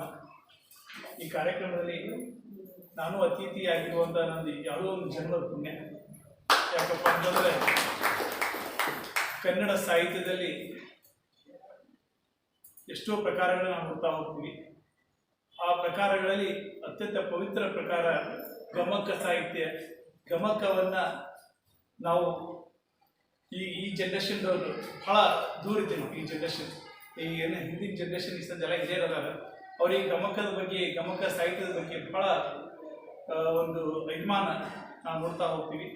ಈಗ ಪ್ರಸ್ತುತ ಈ ವೇದಿಕೆ ಮೂಲಕ ಅಖಿಲ ಭಾರತೀಯ ಸಾಹಿತ್ಯ ಪರಿಷತ್ತಿನ ವೇದಿಕೆ ಮೂಲಕ ಎಲ್ಲರಿಗೂ ತಲುಪಿಸುವಂಥ ಕೆಲಸ ನಡೀತಾ ಇದೆ. ಇದು ಮೊದಲು ನಾನು ಶ್ಲಾಘನೀಯ ಮಾಡ್ತಾ ಇದ್ದೀನಿ ಈ ಕೆಲಸವನ್ನು. ವೇದಿಕೆ ಮೇಲೆ ನಾನು ಹಿರಿಯರ ಜೊತೆಗೆ ಆ ತಾಯಿಯ ವಯಸ್ಸು ಹೆಚ್ಚು ಕಡಿಮೆ 95-96, ಶ್ರೀಮತಿ ಶಾಂತಾಬಾಯಿ ಕೌತಾಳ್ ಅಮೋರ್ ಅವರು ಇಷ್ಟು ಅದ್ಭುತವಾಗಿ ಆ ಗಮಕವನ್ನು ಸ್ಪಷ್ಟವಾಗಿ ಅವ್ರ ಧ್ವನಿ ನೋಡ್ಬೇಕು ನಾವು, ಭಾಳ ಸ್ಪಷ್ಟವಾಗಿ ಅವ್ರ ಧ್ವನಿ ಬರ್ತಾ ಇತ್ತು. ಅದಕ್ಕೆ ಸಾಥಿಯಂತೆ ನಮ್ಮ ದೇಶಪಾಂಡೆ ಸರ್ ಅವರು ಅದಕ್ಕೆ ಅಷ್ಟೇ ಅಚ್ಚುಕಟ್ಟತನ ವಿವರಣೆಯನ್ನು ಕೊಟ್ಟರು. ಒಂದು ಮಹಾಭಾರತದ ವಿರಾಟ ಅನ್ನುವಂಥ ಪರ್ವವನ್ನು ನಮಗೆ ಏನು ಅಭಿಮನ್ಯು ಮದುವೆ ಸಮಾರಂಭ ಅದಲ್ಲ, ಆ ಸಮಾರಂಭದ ಬಗ್ಗೆ ನಮಗೆ ಮನ ಮುಟ್ಟುವಂಗೆ ತಿಳಿಸ್ಕೊಟ್ರು. ಅವರಿಗೆ ಮೊದಲು ಅನಂತ ಧನ್ಯವಾದಗಳನ್ನ ಅರ್ಪಿಸ್ತಾ ಇದ್ದೀನಿ. ಕನ್ನಡ ಸಾಹಿತ್ಯ ಬಹಳ ಶ್ರೀಮಂತ ಸಾಹಿತ್ಯ. ಈ ಸಾಹಿತ್ಯವನ್ನು ಉಳಿಸುವ ಕೆಲಸ ನಮ್ಮ ಕಡೆಯಿಂದ ಆಗಬೇಕಾಗಿದೆ. ನಾವು ಯುವ ಜನಾಂಗದವರು ಸೋಷಿಯಲ್ ಮೀಡಿಯಾ, ಆ ಮೀಡಿಯಾ, ಈ ಮೀಡಿಯಾ ಅಂತೇಳಿ ಇನ್ನೂ ದುರುಪಯೋಗ ಪಡಿಸ್ಕೊಳ್ತಾ ಇದ್ವಿ. ಆ ದುರುಪಯೋಗ ಏನು ಸಮಯ ಹಾಳು ಮಾಡ್ತಾ ಇದ್ವಿ, ಆ ಸಮಯವನ್ನು ಇಂಥ ಸಾಹಿತ್ಯ ಚಟುವಟಿಕೆ ಒಳಗೆ ತೊಡಗುವ ಮೂಲಕ ನಾವು ನಮ್ಮ ವ್ಯಕ್ತಿತ್ವನೂ ರೂಪಿಸ್ಕೊಳ್ಳಿಕ್ಕೆ ಸಾಧ್ಯ ಅದ, ನಮ್ಮಲ್ಲಿ ಸದ್ಗುಣಗಳು ಬೆಳೀಲಿಕ್ಕೂ ಸಾಧ್ಯ ಅದ ಅಂತ ಹೇಳ್ತಾ, ನನಗೆ ಶ್ರೀರಂಗ ಪುರಾಣಕ್ಕವರು ಕಾಲ್ ಮಾಡಿದರು, ಹಿಂಗೆ ನಮ್ಮ ಪರಿಷತ್ವದಿಂದ ಹಿಂಗೆ ಕಾರ್ಯಕ್ರಮ ಮಾಡ್ತಾ ಇದ್ದೀವಿ, ಅದನ್ನು ನಾ ಸಂತೋಷದಿಂದ ಸರ್ ಹೇಳಿ ನಾ ಬರ್ತೀನಿ ಅಂಥೇಳಿ ಅದೇ ರೀತಿ ಬಂದೆ. ನನಗೆ ಒಂದು ಏನೋ ದೊಡ್ಡ ಅನುಭವನೇ ಸಿಕ್ತು ನಮ್ಮ ಗಮಕ ಸಾಹಿತ್ಯದೊಳಗೆ. ಇಷ್ಟು ಹೇಳಿ ನಾನು 2 ಮಾತು ಮುಗಿಸಿ, ಯಾಕಂದ್ರೆ ಸಾಕಷ್ಟು ಅವ್ರು ಈಗಾಗಲೇ ಇದೇ ಹೇಳಿದ್ದಾರೆ. ಈಗ ನಾ ಜಾಸ್ತಿ ಏನು ಹೇಳೋಲ್ಲ, 2 ಮಾತು ಹೇಳ್ತೇವೆ. ಅವಕಾಶ ಕೊಟ್ಟದಕ್ಕೆ ಧನ್ಯವಾದ.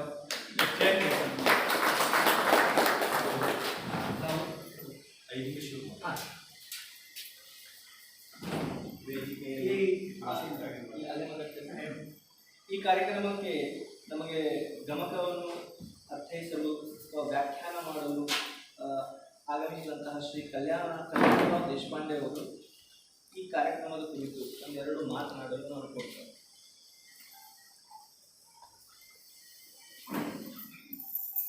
ವೇದಿಕೆಯಲ್ಲಿ ಕಾರ್ಯಕ್ರಮದ ಅಧ್ಯಕ್ಷತೆ ವಹಿಸಿರುವಂಥ ಶ್ರೀ ನಾರಾಯಣ್ ಬಾಬಾನಗರ್ ಸರ್ ಮತ್ತು ಅಂಬರೀಶ್ ಸಾಲಕ್ಕಿ ಅವರು ವಿಶೇಷ ಅತಿಥಿಗಳಾಗಿ ಆಗಮಿಸಿದ್ದಾರೆ.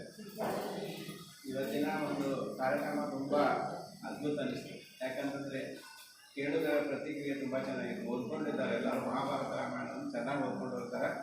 ಮತ್ತು ಹೊಸ ಹೊಸ ಜನ ಬಂದಿದ್ದಾರೆ ಕಾರ್ಯಕ್ರಮಕ್ಕೆ. ನಾವು ನಮ್ಮ ಮನೆಯಲ್ಲಿ, ನಮ್ಮ ಗುರುಗಳ ಮನೆಯಲ್ಲಿ, ನಾಟಕಗಳ ಮನೆಯಲ್ಲಿ ತಂದು ಕಾರ್ಯಕ್ರಮ ಮಾಡಿದಾಗ ಬಂದವರೇ ಬಂದಿರ್ತಾರೆ, ನಮ್ಮ ಊರಿನ ಜನನೇ ಬಂದಿರ್ತಾರೆ.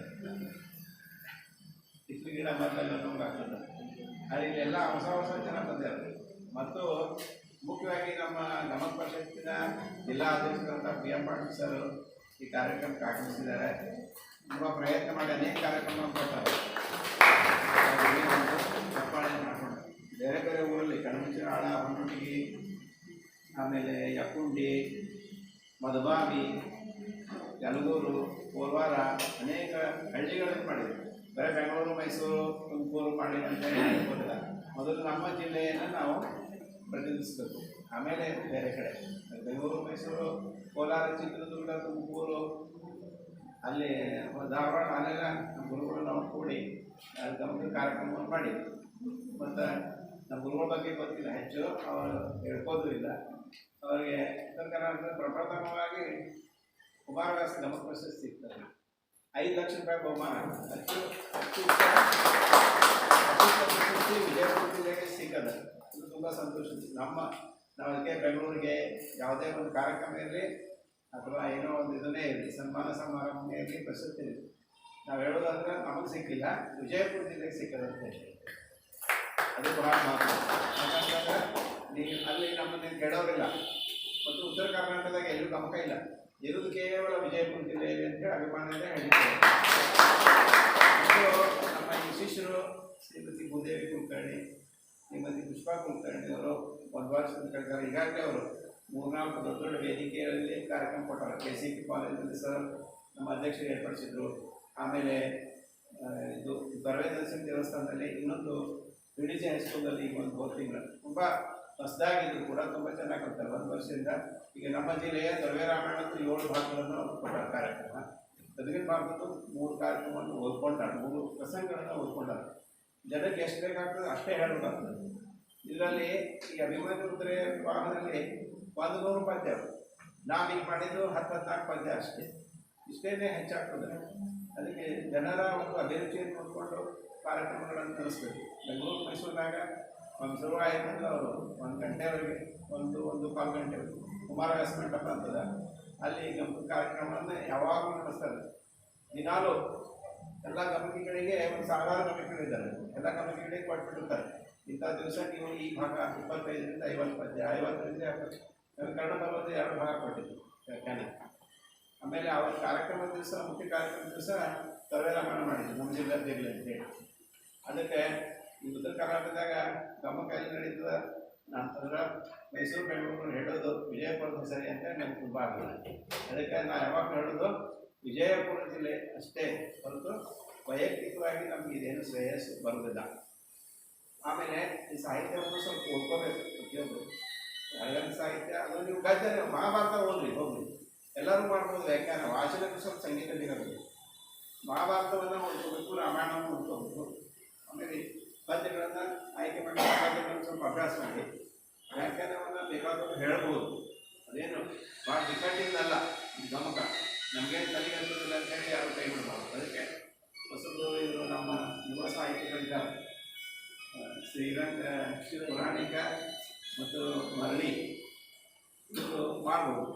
ಶ್ರೀರಂಗ ತುಂಬ ಶಾರ್ಪ್ ಇದ್ದಾರೆ, ಪತ್ರಿಕೆಗಳೆಲ್ಲ ಒಳ್ಳೊಳ್ಳೆ ಲೆಕ್ಕ ಬರ್ತಾರೆ, ಅವ್ರು ಸಾಧ್ಯದ. ಅದಕ್ಕೆ ನಾನು ಒಂದಿಷ್ಟು ನಿಮ್ಗೆ ಸಹಾಯ ಮಾಡ್ತೀನಿ, ಬೇಕಾದ್ರೆ ಯಾವುದೇ ಒಂದು ಭಾಗ ಮಾಡ್ತೀನಿ, ಒಂದಾದ್ರೂ ಮಾಡ್ಬೋದು.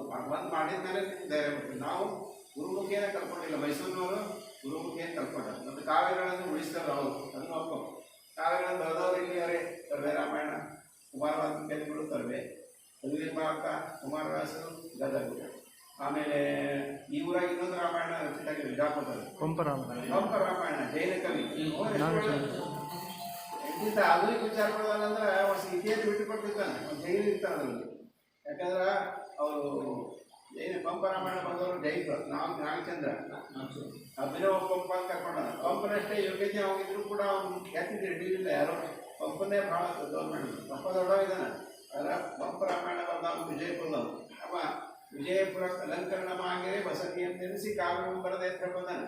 ಅವಾಗಿನ ಕಾಲದ ಕವಿಗಳಿಗೆ ಒಂದು ದೇವಸ್ಥಾನ ಕಟ್ಟಬೇಕು, ಒಂದು ಕಾವ್ಯ ಬರೀಬೇಕು, ಅದೊಂದು ಉದ್ದೇಶ. ಎಲ್ಲರೂ ಈ ಕುಮಾರವ್ಯಾಸರು ಗದಗಿನ ದೇವಸ್ಥಾನದಲ್ಲಿ ಕೂತು ಬರ್ತಾರೆ. ಆಮೇಲೆ ಕುಮಾರ ವಾಲ್ಮೀಕಿಗಳು ತರವೆ ದೇವಸ್ಥಾನದಲ್ಲಿ ಕೆಳಗೆ ನೀವು ಹೋಗ್ತೀರಲ್ಲ, ಒಂದು ಪುಸ್ತಕ ಇಟ್ಟಾರೆ ನೋಡಿ, ಓಲೆಗೆ. ಅದು ಇತ್ತೀಚಿನ ಅದು ಹಾಳು ಮಾಡಿ ಓಲೆಗರಿಗೆ ಲಿಪಿ ಮೈಸೂರಿನಲ್ಲಿ ಓರಿಯೆಂಟಲ್ ಲೈಬ್ರರಿ. ಅದಕ್ಕೆ ವಿಜಯಪುರ ಜಿಲ್ಲಾದವರು ಮತ್ತು ನಾಗಚಂದ್ರ ವಿಜಯಪುರ ಜಿಲ್ಲಾದವರು ಕಡಿಮಿಲ್ಲ. ಉತ್ತರ ಕರ್ನಾಟಕ ಮತ್ತು ರನ್ನ ಇಲ್ಲೇ ಮೊದಲದವರು, ಪಂಪ ಅಡಿಗೆನೇವ ಇಲ್ಲಿರೋ ನೀವು ಎದುರು ಕಮ್ಮಿ ಇಲ್ಲ. ಆದರೆ ಮೈಸೂರಿನೊಳಗಿಂದ ನಾವು ಮಗಕ್ಕೆ ಹಾಕ್ಬಿಡ್ತೀವಿ. ಯಾಕಂತಂದ್ರೆ ಅವರ ಕಡೆ ಯೋಗ್ಯತೆ ಸಣ್ಣ ಸಣ್ಣ 5 ವರ್ಷದ ಹುಡುಗರು ಗಮಕ ಮಾಡಿದ್ರು. ಅವ್ರು ನೋಡಿದ್ರೆ ಅದ್ಭುತ ತಂದಿದ್ರು ಸರ್. ನಿಮ್ಮದ ರಾಮಾಯಣ ಮಹಾಭಾರತ ಹರಿಶ್ಚಂದ್ರನ ಕಾವ್ಯ ಮಾಡಿದ್ರೆ ಹರಿಶ್ಚಂದ್ರನ ಆಸ್ಥಾನ ಬಂತು. ಒಂದು ಕಡೆ ವಿಶ್ವಾಮಿತ್ರ, ಒಂದು ಕಡೆ ವಸಿಷ್ಠ, ಒಂದು ಕಡೆ ಇಂದ್ರ. ಏನು ಮಾತಾಡೋದು, ಅವರೇ ಡ್ರೆಸ್ ಹಾಕೋಬೇಕಾಗಿಲ್ಲ, ಸಾಧಾರಣ ಡ್ರೆಸ್ ಹಾಕ್ಕೊಂಡೆ ಅದಕ್ಕೆ ಮುಂದೆ ಸ್ವಾಗತ ನಿಲ್ಲಿಸ್ತಾರೆ. ಅವ್ರ ಯೋಗ್ಯತೆ ಭಾರಿ ಅದು ಸಣ್ಣದು. ಮತ್ತು ಪರೀಕ್ಷೆಗಳು ಕೊಡ್ತಾರೆ ಅವರು, ಗಮನ ಮಾಡಿನ ಗಮಕ ರತ್ನ ಪರೀಕ್ಷೆಗಳು ಕೊಡ್ತಾರೆ. ಅದ್ರಾಗ ವಿಶಿಷ್ಟ ಅಂದರೆ ಮಂಗಳೂರಿನೊಳಗೆ ಮುಸ್ಲಿಂ ಹುಡುಗಿಯರು 100 ಮಂದಿ ಗಮಕ ಮಾಡ್ತಾರೆ, ಗಮಕ ಕಲಿತಾರೆ. ಅದು ಒಳ್ಳೆಯ ಒಂದು ಸಂಸ್ಕೃತಿಯನ್ನು ಬೆಳೆಸುತ್ತೆ. ಇದು ಗಮಕದಿಂದ ಒಳ್ಳೆಯ ಸಂಸ್ಕೃತಿ, ಒಳ್ಳೆಯ ಸಂಸ್ಕಾರ ಮತ್ತು ನಡೆ ನುಡಿ, ಅಣ್ಣ ತಮ್ಮ ಹಾಕಿರ್ಬೇಕು. ಇದಕ್ಕೆ ನಾವು ನೋಡಿದ್ವಿ. ದೊಡ್ಡವ್ರ ಬಗ್ಗೆ ಏನು ಗೌರವ ಕೊಡಬೇಕು. ಆಮೇಲೆ ಈ ಕಲಿತು ಬರುವಂಥ ಹೆಣ್ಣುಮಕ್ಕಳಿಗೆ ಯಾವ ರೀತಿಯಿಂದ ನೋಡಬೇಕು. ಅನೇಕ ಸಂದೇಶಗಳು ಭಾಳ ಮಹತ್ವದ್ದು. ಕತೆ ಮಾಡ್ತಿರ್ತಾರೆ, ಕಥೆಯಲ್ಲಿರುವಂಥ ಸಂದೇಶ ಇರುತ್ತೆ, ಅದು ಮಹತ್ವದ್ದು. ಅದಕ್ಕೆ ಇವತ್ತಿನ ಈ ಕಾರ್ಯಕ್ರಮದಲ್ಲಿ ಸರ್, ನಾರಾಯಣ ಸರ್ ಮತ್ತು ಪುರಾಣಿಕವರು, ಮರಳಿಯವರು ಒಳ್ಳೆಯ ಕಾರ್ಯಕ್ರಮ ಸಂಯೋಜನೆ ಮಾಡ್ಯಾರ. ಮತ್ತು ವಿದ್ವಾಂಸರು ಬೇಕಾದ್ರೆ ನಮ್ಮ ಇಲ್ಲಿಯ ಹೆಡ್ ಮಾಸ್ಟರ್ ಆಗಿ ರಿಟೈರ್ ಆದಂಥ ಗೋವಿಂದ ಅಂಬೋಳ್ಸರ್ ಅವ್ರ ಮನೆಯವರು ಕೂಡ ನಾನು ನೀವು ಬರಲೇಬೇಕು, ಇಲ್ಲಿ ಹೆಡ್ ಮಾಸ್ಟರ್ ಅಂತ ಬರ್ಕೊಂಡಿರಿ, ಬಿಡಿ ಸ್ಕೂಲ್ನಾಗ ಬರಲೇಬೇಕು. G R Kulkarni sir Vijayapura ಜಿಲ್ಲೆಗೆ ಚಿರ ಬರೀತಿದ್ದರು. ಒಳ್ಳೆ ಶ್ರೇಷ್ಠ ಸಾಹಿತ್ಯ ಹಿಂದಿ ಮತ್ತು ಕನ್ನಡ ಎರಡೂ ಅದು. ಸರ್ ತ್ರಿಭಾಷಾ Kannada Hindi English Jamakhandi P P ಸ್ಕೂಲಿನ ಬಗ್ಗೆ ಒಂದು ತಾಸು ಅವರು ಭಾಷಣ ಕೊಡ್ತಾರೆ. ಮತ್ತು ರಾಮದೇವ್ ಬಗ್ಗೆ ಹೇಳ್ತಾರೆ. ನಾವು ಅವಕಾಶ ಆಮೇಲೆ ನಾವು ವಲ್ಲಭಾಯಿ ಪಟೇಲ್ ಜಯಂತಿ ಅವಾಗ ಡಬಲ್ ಸರ್ ಅಧ್ಯಕ್ಷ ಅವೆಲ್ಲ ಹಿಡಿದು ಈ ದಾಸವಾಡಿ ಒಳಗೆ ಇವೆಲ್ಲ ಕಮಾಂಡ್ ಅಲ್ಲೆಲ್ಲ ಹೈದರಾಬಾದ್ ಕರ್ನಾಟಕದ ಮಂದಿ ಎಲ್ಲ ಬಂದು ನಿರಾಶ್ರಿತರಾಗಿ ಅದೇ ರಜಾಕರ್ ಹಾವಳಿ ಒಳಗೆ 40 ನೋಡ್ಬಾರ್ದು 41 ವರ್ಷದ ಮೇಲೆ ಹೈದರಾಬಾದ್ ಕರ್ನಾಟಕ ಅದು ವಲ್ಲಭಾಯಿ ಪಟೇಲರ ಒಂದು ಧೈರ್ಯದಿಂದ ಆಯಿತು. ಇಲ್ಲಂದ್ರೆ ಬಾಂಗ್ಲಾದೇಶದ ಪರಿಸ್ಥಿತಿ ಇಲ್ಲೇ ಅಕ್ಕಪಕ್ಕದ ಕಾಣ್ತಿದ್ವಿ. ಆಮೇಲೆ ಇವರು ಬಂದಾರೆ ಬಾಬುರಾವ್ ಕುಲಕರ್ಣಿ ಕರ್ನಾಟಕ ಕಲಾ ಸಂಘದ ಅಧ್ಯಕ್ಷರು, ಅವ್ರಿಗೂ ನಾನು ಧನ್ಯವಾದಗಳನ್ನು ಹೇಳ್ತಾ ಇದ್ದೀನಿ. ಹಾಗೆ ನಮ್ಮ ಅಂಬಾದಾಸ್ ಜೋಶಿ ಸಂಗೀತ ಕಲಾವಿದರು ಅವ್ರಿಗೂ ಹೇಳ್ತಾ ಇದ್ದೀನಿ. ಆಮೇಲೆ ಇನ್ನು ಇವರು ಬಂದಾರೆ ಶಿವಮೊಗ್ಗಿ ಮೇಡಮು, ಆಮೇಲೆ ಮೋಹನ್ ಕೌತಾಳ್ ಅವರು ಮತ್ತು ಅವರ ಮನೆಯವರು ಲಕ್ಷ್ಮೀ ಕೌತಾಳ್ ಅವರು. ಲಕ್ಷ್ಮೀ ಕೌತಾಳ್ ಅವರು ಇದು ಇದ್ದಾರೆ ಎಂಟೆಕ್ ಆಗಿ ಕಲಬುರ್ಗಿ ಯೂನಿವರ್ಸಿಟಿ ಡೀನ್ ಇದ್ದಾರೆ. ಅವರು ನಮ್ಮ ಕಾರ್ಯಕ್ರಮಕ್ಕೆ ಬಂದಾರೆ ನೋಡ್ರಿ. ಕನ್ನಡ ಒಂದು ಕೆಲಸ ಬಿಡೋದು ಮಾಡ್ಕೊಂಡು ಮೋಹನ್ ಕೌತಾಳ್ ಅವರು ದೊಡ್ಡ ಉದ್ಯಮಿ. ಅವ್ರು ಗ್ಯಾಸ್ ಕಂಪ್ನಿ ಇಟ್ಟಿದ್ದಂತೆ ರಿಯಲ್ ಎಸ್ಟೇಟ್ ಎಲ್ಲ ಮಾಡಿದ್ದಾರೆ. ಅವ್ರು ನಮ್ಮ ಗುರುಗಳ ಮನಸ್ಸುದಿಯಾಗಿತ್ತು. ಅವರೆಲ್ಲ ಕಡೆ ಬೆಳಗಾವಲ್ಲೆಲ್ಲ ಗಮನ ಕಾರ್ಯಕ್ರಮ ಕರ್ಕೊಂಡು ಮತ್ತು ನಮ್ಮ ಶಿಷ್ಯರಿದ್ದಾರೆ, ಎಲ್ಲರೂ ಬಂದ್ದಾರೆ. ನಮ್ಮ ಬ್ರದರ್ಸು, ನಮ್ಮ ಬಂಧುಗಳು ಎಲ್ಲರೂ ಬಂಧುಗಳೇ. ನೀವು ಯಾರು ಬಂಧುಗಳು ಅಲ್ಲ ಅಂತ ಅನ್ಬಾರ್ದು. ಯಾಕಂದ್ರೆ ಸಾಹಿತ್ಯ ಬಂಧುಗಳು ನಮ್ಮ ಎಲ್ಲರೂ ಬಂಧುಗಳೇ. ಅವರಿವರು ಅನ್ನೋದೇ ಅಂತ ಹೇಳ್ತಾರೆ. ಹಾಗೆ ನೀವೆಲ್ಲ ಬಂದು ಈ ಕಾರ್ಯಕ್ರಮವನ್ನು ಶಿವಾಜಿ ಮೌರ್ಯ ಅವರು ಬಂದ್ಬಿಟ್ಟಿದ್ದಾರೆ. ಅದಕ್ಕೆ ಈ ಕಾರ್ಯಕ್ರಮವನ್ನು ನಮಗೆ ಇಟ್ಟು ಹೆಚ್ಚೆಚ್ಚಿನ ಜನಕ್ಕೆ ಗಮಕದ ಏನು ಅಂತ ಟಿ ವಿ ಒಳಗೆ ನೋಡಿರ್ತಾರೆ ಮಂದಿ. ಅದು ಟಿ ವಿ ನೋಡೋದಕ್ಕೂ ಇದಕ್ಕೂ ಭಾಳ ವ್ಯತ್ಯಾಸ ಇದೆ. ಇಲ್ಲಿ ಜೀವನ ಲೈವ್ ಆಗಿ ಕಾಣ್ತಿರ್ತದೆ. ಈಗ ನಿಮ್ಗೆ ಅಭಿಮಾನಿಗಳು ಮೊದಲೇ ನಡೆದಂಗೆ ಅನಿಸ್ಲಿಕ್ಕೆ ನನಗಂತ ಅದು. ಮತ್ತು ಇವರು ನಮ್ಮ ಶ್ರೀರಂಗ ಕುಲಕರ್ಣಿ ಅವರು ಎಲ್ಲರಿಗೂ ಮರಳಿ ರಾಹುಲ್ ಮರಳಿ, ಆಮೇಲೆ ಶ್ರೀರಂಗ ಪುರಾಣಿಕ ಗುರುಗಳು ಏನಾದರೂ ತಪ್ಪಿ ಅವ್ರ ಹೆಸರು ಕೃಷ್ಣಮೂರ್ತಿ ಪುರಾಣಿಕ ಅವರು ಅಂತಂದ್ರೆ ಗುರುಗಳ ಕೃಷ್ಣಮೂರ್ತಿ ಪುರಾಣಿಕ ಮುಂದಾಗಿ ಅಂತ ಹೇಳ್ತಾ ಇದ್ದೀನಿ. ಬಾಬಾನಗರ್ ಸರ್ ಅವರು ಒಮ್ಮೆ ನಾವು ಅತಿಥಿ ಅಂತ ಹೇಳಿ ಅವ್ರನ್ನ ಕರೆಸಿದ್ವಿ. ಎಲ್ಲರೂ ಇಲ್ಲಿ ನೋಡಿ. ಆಮೇಲೆ ಅಂಬರೀಷ್ ಸಾಲಂಕಿ ಅವರು ಸಾಹಿತ್ಯ ಪರಿಷತ್ತಿನ ನನ್ನ ಪರಿಚಯ. ಅವ್ರ ಮೊಬೈಲ್ ನಂಬರ್ ಅದ ಸ್ನೇಹಿತರೆ ಕೆಲವೊಂದು ಚಿತ್ರಗಳನ್ನು ಚಿತ್ರಗಳನ್ನು ಕಳಿಸಿದ್ವಿ. ಅದಕ್ಕೆ ಚೆನ್ನಾಗಿ ಮಾಡಿದ್ರು ನೋಡಿ. ಈ ಕಡಿಮೆ ಮಾತಾಡೋದು ಶ್ರೇಷ್ಠ ವ್ಯಕ್ತಿಗಳು ಅಂತ ಅದಕ್ಕೆ ಅವತ್ತು ಅಭಿಪ್ರಾಯ ಚಿಕ್ಕ ಚೌಕ ಭಾಷೆಯಲ್ಲಿ ತಿಳಿಸಿದ್ರು. ಅದಕ್ಕೆ ಅವರಿವರೇನಂದರೆ ಎಲ್ಲ ಬಂಧುಗಳಿಗೆ ವಂದನೆಗಳನ್ನು ತಿಳಿಸಿ ಕೃತಜ್ಞತೆಗಳನ್ನು ತಿಳಿಸಿ ಭಾಷಣ ಮುಗಿಸಿದ್ವಿ. ಕರ್ನಾಟಕ ಕಲಾ ಸಂಘದ ಅಧ್ಯಕ್ಷರು ಬಾಬು ಕುಲಕರ್ಣಿ, ಶ್ರೀ ಬಾಬು ಕುಲಕರ್ಣಿ ಅವರು 2 ನಿಮಿಷ ಈ ಕಾರ್ಯಕ್ರಮದ ಕುರಿತಾಗಿ ಮಾತನಾಡ್ತಾರೆ.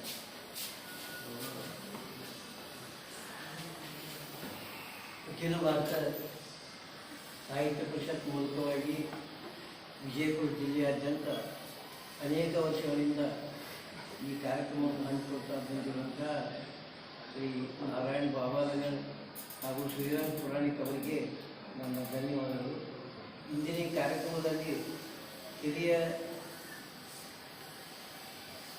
ಹಿರಿಯ ಸಂಗೀತಗಾರರು ಮತ್ತು ಗಮಕದಲ್ಲಿ ರಾಜ್ಯ ಮಟ್ಟದಲ್ಲಿ ಅನೇಕ ಪ್ರಶಸ್ತಿಗಳನ್ನು ಪಡೆದಿರುವಂಥ ಶ್ರೀಮತಿ ಶಾಂತಾಬಾಯಿ ಚೌಕಾ ಅವರು ಹಾಗೂ ನಮ್ಮ ಸಂಘದ ಸದಸ್ಯರು ಹಾಗೂ ಕುಮಾರವ್ಯಾಸ ಭಾರತ ವೇದಿಕೆ ಅಧ್ಯಕ್ಷರು ಆಗಿರುವಂಥ ಶ್ರೀ ಕಲ್ಯಾಣರಾವ್ ದೇಶಪಾಂಡೆ ಅವರು ಈ ಒಂದು ಗಮಕವನ್ನು ವಿಜಯಪುರ ಜಿಲ್ಲೆಯಾದ್ಯಂತ ಯಶಸ್ವಿಯಾಗಿ ಕೊಂಡೊಯ್ತಾ ಇದ್ದಾರೆ.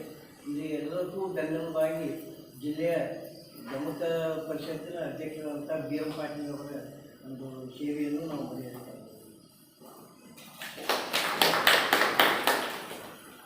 ಅತ್ಯಂತ ಚಿಕ್ಕದಾಗಿ ಮಾತನಾಡಿದಂಥ ಶ್ರೀ ಬಾಬು ಕುಲಕರ್ಣಿ ಅವರಿಗೆ ಧನ್ಯವಾದಗಳು.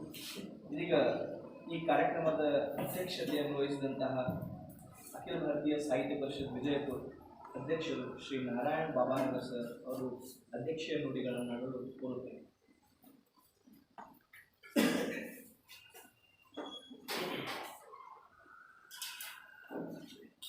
ಹರಿ ಓಂ. ಎಲ್ಲರಿಗೂ ನಮಸ್ಕಾರ. ಇವತ್ತು ಅಖಿಲ ಭಾರತೀಯ ಸಾಹಿತ್ಯ ಪರಿಷತ್ ವಿಜಯಪುರ ಜಿಲ್ಲಾ ಘಟಕದಿಂದ ಹಮ್ಮಿಕೊಂಡಂತಹ ಗಮಕ ವಾಚನ ಮತ್ತು ವ್ಯಾಖ್ಯಾನ ಕಾರ್ಯಕ್ರಮದಲ್ಲಿ ಇಷ್ಟೊತ್ತಿನವರೆಗೆ ಅತ್ಯಂತ ಅದ್ಭುತವಾಗಿ ವಾಚನವನ್ನು ಮಾಡುವಂಥ ಹಿರಿಯರಾದ ಶ್ರೀಮತಿ ಶಾಂತಾಬಾಯಿ ಕೌತಾಳ್ ಎಂಬವರೇ, ವ್ಯಾಖ್ಯಾನ ಮಾಡಿದ ಹಿರಿಯರಾದ ಶ್ರೀ ಕಲ್ಯಾಣರಾವ್ ದೇಶಪಾಂಡೆ ಅವರೇ, ಶರಣ ಸಾಹಿತ್ಯ ಪರಿಷತ್ತಿನ ಯುವ ವೇದಿಕೆಯ ಉಪಾಧ್ಯಕ್ಷರಾದ ಸನ್ಮಾನ್ಯ ಶ್ರೀ ಅಮರೇಶ್ ಸಾಲಂಕಿ ಅವರೇ, ಇಲ್ಲಿ ಉಪಸ್ಥಿತರಿರುವ ಎಲ್ಲ ಸಾಹಿತ್ಯ ಅಭಿಮಾನಿಗಳೇ, ಎಲ್ರಿಗೂ ಮತ್ತೊಮ್ಮೆ ನಮಸ್ಕಾರಗಳನ್ನು ಹೇಳ್ತಾ, ಅಖಿಲ ಭಾರತೀಯ ಸಾಹಿತ್ಯ ಪರಿಷತ್ತು 1966 ಅಕ್ಟೋಬರ್ 27ರಂದು ಇಬ್ಬರು ನೇತೃತ್ವ, ಶ್ರೀ ಮಾಧವ್ ಮುಳೆ ಮತ್ತು ಶ್ರೀ ಶಾಂಡಿಲ್ಯ, ಇವರ ನೇತೃತ್ವದೊಳಗೆ ದೆಹಲಿ ಒಳಗೆ ಇದು ಹುಟ್ಟು ಹಾಕಲ್ಪಟ್ಟಂತಹ ಒಂದು ಸಾಹಿತ್ಯ ವೇದಿಕೆ. ಮುಖ್ಯ ಉದ್ದೇಶ ಏನಾಗಿತ್ತು ಇದರಂದ್ರೆ, ಈಗಲೂ ಕೂಡ ಉದ್ದೇಶ ಸಾಹಿತ್ಯ ಪರಿಷತ್, ಅಖಿಲ ಭಾರತೀಯ ಸಾಹಿತ್ಯ ಪರಿಷತ್ತು ನಮ್ಮ ಮಾತೃಭಾಷೆಯನ್ನು ನಾವು ಪ್ರೀತಿಸ್ತಾ ಭಾರತೀಯ ಇತರ ಭಾಷೆಗಳೇನವ ಅವೆಲ್ಲ ಭಾಷೆಗಳನ್ನು ಗೌರವಿಸಬೇಕು. ಭಾರತ ಅಂದ್ರೆ ಬರೀ ಕರ್ನಾಟಕ ಅಷ್ಟೇ ಅಲ್ಲ, ಎಲ್ಲ ರಾಜ್ಯದ ಭಾಷೆಗಳು ಕೂಡ ಭಾರತೀಯ ಭಾಷೆಗಳು. ಎಲ್ಲ ಭಾರತೀಯ ಭಾಷೆಗಳನ್ನ ನಾವು ಗೌರವಿಸಬೇಕು, ನಮ್ಮ ಮಾತೃಭಾಷೆಯನ್ನು ನಾವು ಪ್ರೀತಿಸಬೇಕು ಅನ್ನೋ ಮುಖ್ಯ ಧ್ಯೇಯದೊಂದಿಗೆ ಹುಟ್ಟು ಹಾಕಲ್ಪಟ್ಟಂತಹ ಒಂದು ವೇದಿಕೆ. ಕರ್ನಾಟಕಕ್ಕೆ ಬಹಳ ತಡವಾಗಿ ಇದು ಬಂತು. 2015ಕ್ಕೆ ಇಲ್ಲೇ ಕರ್ನಾಟಕದೊಳಗ ಅಖಿಲ ಭಾರತೀಯ ಸಾಹಿತ್ಯ ಪರಿಷತ್ತು ಕರ್ನಾಟಕ ವಿಭಾಗ ಇದು ಪ್ರಾರಂಭ ಆಯಿತು. ವಿಜಯಪುರ ಜಿಲ್ಲೆಗೆ ಬಂದದ್ದು ಇನ್ನೂ ತಡವಾಗಿ, 2-3 ವರ್ಷ ಆಯ್ತು ಅಷ್ಟೇ ನಾವು ಈ ಕಾರ್ಯಕ್ರಮಗಳನ್ನೆಲ್ಲ ಮಾಡ್ಲಿಕ್ಕತ್ತು. ಆಮೇಲೆ ಈ ಒಂದು ಸಂಘಟನೆಗಳನ್ನ ಮಾಡ್ಲಿಕ್ಕತ್ತು. ಭಾಳ ಕಡಿಮೆ ಸಂಖ್ಯೆ ಒಳಗೆ ನಾವು ಸಂಘಟನೆ ಒಳಗೆ ಕೆಲವೊಂದಿಷ್ಟು ಸದಸ್ಯರು ಇಟ್ಕೊಂಡು ಈ ಕಾರ್ಯಕ್ರಮಗಳನ್ನು ಮಾಡ್ತಾ ಬಂದಿವಿ. ಪ್ರತಿ 3 ವರ್ಷಕ್ಕೊಮ್ಮೆ ರಾಜ್ಯ ಮಟ್ಟದೊಳಗೆ ಅಧಿವೇಶನ ಅಂತ ನಡೀತದೆ. ಈಗಾಗಲೇ 3 ಅಧಿವೇಶನಗಳು ಆಗ್ಯಾವ.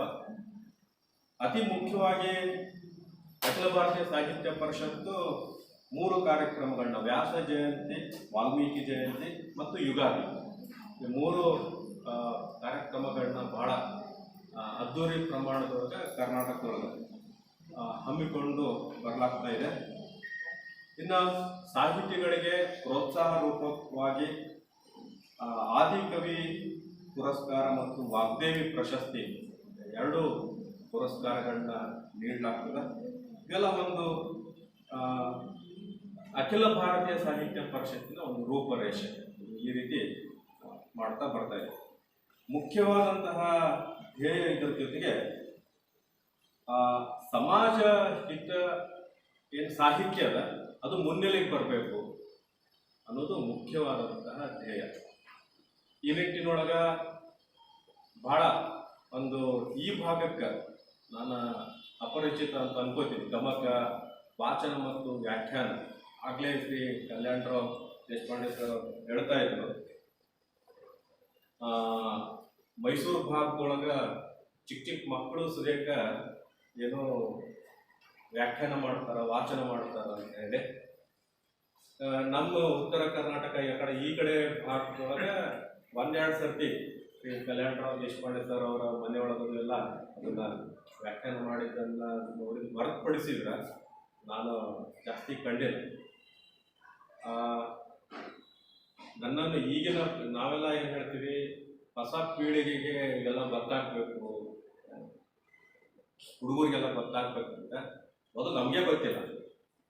ಮೊದಲು ನಾವು ಗೊತ್ತು ಮಾಡ್ಕೋಬೇಕಾಗ್ಯದ, ಆಮೇಲೆ ನಮ್ಮ ನಂತರದ ಪೀಳಿಗೆಗೆ ಇದೆಲ್ಲ ಹೇಳಬೇಕಾಗಿದೆ. ನಾವೆಲ್ಲ ಹೆಂಗೆ ಆಗ್ಬಿಟ್ಟಿವಂದ್ರೆ, ಈಗ ನಮ್ಮ ಮುತ್ಯ ಉದಯರಾಗ ಹಾಡುಗಳನ್ನ ಹಾಡ್ತಿದ್ರು ಅಂತ ನಮ್ಮ ಮಕ್ಕಳಿಗೆ ಹೇಳ್ತೀವಿ. ನಮ್ಮ ಮಕ್ಕಳು ಏನು ಹೇಳ್ತಾರೆ, ನಮ್ಮಪ್ಪ ಅವ್ರ ಅಜ್ಜ ಹಿಂಗೆ ಹಾಡ್ತಿದ್ರು ಅಂತ ಹೇಳ್ತಿದ್ದ ಅಂತ ಹೇಳ್ತಾರೆ. ಅಜ್ಜ ಹಾಡಿದನ್ನು ನಾವು ಏನು ಮಾಡ್ಲಿಕ್ಕಿಲ್ಲ, ಅದನ್ನು ಆ ಪೀಳಿಗೆ ಮುಂದುವರ್ಸ್ಕೊಂಡು ಹೊಂಟಿಲ್ಲ. ಆ ನಿಟ್ಟಿನೊಳಗೆ ಇವತ್ತು ಬಹಳ ಸಂತೋಷ ಆಗಿದ್ದು, ಈ ಪೀಳಿಗೆ ಮುಂದುವರ್ಸ್ಕೊಂಡು ಹೋಗೋದೇನಲ್ಲ ಅದು ನನಗೆ ಕಂಡು ಬಂತು. ಹೊಸೊಬ್ರು ಬರ್ಲಿಕ್ಕತ್ತಾರ ವಾಚನವನ್ನು ಮಾಡಲಿಕ್ಕೆ, ಅನ್ನೋದು ಕಂಡು ಬಂತು. ಅದಕ್ಕಿಂತಲೂ ಭಾಳ ಮಿಗಿಲಾಗಿ ನಾನು ಕಂಡದ್ದು 93ರ ವಯಸ್ಸಿನೊಳಗೂ ಕೂಡ ಇಷ್ಟೊಂದು ಉತ್ಸಾಹದಿಂದ ಅವರ ಎನರ್ಜಿ, ಆ ಉತ್ಸಾಹ, ಶ್ರೀಮತಿ ಶಾಂತಾಬಾಯಿ ಕೌತಾಳ್ ಅವರ ಆ ಒಂದು ಒಳಗಿನ ತುಡಿತ ಏನದ ಈಗಲೂ ಕೂಡ ನಾನು ಹೇಳಬೇಕು, ಮಾಡಬೇಕು ಅನ್ನೋದೇನದಲ್ಲ, ಅದಕ್ಕೆ ಅತ್ಯಂತ ದೊಡ್ಡದಾದಂಥ ಅವರ ಉತ್ಸಾಹ ನಮಗೆ ಪ್ರೇರಣೆ ಆಗಬೇಕು. ಆ ನಿಟ್ಟಿನೊಳಗೆ ನಾವು ಕೂಡ ಕಾರ್ಯಗಳನ್ನ ಮಾಡೋಣ. ಸುಮಾರು 1.5-2 ಗಂಟೆ ಕಾಲದವರೆಗೆ ನಾನು ನಂಗೆ ಅನ್ಕೊಳ್ಬೇಕಿದ್ದೆ, ಖಂಡಿತವಾಗಿ ನಾವು ಅಜ್ಞಾತವಾಸದೊಳಗಿದ್ವಿ.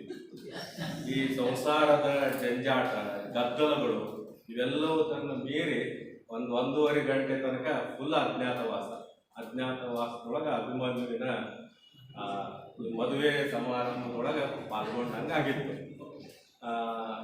ಅನ್ಕೊಳಿಬೇಕಿದ್ದೀವಿ ನಾವೆಲ್ಲ. ಒಂದು 30 ಜನರ ಇತ್ತು ಆಡಿಯನ್ಸ್, ನಮ್ದು ನಿರೀಕ್ಷೆ ಇತ್ತು. ಅದಕ್ಕೆ ಶ್ರೀರಂಗ್ ಕುಲಕರ್ಣಿ ಆಮೇಲೆ ಮಯೂರ್ ತಿಳುಗುಳ್ಕರ್ ಸರ್ಗೆ ನಾವೆಲ್ಲ ಕೂತು ಚರ್ಚೆ ಮಾಡುವಾಗ 30 ಜನರನ್ನ ಕರಿಬೇಕಲ್ಲ ಇದಕ್ಕೆ. ಅದಕ್ಕೆ 530 ಮಂದಿಗೆ ಕಾಂಟ್ಯಾಕ್ಟ್ ಮಾಡಿದ್ವಿ. ಮದುವೆಗೆ ಬಂದವರು ನಮ್ಗೆ ಬಹಳ ಸಂತೋಷ ಸಂಗತಿ, ನಮ್ಮ ಎಕ್ಸ್ಪೆಕ್ಟೇಷನ್ 30 ಜನ ಇತ್ತ, ಆ 30 ಜನ ನೀವು ಬಂದ್ರಿ.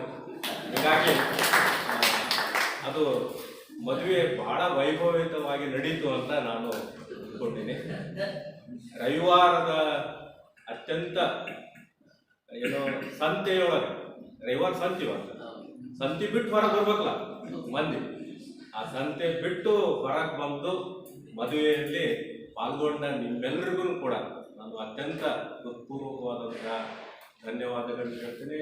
ಜೊತೆಗೆ ಶ್ರೀಮತಿ ಶಾಂತಾಬಾಯಿ ಕೌತಾಳ್ ಅವ್ರಿಗೆ, ಕಲ್ಯಾಣರಾವ್ ದೇಶಪಾಂಡೆ ಸರ್ ಅವ್ರಿಗೆ, ಶ್ರೀ ಸಾಲಕ್ಕಿ ಸರ್ ಅವ್ರಿಗೆ, ಆಮೇಲೆ ನಿಮ್ಮೆಲ್ಲರಿಗೂ ಭಾಳಷ್ಟು ಹಿರಿಯರು ಇದ್ದೀರಿ, ನಿಮ್ಮಿಂದೆಲ್ಲ ನಾವೆಲ್ಲ ಕಲಿಬೇಕಾಗಿದೆ.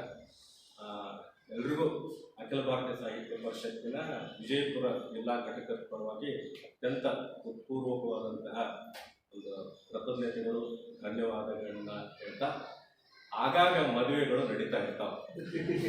ದಯವಿಟ್ಟು ನಮ್ಮ ಈ ಕಾರ್ಯಕ್ರಮಗಳಿಗೆ ನೀವೆಲ್ಲರೂ ಬರ್ರಿ, ನಿಮ್ಮ ಪರಿಚಿತರನ್ನು ಕೂಡ ಕರ್ಕೊಂಬರ್ರಿ ಅಂತ ವಿನಂತಿಸ್ತಾ ಒಂದು ಒತ್ತಾಸೆ ಮಾಡ್ತೀನಿ. ಹೊರಗಡೆ ಅಖಿಲ ಭಾರತೀಯ ಸಾಹಿತ್ಯ ಪರಿಷತ್ತಿನ ಜಿಲ್ಲಾ ಘಟಕಕ್ಕೆ ಸದಸ್ಯರ ನೋಂದಣಿ ಅದ. ಮದುವೆಗೆ ಬಂದು ಹಂಗೆ ಹೋಗೋದು, ಆಯ್ಕೆ ಮಾಡಬಹುದು. ಅದಕ್ಕೆ ಸದಸ್ಯತ್ವ ಫೀ ₹100 ಮಾತ್ರ. ಸದಸ್ಯತ್ವ ಫೀ ಅನ್ನ ಮಾಡಬೇಕು, ಸದಸ್ಯರಾಗಬೇಕು ಅಂತ ನಿಮಗೆ ಅತ್ಯಂತ ಒತ್ತಾಸೆಯನ್ನು ಮಾಡ್ತಾ, ಒಂದು ವಿಚಾರ ಈ ಕಾರ್ಯಕ್ರಮದಿಂದ ಮಾಡಿದ್ದೇವೆ ಅಂದರೆ ಒಂದಿಷ್ಟು ಪುಸ್ತಕಗಳನ್ನು ಕೂಡ ನಾವು ಮಾರಾಟಕ್ಕೆ ಇಡೋಣ ಅಂತ ಹೇಳಿ. ನಮ್ಮ ಜಿಲ್ಲೆಯ ಸಾಹಿತಿಗಳ ಪುಸ್ತಕಗಳಾಗಿರ್ಬೋದು ಅಥವಾ ಒಳ್ಳೆಯ ಒಂದು ಪುಸ್ತಕಗಳು ಅದನ್ನು ಮಾರಾಟಕ್ಕೆ ಇಡೋಣ ಅಂತ ಇಟ್ಕೊಂಡು, ಆ ಮಾರಾಟದಿಂದ ಬಂದಂಥ ದುಡ್ಡದ ಸ್ವಲ್ಪ ಭಾಗವನ್ನು ನಮ್ಮ ಕಾರ್ಯಕ್ರಮಗಳಿಗೆ ಖರ್ಚು ವೆಚ್ಚ ಏನಿರ್ತದೆ ಅದಕ್ಕೆ ಬಳಸೋಣ ಅನ್ನೋ ಉದ್ದೇಶದಿಂದ ಒಂದಿಷ್ಟು ಪುಸ್ತಕಗಳನ್ನ ನಾವು ಇಡ್ತೀವಿ. ಕೊಂಡು ಕೊಡೋದೇ ಆಗದೇ ಇದ್ರು ಖಂಡಿತ ನೋಡಿ ಆದರೂ ಆನಂದಿಸ್ರಿ ಅಂತ ಎಲ್ರಿಗೂ ಕೇಳ್ಕೊತ ಮತ್ತೊಮ್ಮೆ ಎಲ್ರಿಗೂ ಧನ್ಯವಾದಗಳಿಂದ ನನ್ನ ಮಾತು. ಅಧ್ಯಕ್ಷೀಯ ನುಡಿಗಳನ್ನು ಅತ್ಯಂತ ಸುಂದರವಾಗಿ ನಮ್ಮೊಂದಿಗೆ ಹಂಚಿಕೊಂಡಂಥ ಶ್ರೀ ನಾರಾಯಣ್ ಬಾಬಾನಗರ್ ಸರ್ ಅವರಿಗೆ ಧನ್ಯವಾದಗಳು. ಈಗ ವಂದನಾರ್ಹನೆ ಮಯೂರ್ ತಿಳುಗುಳ್ಕರ್ ಸರ್.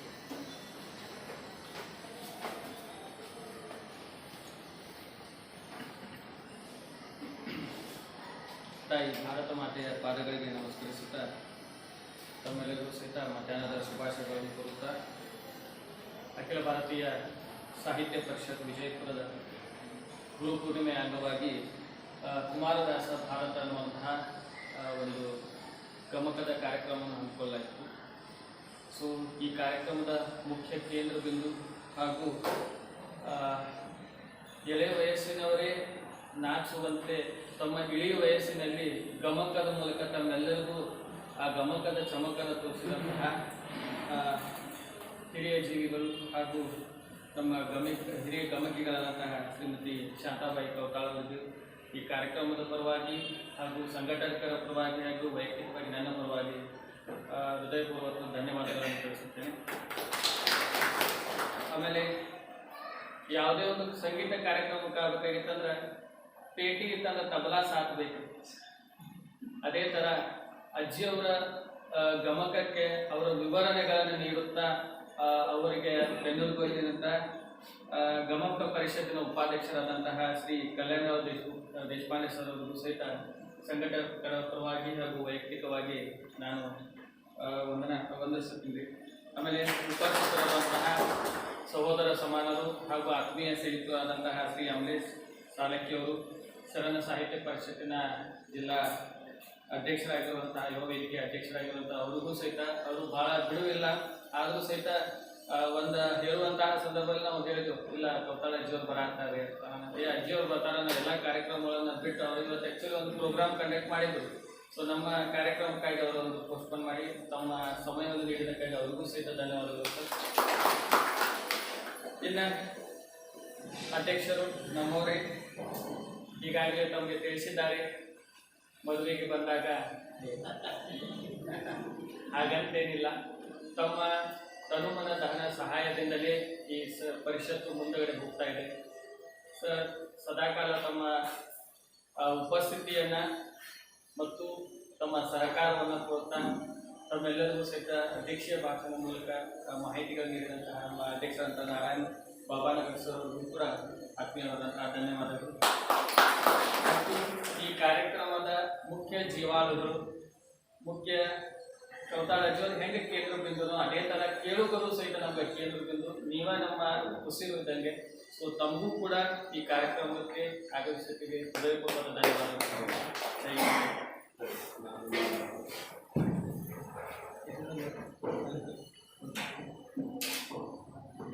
ಅಖಿಲ ಭಾರತೀಯ ಸಾಹಿತ್ಯ ವರ್ಷ ಕಾರ್ಯಕ್ರಮ ಮುಗಿಸುವ ಮುನ್ನ ಶಾಂತಿ ಮಂತ್ರದ ಮೂಲಕ ಒಂದು ವಾಡಿಕೆ. ಎಲ್ಲರೂ ಹೇಳಬೇಕು. ಓಂ ಸರ್ವೇ ಭವಂತು ಸುಖಿನಃ, ಸರ್ವೇ ಸಂತು ನಿರಾಮಯ, ಸರ್ವೇ ಭದ್ರಾಣಿ ಪಶ್ಯಂತು, ಮಾ ಕಶ್ಚಿತ್ ದುಃಖ ಭಾಗ್ ಭವೇತ್.